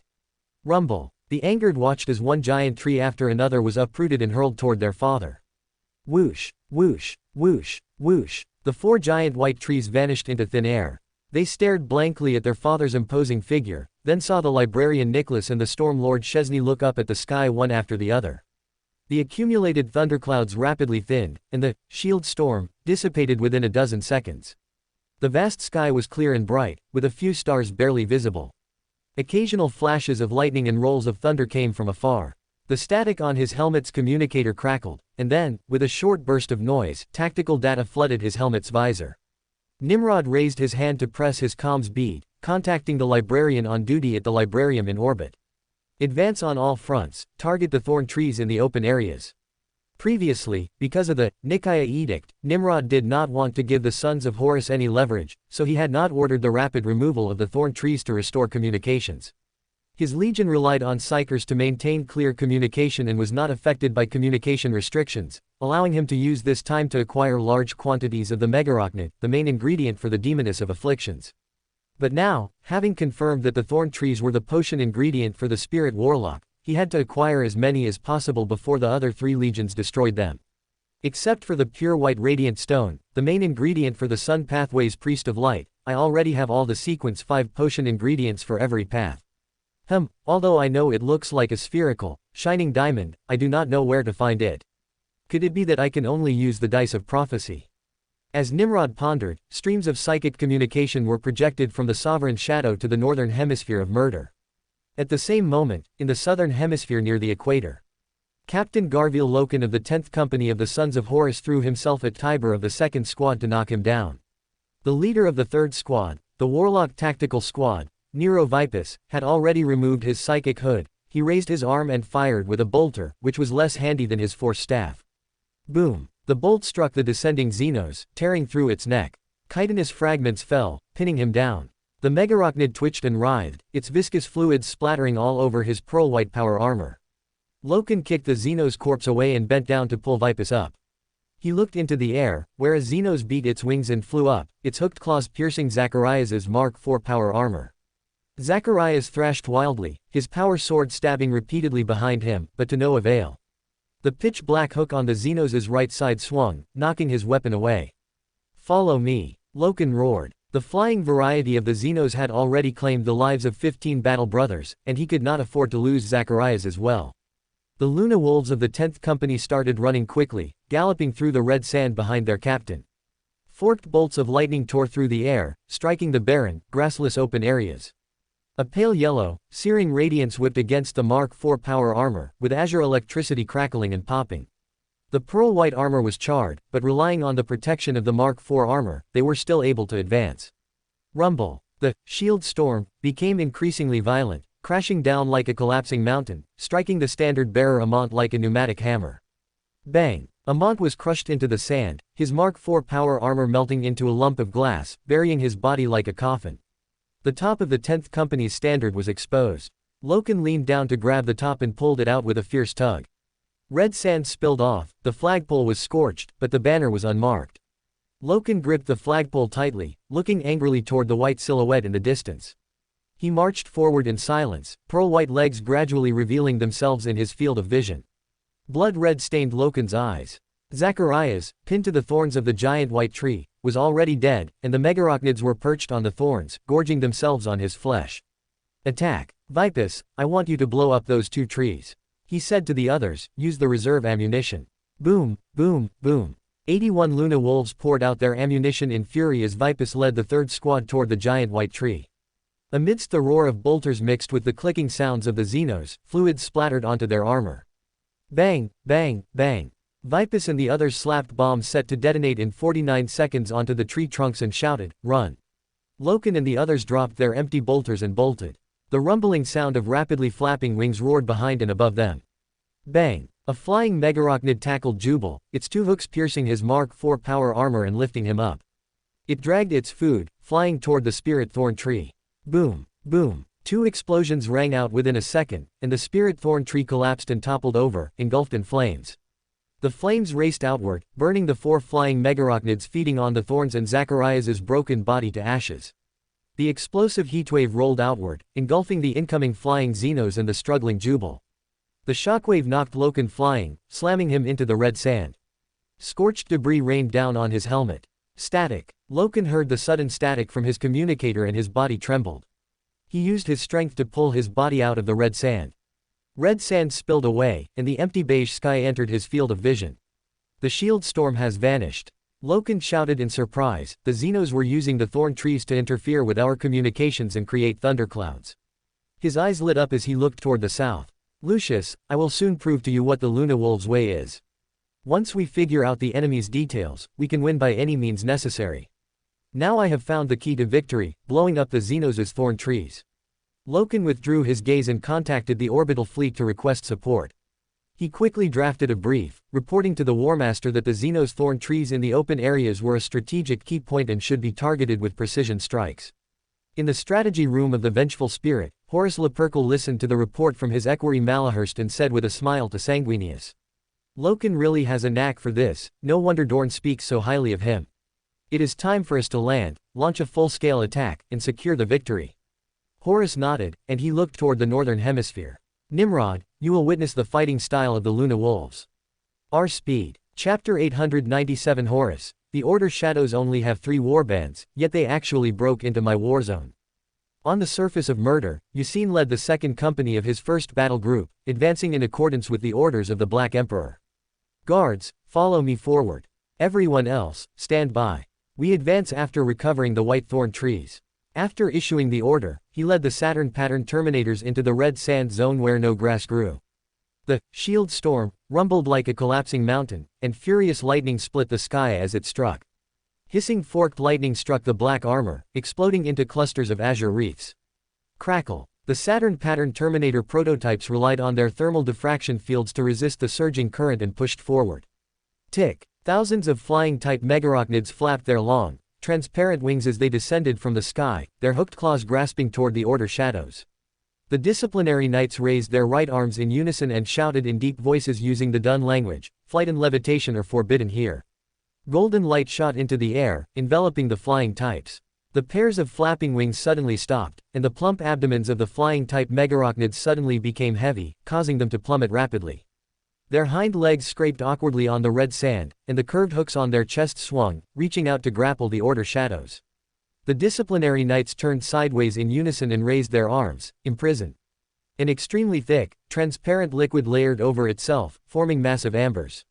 The flying-type megarachnids on the periphery immediately turned and fled, their wings buzzing and trembling. Yasin led his troops in hot pursuit, the massive bodies of the disciplinary knights clinging tightly to the flying types. ZZZZT. The communicator suddenly buzzed with static, and a line of data scrolled across his ocular lens. He stopped, looking toward the pillar of fire rising into the air. Someone has beaten us to it. Just as Yasin was about to order a change in direction to advance, urgent orange runes flickered on his tactical interface. He switched communication channels, and amidst the intense sounds of gunfire, a calm and powerful voice mixed in, requesting assistance. Yasin located the position of the friendly forces requesting aid and issued the order, "Support." The pillar of fire gradually extinguished, and the wreckage of the giant tree came into the view of the Order shadows. Dozens of fleeing flying types wove and leapt through the hail of bullets, pouncing on the warriors clad in pearl-white armor. Yasin's eyes narrowed. He saw 27 super-heavy megarachnids taking heavy steps, swinging four thick forearms as they crashed into the Luna Wolves' battle line. Roaring bolter rounds struck them, only to be deflected by their gray carapaces. Their short, thick necks retracted into their chests, leaving nothing exposed. Adamantine warheads struck their broad crowns and immediately ricocheted off. Blades clashed, and the weapons in the hands of the Luna Wolves were knocked flying. The massive, heavy bodies of the megarachnids forced the Luna Wolves to retreat continuously, their unstoppable advance carving deep trenches into the red sand. Around the bodies of the giant beasts were other individuals whose blade-tipped limbs had been replaced by shovel-like, flat organs. Some crawled all over the giant tree wreckage, clearing it away as quickly as ants. Others waved their forelimbs, pulling clumps of white material from the spinnerets at the ends of their giant abdomens. Carrying the solidified fibrous material, they mixed it with the tree wreckage to establish root foundations for the thorny giant trees. A pearl-white figure lunged into the midst of the gray builder types. He swung his blade, splitting a shovel-like limb in two, and milky white gelatinous fluid sprayed out. The slippery mucus merged with the red sand, rapidly hardening and solidifying. The Luna Wolf strained his legs, trying to pull himself free from the ground, but his combat boots and leg armor were stuck fast. Another Luna Wolf slashed the builder type to pieces and shouted a warning, "Loken." The bulky body of the Weaver type turned, and four blades spun, cutting toward Loken. Loken leaned back, thrusting his sword into the broad abdomen. Squelch! A huge gash was cut into the Weaver type's abdomen, and molten gelatinous fluid spewed out, covering the pearl-white armor. Loken strained his back and waist, trying to straighten his body.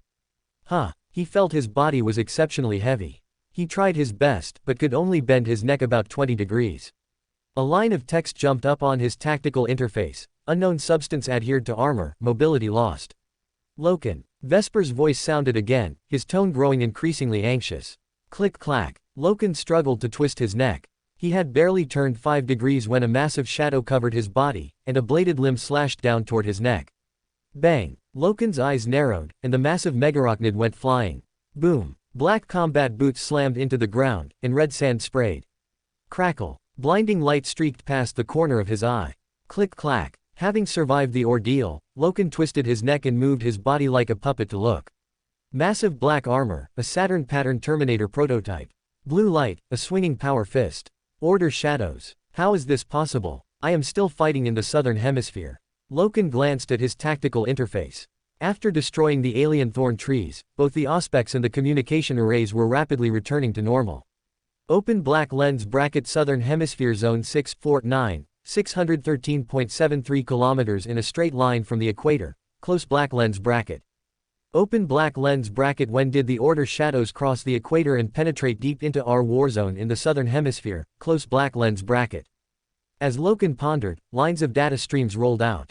At 3:28, Tarbort Mars 18th Company encountered the 1st Company of the Order Shadows, 1st Battle Group in Southern Hemisphere Zone 942. They shot down 28 flying types and left after uprooting 3 thorn trees. At 8:01, Geshen's 25th Company encountered the 3rd Company of the Order Shadows, 1st Battle Group in Southern Hemisphere Zone 815. After routing thousands of builder types, they left after uprooting 5 reassembled thorn trees. At 1137, Verulan Moy's 19th Company encountered the 6th Company of the Order Shadows, 1st Battle Group in Southern Hemisphere Zone 738. After routing the battle line of 16 Weaver types, they left after uprooting 4 reassembled thorn trees. Loken quickly read through the scrolling tactical data and glanced at the timer. 1449. His mind, like his body, was sluggish for 3 breaths. The Order Shadows advanced over 600 kilometers in less than 11 hours. How did they do it? Sorcery. Loken. Vesper came to Loken's side, slashing through the solidified gelatin with his sword to rescue the trapped captain. Loken stared at the Order Shadows as they carried the reassembled thorn trees and strode away. Their massive bodies ran through the red sand, yet they were faster than those of them wearing Mark IV armor. Loken identified the reinforcements, runes on the tactical channel. Yassine, thank you for your rescue. You're welcome. Yassine did not stop, leaving the friendly forces behind to continue hunting for the megarachnids and thorn trees that interested the Black Emperor. At the same moment Loken was reorganizing his squad, Horus Lupercal slashed a thorn tree to pieces. He inspected the rapidly recovering tactical network, and his eyes suddenly narrowed. How is this possible? The Order Shadows only have 3 warbands, 60 or 70,000 men, yet they have actually broken into the southern hemisphere, my war zone. Horus's eyes shifted as he saw another piece of information. Zone 693, the canyon is full of conical trees, up to 10 meters tall. Like the thorn trees, they are all composed of white geone. A narrow body of water has dyed the soil orange-yellow, completely different from the red sand composition of other areas. Pitch-black aliens, a brand new species of megarachnid monster, faster and more ferocious than the gray flying types. They repelled the 13th Company's attack. Both charges organized by Luke Sedira were repelled. That must be a critical strategic node. Horus thought to himself. Sedira's combat achievements even exceeded those of the members of the 4 Kings Council, second only to Loken and Abaddon. Horus's eyes brightened, and he issued an order. Locate the nearest teleportation point to 693. This time, I must complete the beheading before Nimrod. Chapter 898. Oh, wolf-herding god, my pet wolf still has to wait for you. A loud explosion detonated above the canyon. A black armored giant with golden wings appeared out of thin air in the mid-air center of the canyon, with a giant black wolf standing in the air to his right. Nimrod's obsidian eyes gazed toward the end of the canyon, where 6 towering trees reached into the clouds and were rooted in the ground. Hanging from the white thorns were pearly white Luna wolves, purple gold emperor's children, and bright red blood angels. Hundreds of pitch-black giant flying species clung to the thorns, their crests swaying as they sliced open various power armor and feasted. Over 1,000 pitch-black figures vibrated their bat-like wings, hunting the dense swarms of gray flying insects in the air. Hundreds of crests turned toward Nimrod in unison, they vibrated their wings, discarded the gray insects, and flew toward him. Thunderclouds churned, and bolts of lightning tore through the sky, striking at the black armored giant. Nimrod did not dodge and called out to the black wolf at his feet, Freddy. At your command, my master. 2 pairs of legs instantly sprouted from Freddy's abdomen, creating ripples in the air. The 8 legs sliced through the sky, rising steadily. The crackling lightning was dyed a dim and pale blue. Nimrod gazed at the circling, shield storm, where the manic, violent lightning flowed slowly, swirling and circling above his head like a vortex. He looked toward the depths of the canyon, at the thorns where the roots of the 6 spirit thorn trees were intertwined. The furiously roaring Astartes wraith stood dazed in spheres of light, as if frozen. The melody of peace ripples gently. A low and gentle voice sounded, echoing above the canyon. As the poem began, the 6 spirit thorn trees rippled. Spiritual ripples spread, merging with the poem. As expected, the mythical creature form revealed by Freddy calmed the shield storm, caused by the spirit thorn tree, a sequence 5 potion ingredient of this pathway, the darkness pathway.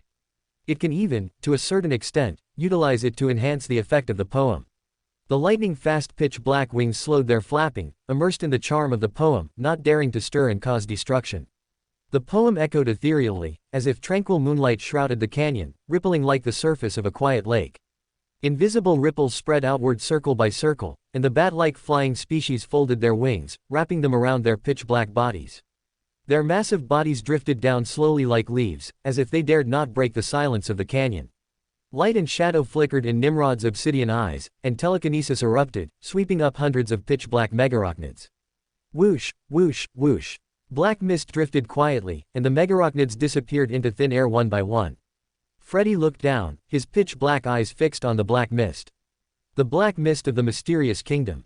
He knew that any creature that entered that mysterious kingdom would fall completely under his master's control. If the master did not permit it, they wouldn't be able to move a single claw. Freddy looked at his master with awe, and the speed of his chanting slowed down involuntarily. The hundreds of megarachnids circling around twitched their crests. Drip, drop. Noises rang out, breaking the tranquility and silence. Freddy was startled, the fine black hair on his body trembled, and like slippery tentacles condensed from black energy, it spread in all directions, instantly covering the entire canyon.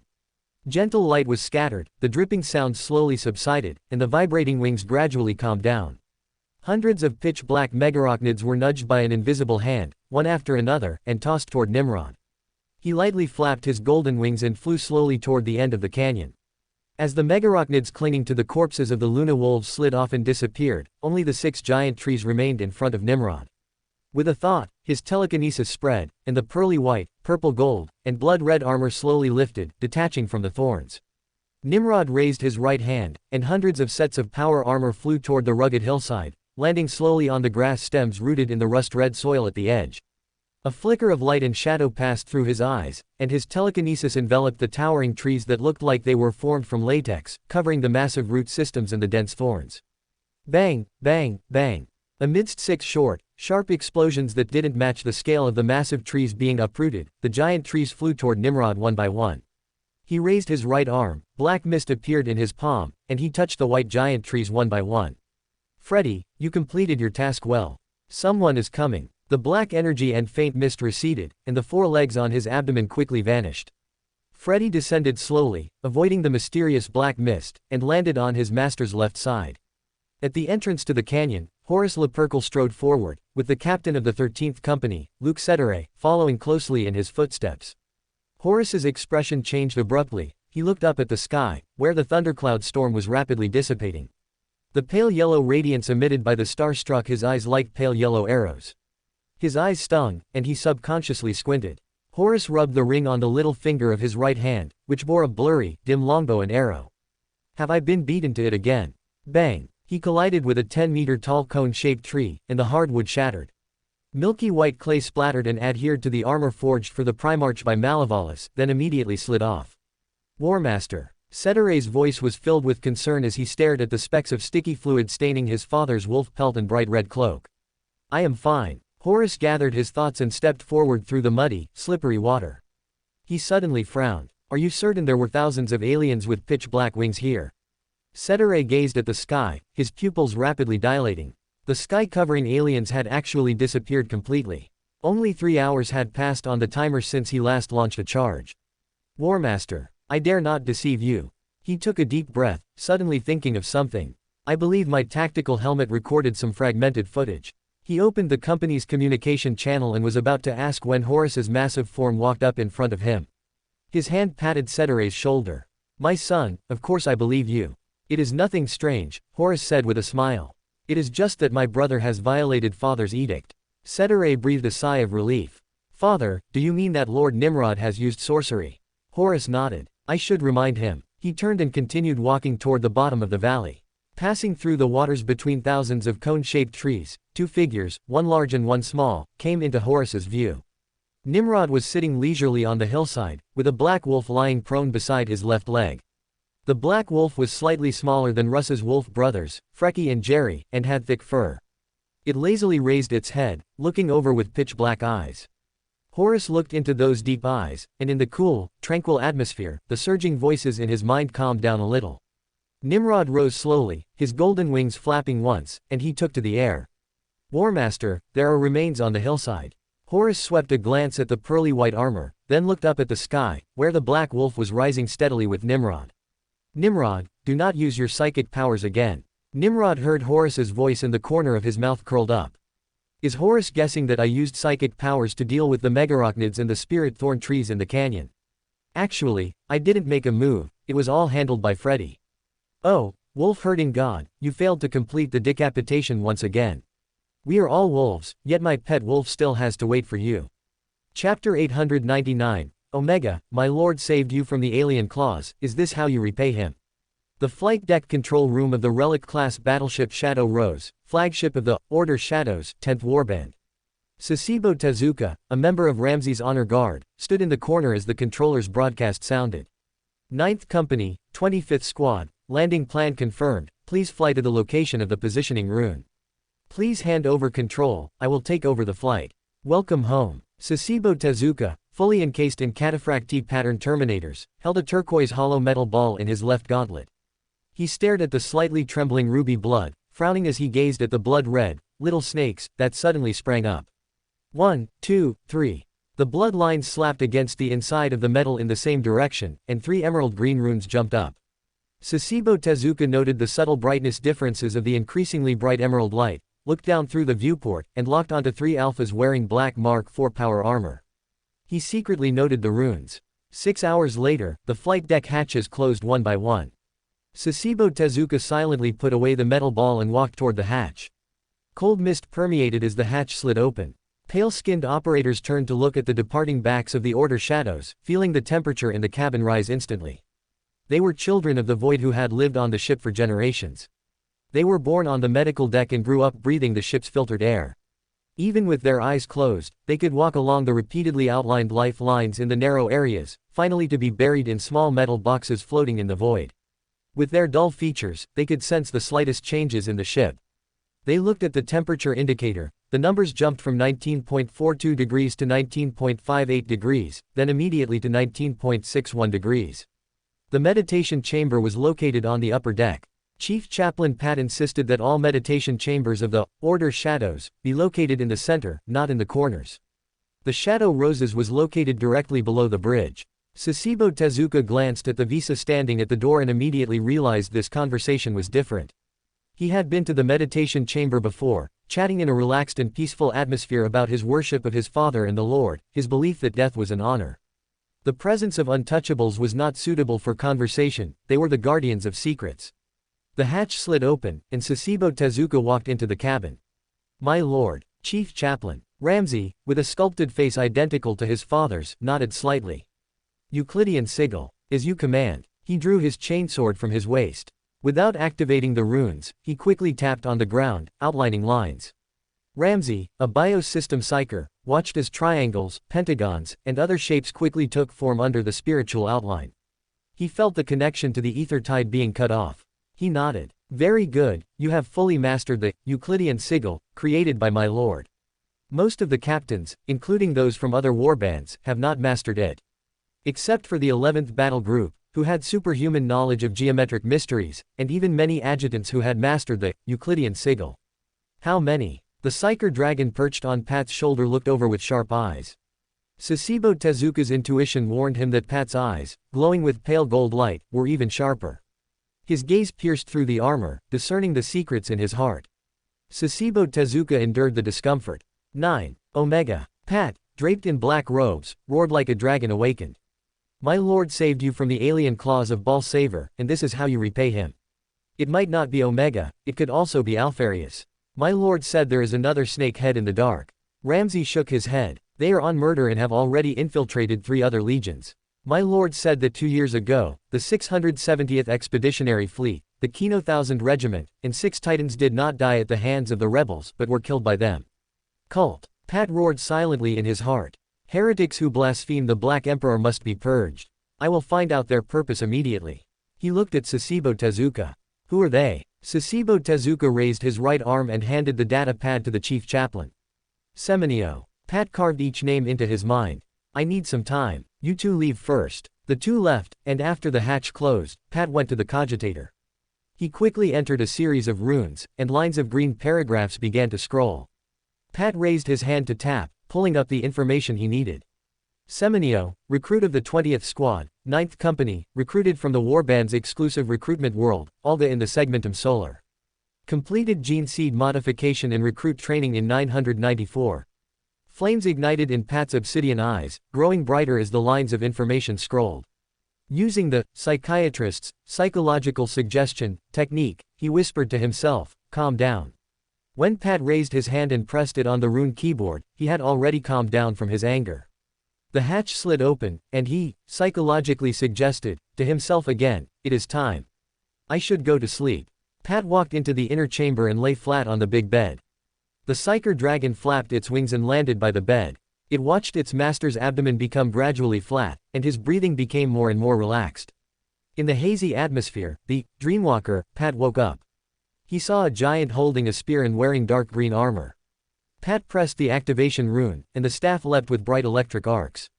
Omega. Bang. In the pervasive smell of ozone, Omega was smashed to death by a staff strike. Pat continued to walk forward. The scene in the dream changed abruptly, and he arrived at an amphitheater, kneeling on the marble floor. He looked up at the golden light on the high platform, at the false emperor wearing golden armor. Pat stood up abruptly. The anger of kneeling to a heretic drove him to stride up the stairs, holding his staff high. "All gods are false, only my lord is true. There is no room for two kings in this world. False emperor, die." Pat swung his staff and smashed it heavily onto the armor of the false emperor. The energy field roared, tearing the golden armor plates, and electric sparks blew the heretic into a pool of blood mist. He took a deep breath of the dissipating bloody smell. Having smashed the nightmare that the false emperor had branded into his mind at Nicaea, he felt his mind becoming clearer. Pat carried his staff high and strode through the collapsed amphitheater. Gray mist spread in the void, and a deep abyss that seemed to have no bottom spread out before him. But the Dreamwalker clearly realized that he had reached the boundary of his own dream. Without hesitation, he raised his arm and aimed at the mist. The gray mist churned and surged, revealing layers of stairs extending downward. Pat carried his staff and stepped down, step by step. The surroundings were silent, with only the endless gray mist. The Dreamwalker walked in the gray mist for who knows how long, when suddenly points of light lit up all around. A majestic, huge figure appeared abruptly. It was boundless, with no head visible at the top and no war boots at the bottom. Golden wings flapped, blowing the gray mist into shocking waves. "My lord." Pat knelt down piously to salute. He knew he was deep in the collective unconscious sea of the Shadow Rose, and the majestic figure was the condensation of the image in the depths of the Order Shadow's minds, not the Black Emperor himself, but he was still as pious as if kneeling at the feet of the Black Emperor. The Dreamwalker had already gained some understanding of the collective unconscious sea by understanding the knowledge that flooded into his brain when the Black Emperor bestowed power, combined with his own practice. Human consciousness is an island, the subconscious is the part of the island hidden under the sea, and the collective unconscious is the surrounding sea area. 1. Praise the Black Emperor. 2. He governs light and shadow. After silently reciting the numbers to 11, Pat slowly stood up and looked around. In the gray light spots, an unsettling ticking sound rang out. The megarochnid construction cast waved their shovel-like limbs to pull out clumps of white material from the spinnerets at the end of the giant weaving cast's abdomen, constructing white thorny trees. The flying cast vibrated their wings and attacked from above. 3 months of fighting have left a mark on the subconscious of the Order Shadows. After Pat sighed, his eyes focused on the dark green light spots. He stepped forward, and the dark green light spots gradually became clear, outlining a slimy little snake. It was the same size as the Black Emperor's finger condensed by the Order Shadow's collective subconscious. Around the little snake, 9 dark green shadows floated. The Dreamwalker swept his eyes over them, spreading his spirituality, guide dream. The hazy picture gradually became clear. His gaze fixed on a dark green shadow. Beta. The deck officer shouted. Confirmed hit on Kent, Sun Wind. Full bombardment of the planetary surface. Confirmed hit on Brimales. Pat's eyes narrowed. He knew Brimales was the battle carrier of the 670th Expeditionary Fleet. The dark green shadow flashed and disappeared, and another dark green shadow became clear. Namet Hela pleaded, "My Primarch. Please. I beg you." Alfarius raised his bolter. Bang. Commander-in-Chief of the 670th Expeditionary Fleet, Ten Namet Hela, was blown into a pool of blood mist. The dark green shadow dissipated, and another dark green shadow projected a picture. "Antoine, I want you to infiltrate the Order Shadows and dig out their hidden secrets," Alfarius said. "Alfarius," Pat whispered, suppressing the golden light shining from his eyes. He watched Antoine travel through several ships, arriving at Murder with the Luna Wolves transport ship. The shadow vanished with a bang. The Dreamwalker stopped his spiritual spread just as he was about to modify dream, after obtaining the information through guide dream, driving them to kneel and commit suicide. "I should not act on my own. I should report to my lord." Chapter 900. Horus will think this is the price paid for our rapid advance. Sovereign Shadow, Primarch's office. Nimrod leaned back against the throne, listening to the reports from Chief Librarian Thomas and Chief Chaplain Pat. 25 Alphas. Alpharius and Omega, you really know how to find opportunities. Fortunately, I was prepared. I used Omega's blood as a material to research a mystical item capable of identifying alphas. After thinking for a few seconds, he ordered, launch a Legion-wide investigation to find all the infiltrated alphas. He then sent a thought pulse to Chief Chaplain Pat. You and the court counts under your command, modify dreams, make them believe in me, and believe they are our spies, but have already won Alpharius's trust. Nimrod did not execute the alphas immediately. On one hand, he did not want to alert Alpharius and Omega, and on the other, he hoped to use them in turn to mislead Alpharius, Omega, and even Horus. Chief Chaplain Pat's eyes lit up, his mind flashing with images of Alpharius and Omega stepping into a trap and dying in astonishment and despair. Fortunately, I did not make a decision on my own, otherwise it would have affected my lord's grand plan. He bowed with the others to the Black Emperor. Thy will be done. My lord. Arsena Dun glanced at the datapad and reported. I have compiled the Legion's casualties on murder. A total of 1,493 have been killed in action. Among them, the 10th Warband suffered the highest losses, with 852. Nimrod nodded. The 3 companies of the Blood Angels were completely wiped out, and the 5 companies brought by Sanguinius suffered over 400 casualties. The Luna Wolves, as the main force in the Southern Hemisphere, had over 2,000 killed in action. Because of my appearance, the 6-month war on murder was shortened to 3 months. The Luna Wolves, originally the main force, also had far fewer casualties. Report to the War Master, we have 3,625 killed in action. I believe that when he hears this news, he will think this is the price paid for our rapid advance, being even swifter than the Luna Wolves, Arsena said with a sneer. The silver-haired Primarch attendant noted down the Black Emperor's orders and continued his report. A delegation of tax collectors from Terra has arrived in the system. They carry the seal of the Council of Terra to convey the orders of the Keeper of the Seals to us. Horus requests your presence on the Vengeful Spirit to meet with the delegation leader, Ionid Wrathbone, together with him and Lord Sanguinius. Nimrod nodded. I understand. After everyone left the Primarch's office, illusory, layered prayers sounded in his ears. Nimrod immediately rose and left the throne. After leaving everyone's sight, he took a step and arrived at the Nation of Disorder. After Nimrod sat on the throne in the 4th layer of space, his spreading spirituality touched the spiritual light spheres that were constantly expanding and contracting. Demoness of Pleasure, Maria Kernikova and Dementiva knelt before the pyre, their hands clasped in reverse prayer. The promotion ritual for the Demoness of Afflictions was the same as in his memories. Without using a substitute, one must be burned on a pyre for a quarter of an hour and survive. Its essence is to continuously create intense pain to prevent the promotee's spirit from becoming lost in pleasure. The promotion to Demoness of Afflictions is a painful process, only slightly less intense than drinking the Shepherd potion, which tears apart and reconstructs the soul. Nimrod looked down at the various megarachnids of different forms within the palace in the 1st layer of space. He skipped over the builder type with shovel-like limbs. This type's role among the megarachnids is equivalent to worker bees in a swarm, the cornerstone of the tribe, but also the weakest, and the potion brewed from them has the worst effects. His gaze fell on the spinnerets at the end of the abdomen of a massive builder type. In his words, Theospider Silk, ability of the promoted, Demoness of Afflictions, will be stronger. His gaze shifted to the pitch-black flying type. Using it will be more agile. Perhaps there are other enhancements. Freddy didn't give them a chance to display them. After a moment of thought, Nimrod made his decision. As his thoughts flickered, a pitch-black flying type and a builder type flew out of the palace and landed before the towering furnace. The space monkey immediately moved, starting to brew the sequence 5 inches Demoness of Afflictions potion. A moment later, he tossed the Demoness of Afflictions potion, brewed from the pitch-black megarachnid flying type, into the illusory door. Acum Sutu's sector, Potsdam. Demoness of Pleasure, Maria, after exhausting Pizzella and causing him to fall into a deep sleep, quietly left the planetary governor's palace. Upon reaching the wasteland, she met with Dementiva, who had erected the pyre in accordance with the Black Emperor's decree, and knelt to pray devoutly. The illusory door opened, and amidst swirling black mist, a bottle of potion flew out and landed in Maria's hand. A towering figure appeared deep within the black mist, and the majesty of the Black Emperor sounded. Dementiva, tie Maria to the pyre, give her the potion, and then ignite the flames, lasting for 15 minutes. Maria's delicate body trembled incessantly. My lord, have I offended thee? This is not a punishment, the majesty voice came from within the door. But the necessary price to obtain power.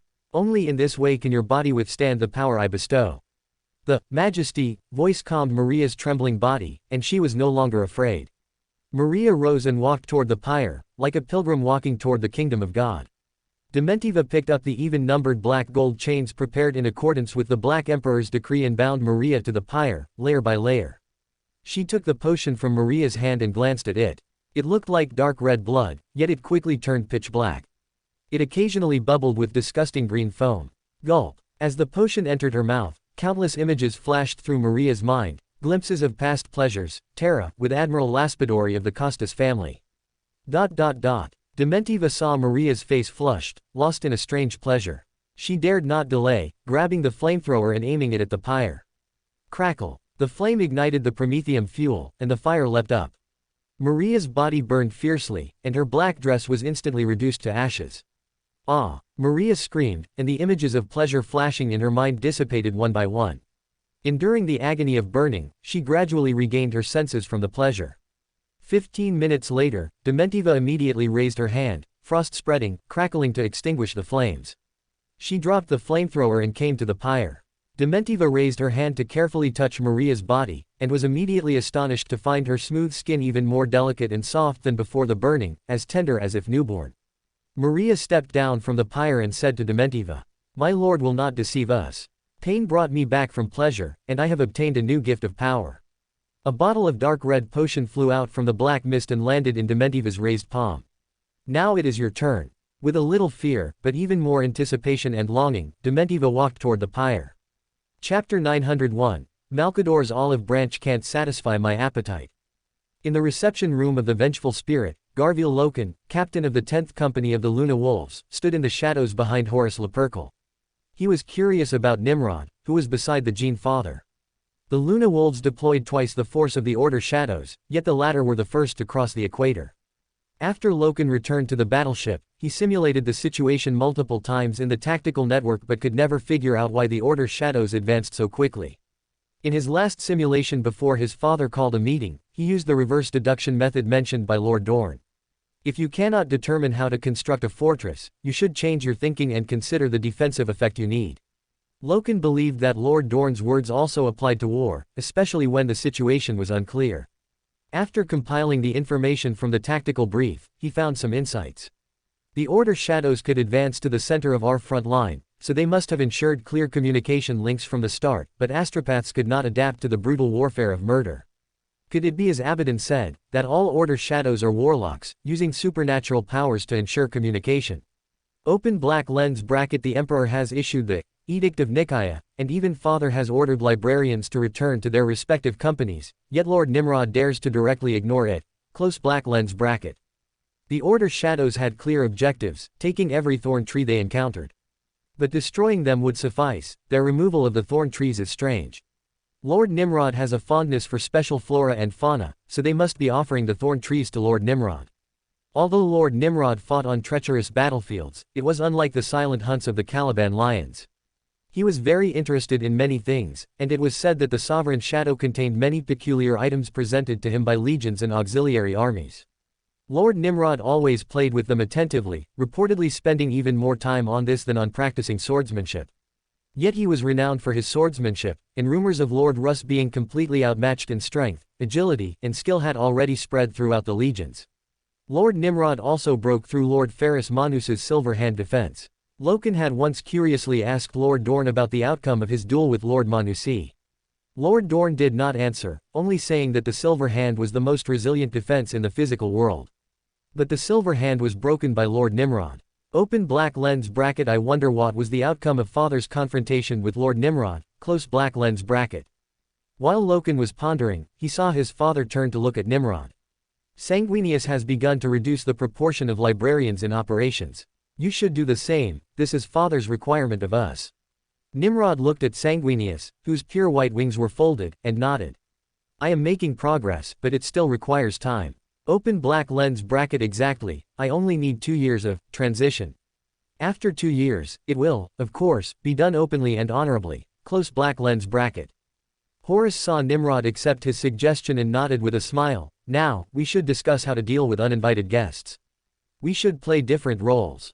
I think you should be tough on them. The nobles of Terra still remember that night. They call it the Bloody Night. Open black lens bracket. I play the villain, close black lens bracket.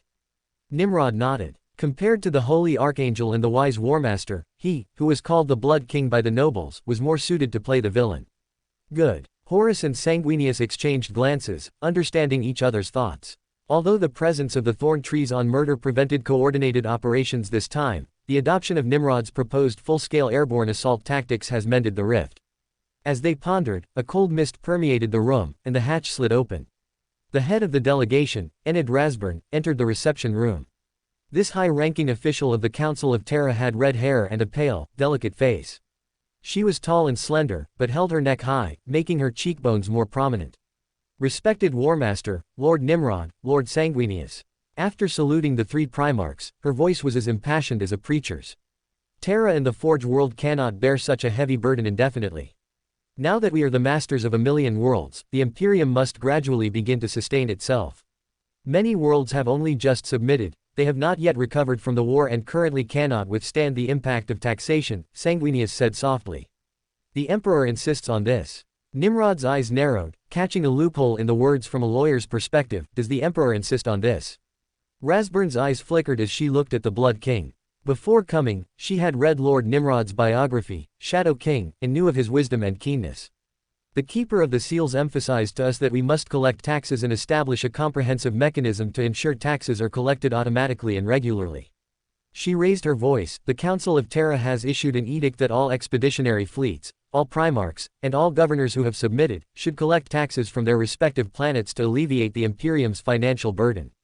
Rasburn looked at Lord Nimrod. The Keeper of the Seals emphasized that this move is not to impose a financial burden on the Primarchs. The Vostonia sector once served as the engine of the Imperium, contributing to the Great Crusade. Following the agreement reached between the Keeper of the Seals and you, Terra will never tax it. The colonized new district is still growing, it will serve as a civilizational achievement of the Great Crusade and will not be included in the scope of taxation. Horus frowned. Malkador was choosing Nimrod as a breakthrough point. He directly waived taxes on Nimrod's two largest territories, using privilege to win Nimrod over to the taxation camp. Horus looked at Nimrod, awaiting his decision. Rasburn also looked at Nimrod. The olive branch thrown by the Keeper of the Seals offered Lord Nimrod huge benefits. The authority and status of planetary governors will be lost once taxation begins. Nimrod spoke, still expressing his opposition amidst Rasburn's stunned gaze. His ambition stirred. Open black lens bracket. Malkador, the olive branch you've thrown still can't satisfy my appetite. The Vostonia sector and the colonized new district are far from enough. There's also the Osiris sector, the Necromunda subsector. And even the future Calixus sector, the sector named by Rosicky to replace Orpheus, close black lens bracket. Nimrod wanted to pay nothing, and it was even less likely that he would allow the tax collection team to assess his territories, not a single one. Open black lens bracket. Nimrod actually refused. This is not quite like the one in the biography, close black lens bracket.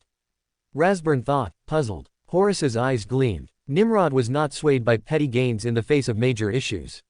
The Council of Terra is placing a heavy burden on emerging worlds, which may overwhelm our precarious rule. Taxation is too early, too broad in scope, and extremely harsh.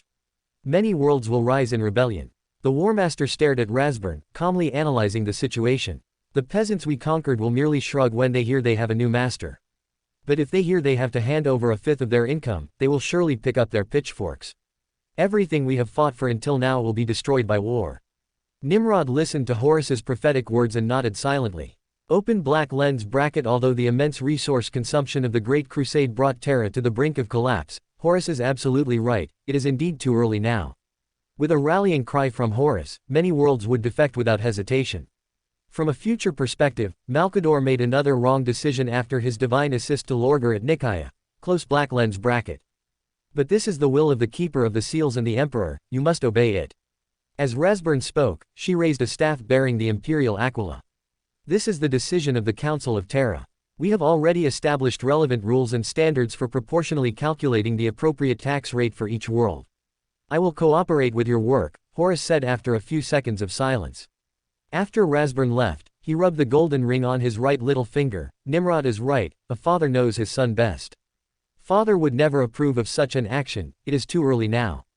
He is preoccupied with important matters, and the Council of Terra bypassed him, acting on its own initiative.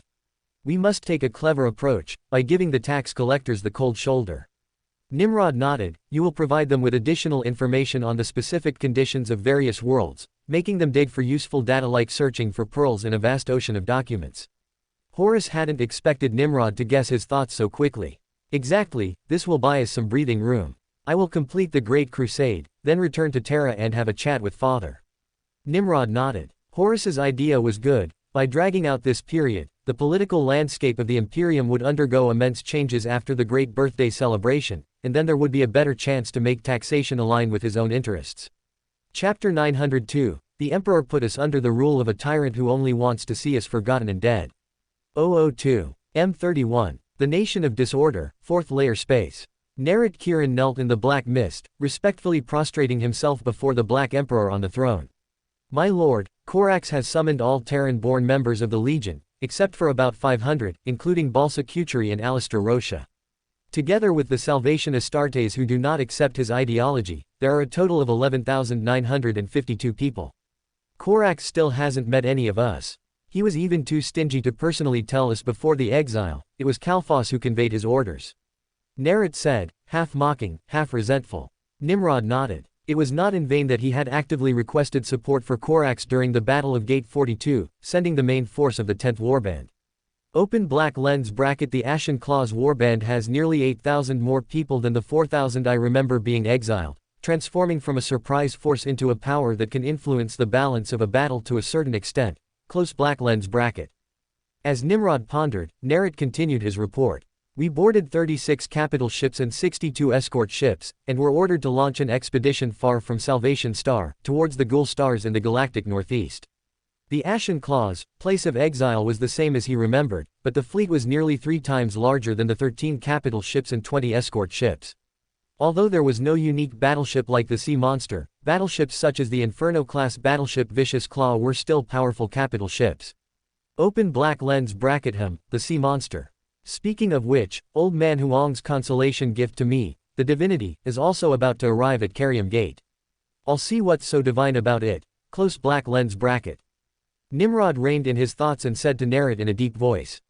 No need to worry. For now, execute Corax's orders, proceed to the Ghoul Stars, and await my summons. The Black Emperor's majesty dispelled the gloom that enveloped him. He felt that rather than being neglected and despised by his father, it was better to break free from his shackles and serve the Black Emperor. He looked up at the mighty figure on the throne. Your will be done. The black mist engulfed Nerit, then immediately receded, and Nerit was back on his flagship, the Vicious Claw. As he walked out of the captain's quarters, he gave an order to the sound array master. Open the fleet-wide broadcast, I have something to tell them. Accompanied by a piercing hum, the sound array master replied. Lord Nerit, everyone can hear you now. I am Nerit. Nerit's voice echoed through every battleship. The Emperor has handed us over to a tyrant who only wants to see us forgotten and dead. Now, we will no longer be bound by the shackles of servitude. We will no longer pledge allegiance to Horus, who used us, nor will we submit to the failed empire. Nerit's tone suddenly rose. We will serve the monarch of Vostonia. He led me to crush the Xenos in Shana, and he extended a helping hand at Stargate 42. We will gain everything this empire will never give us, said Shepherd Nerit meaningfully. The elite assassin Lear, who had been repeatedly smashing his head against the adamantium pillar, suddenly stopped. Blood dripped like strings of beads, staining a large section of the deck red. He looked at the black armor warrior standing before him, like a marble statue. I am Ramsey. I hear some Raven Guard eventually overcame the Ashblend. I hope you can too. As his voice echoed, the intense darkness in his eyes faded slightly. In the Carium Gate stellar region, the Sovereign shadow warped into real space. Nimrod leaned back against the black throne on the bridge, smiling as he asked the female captain, Diana Pauline.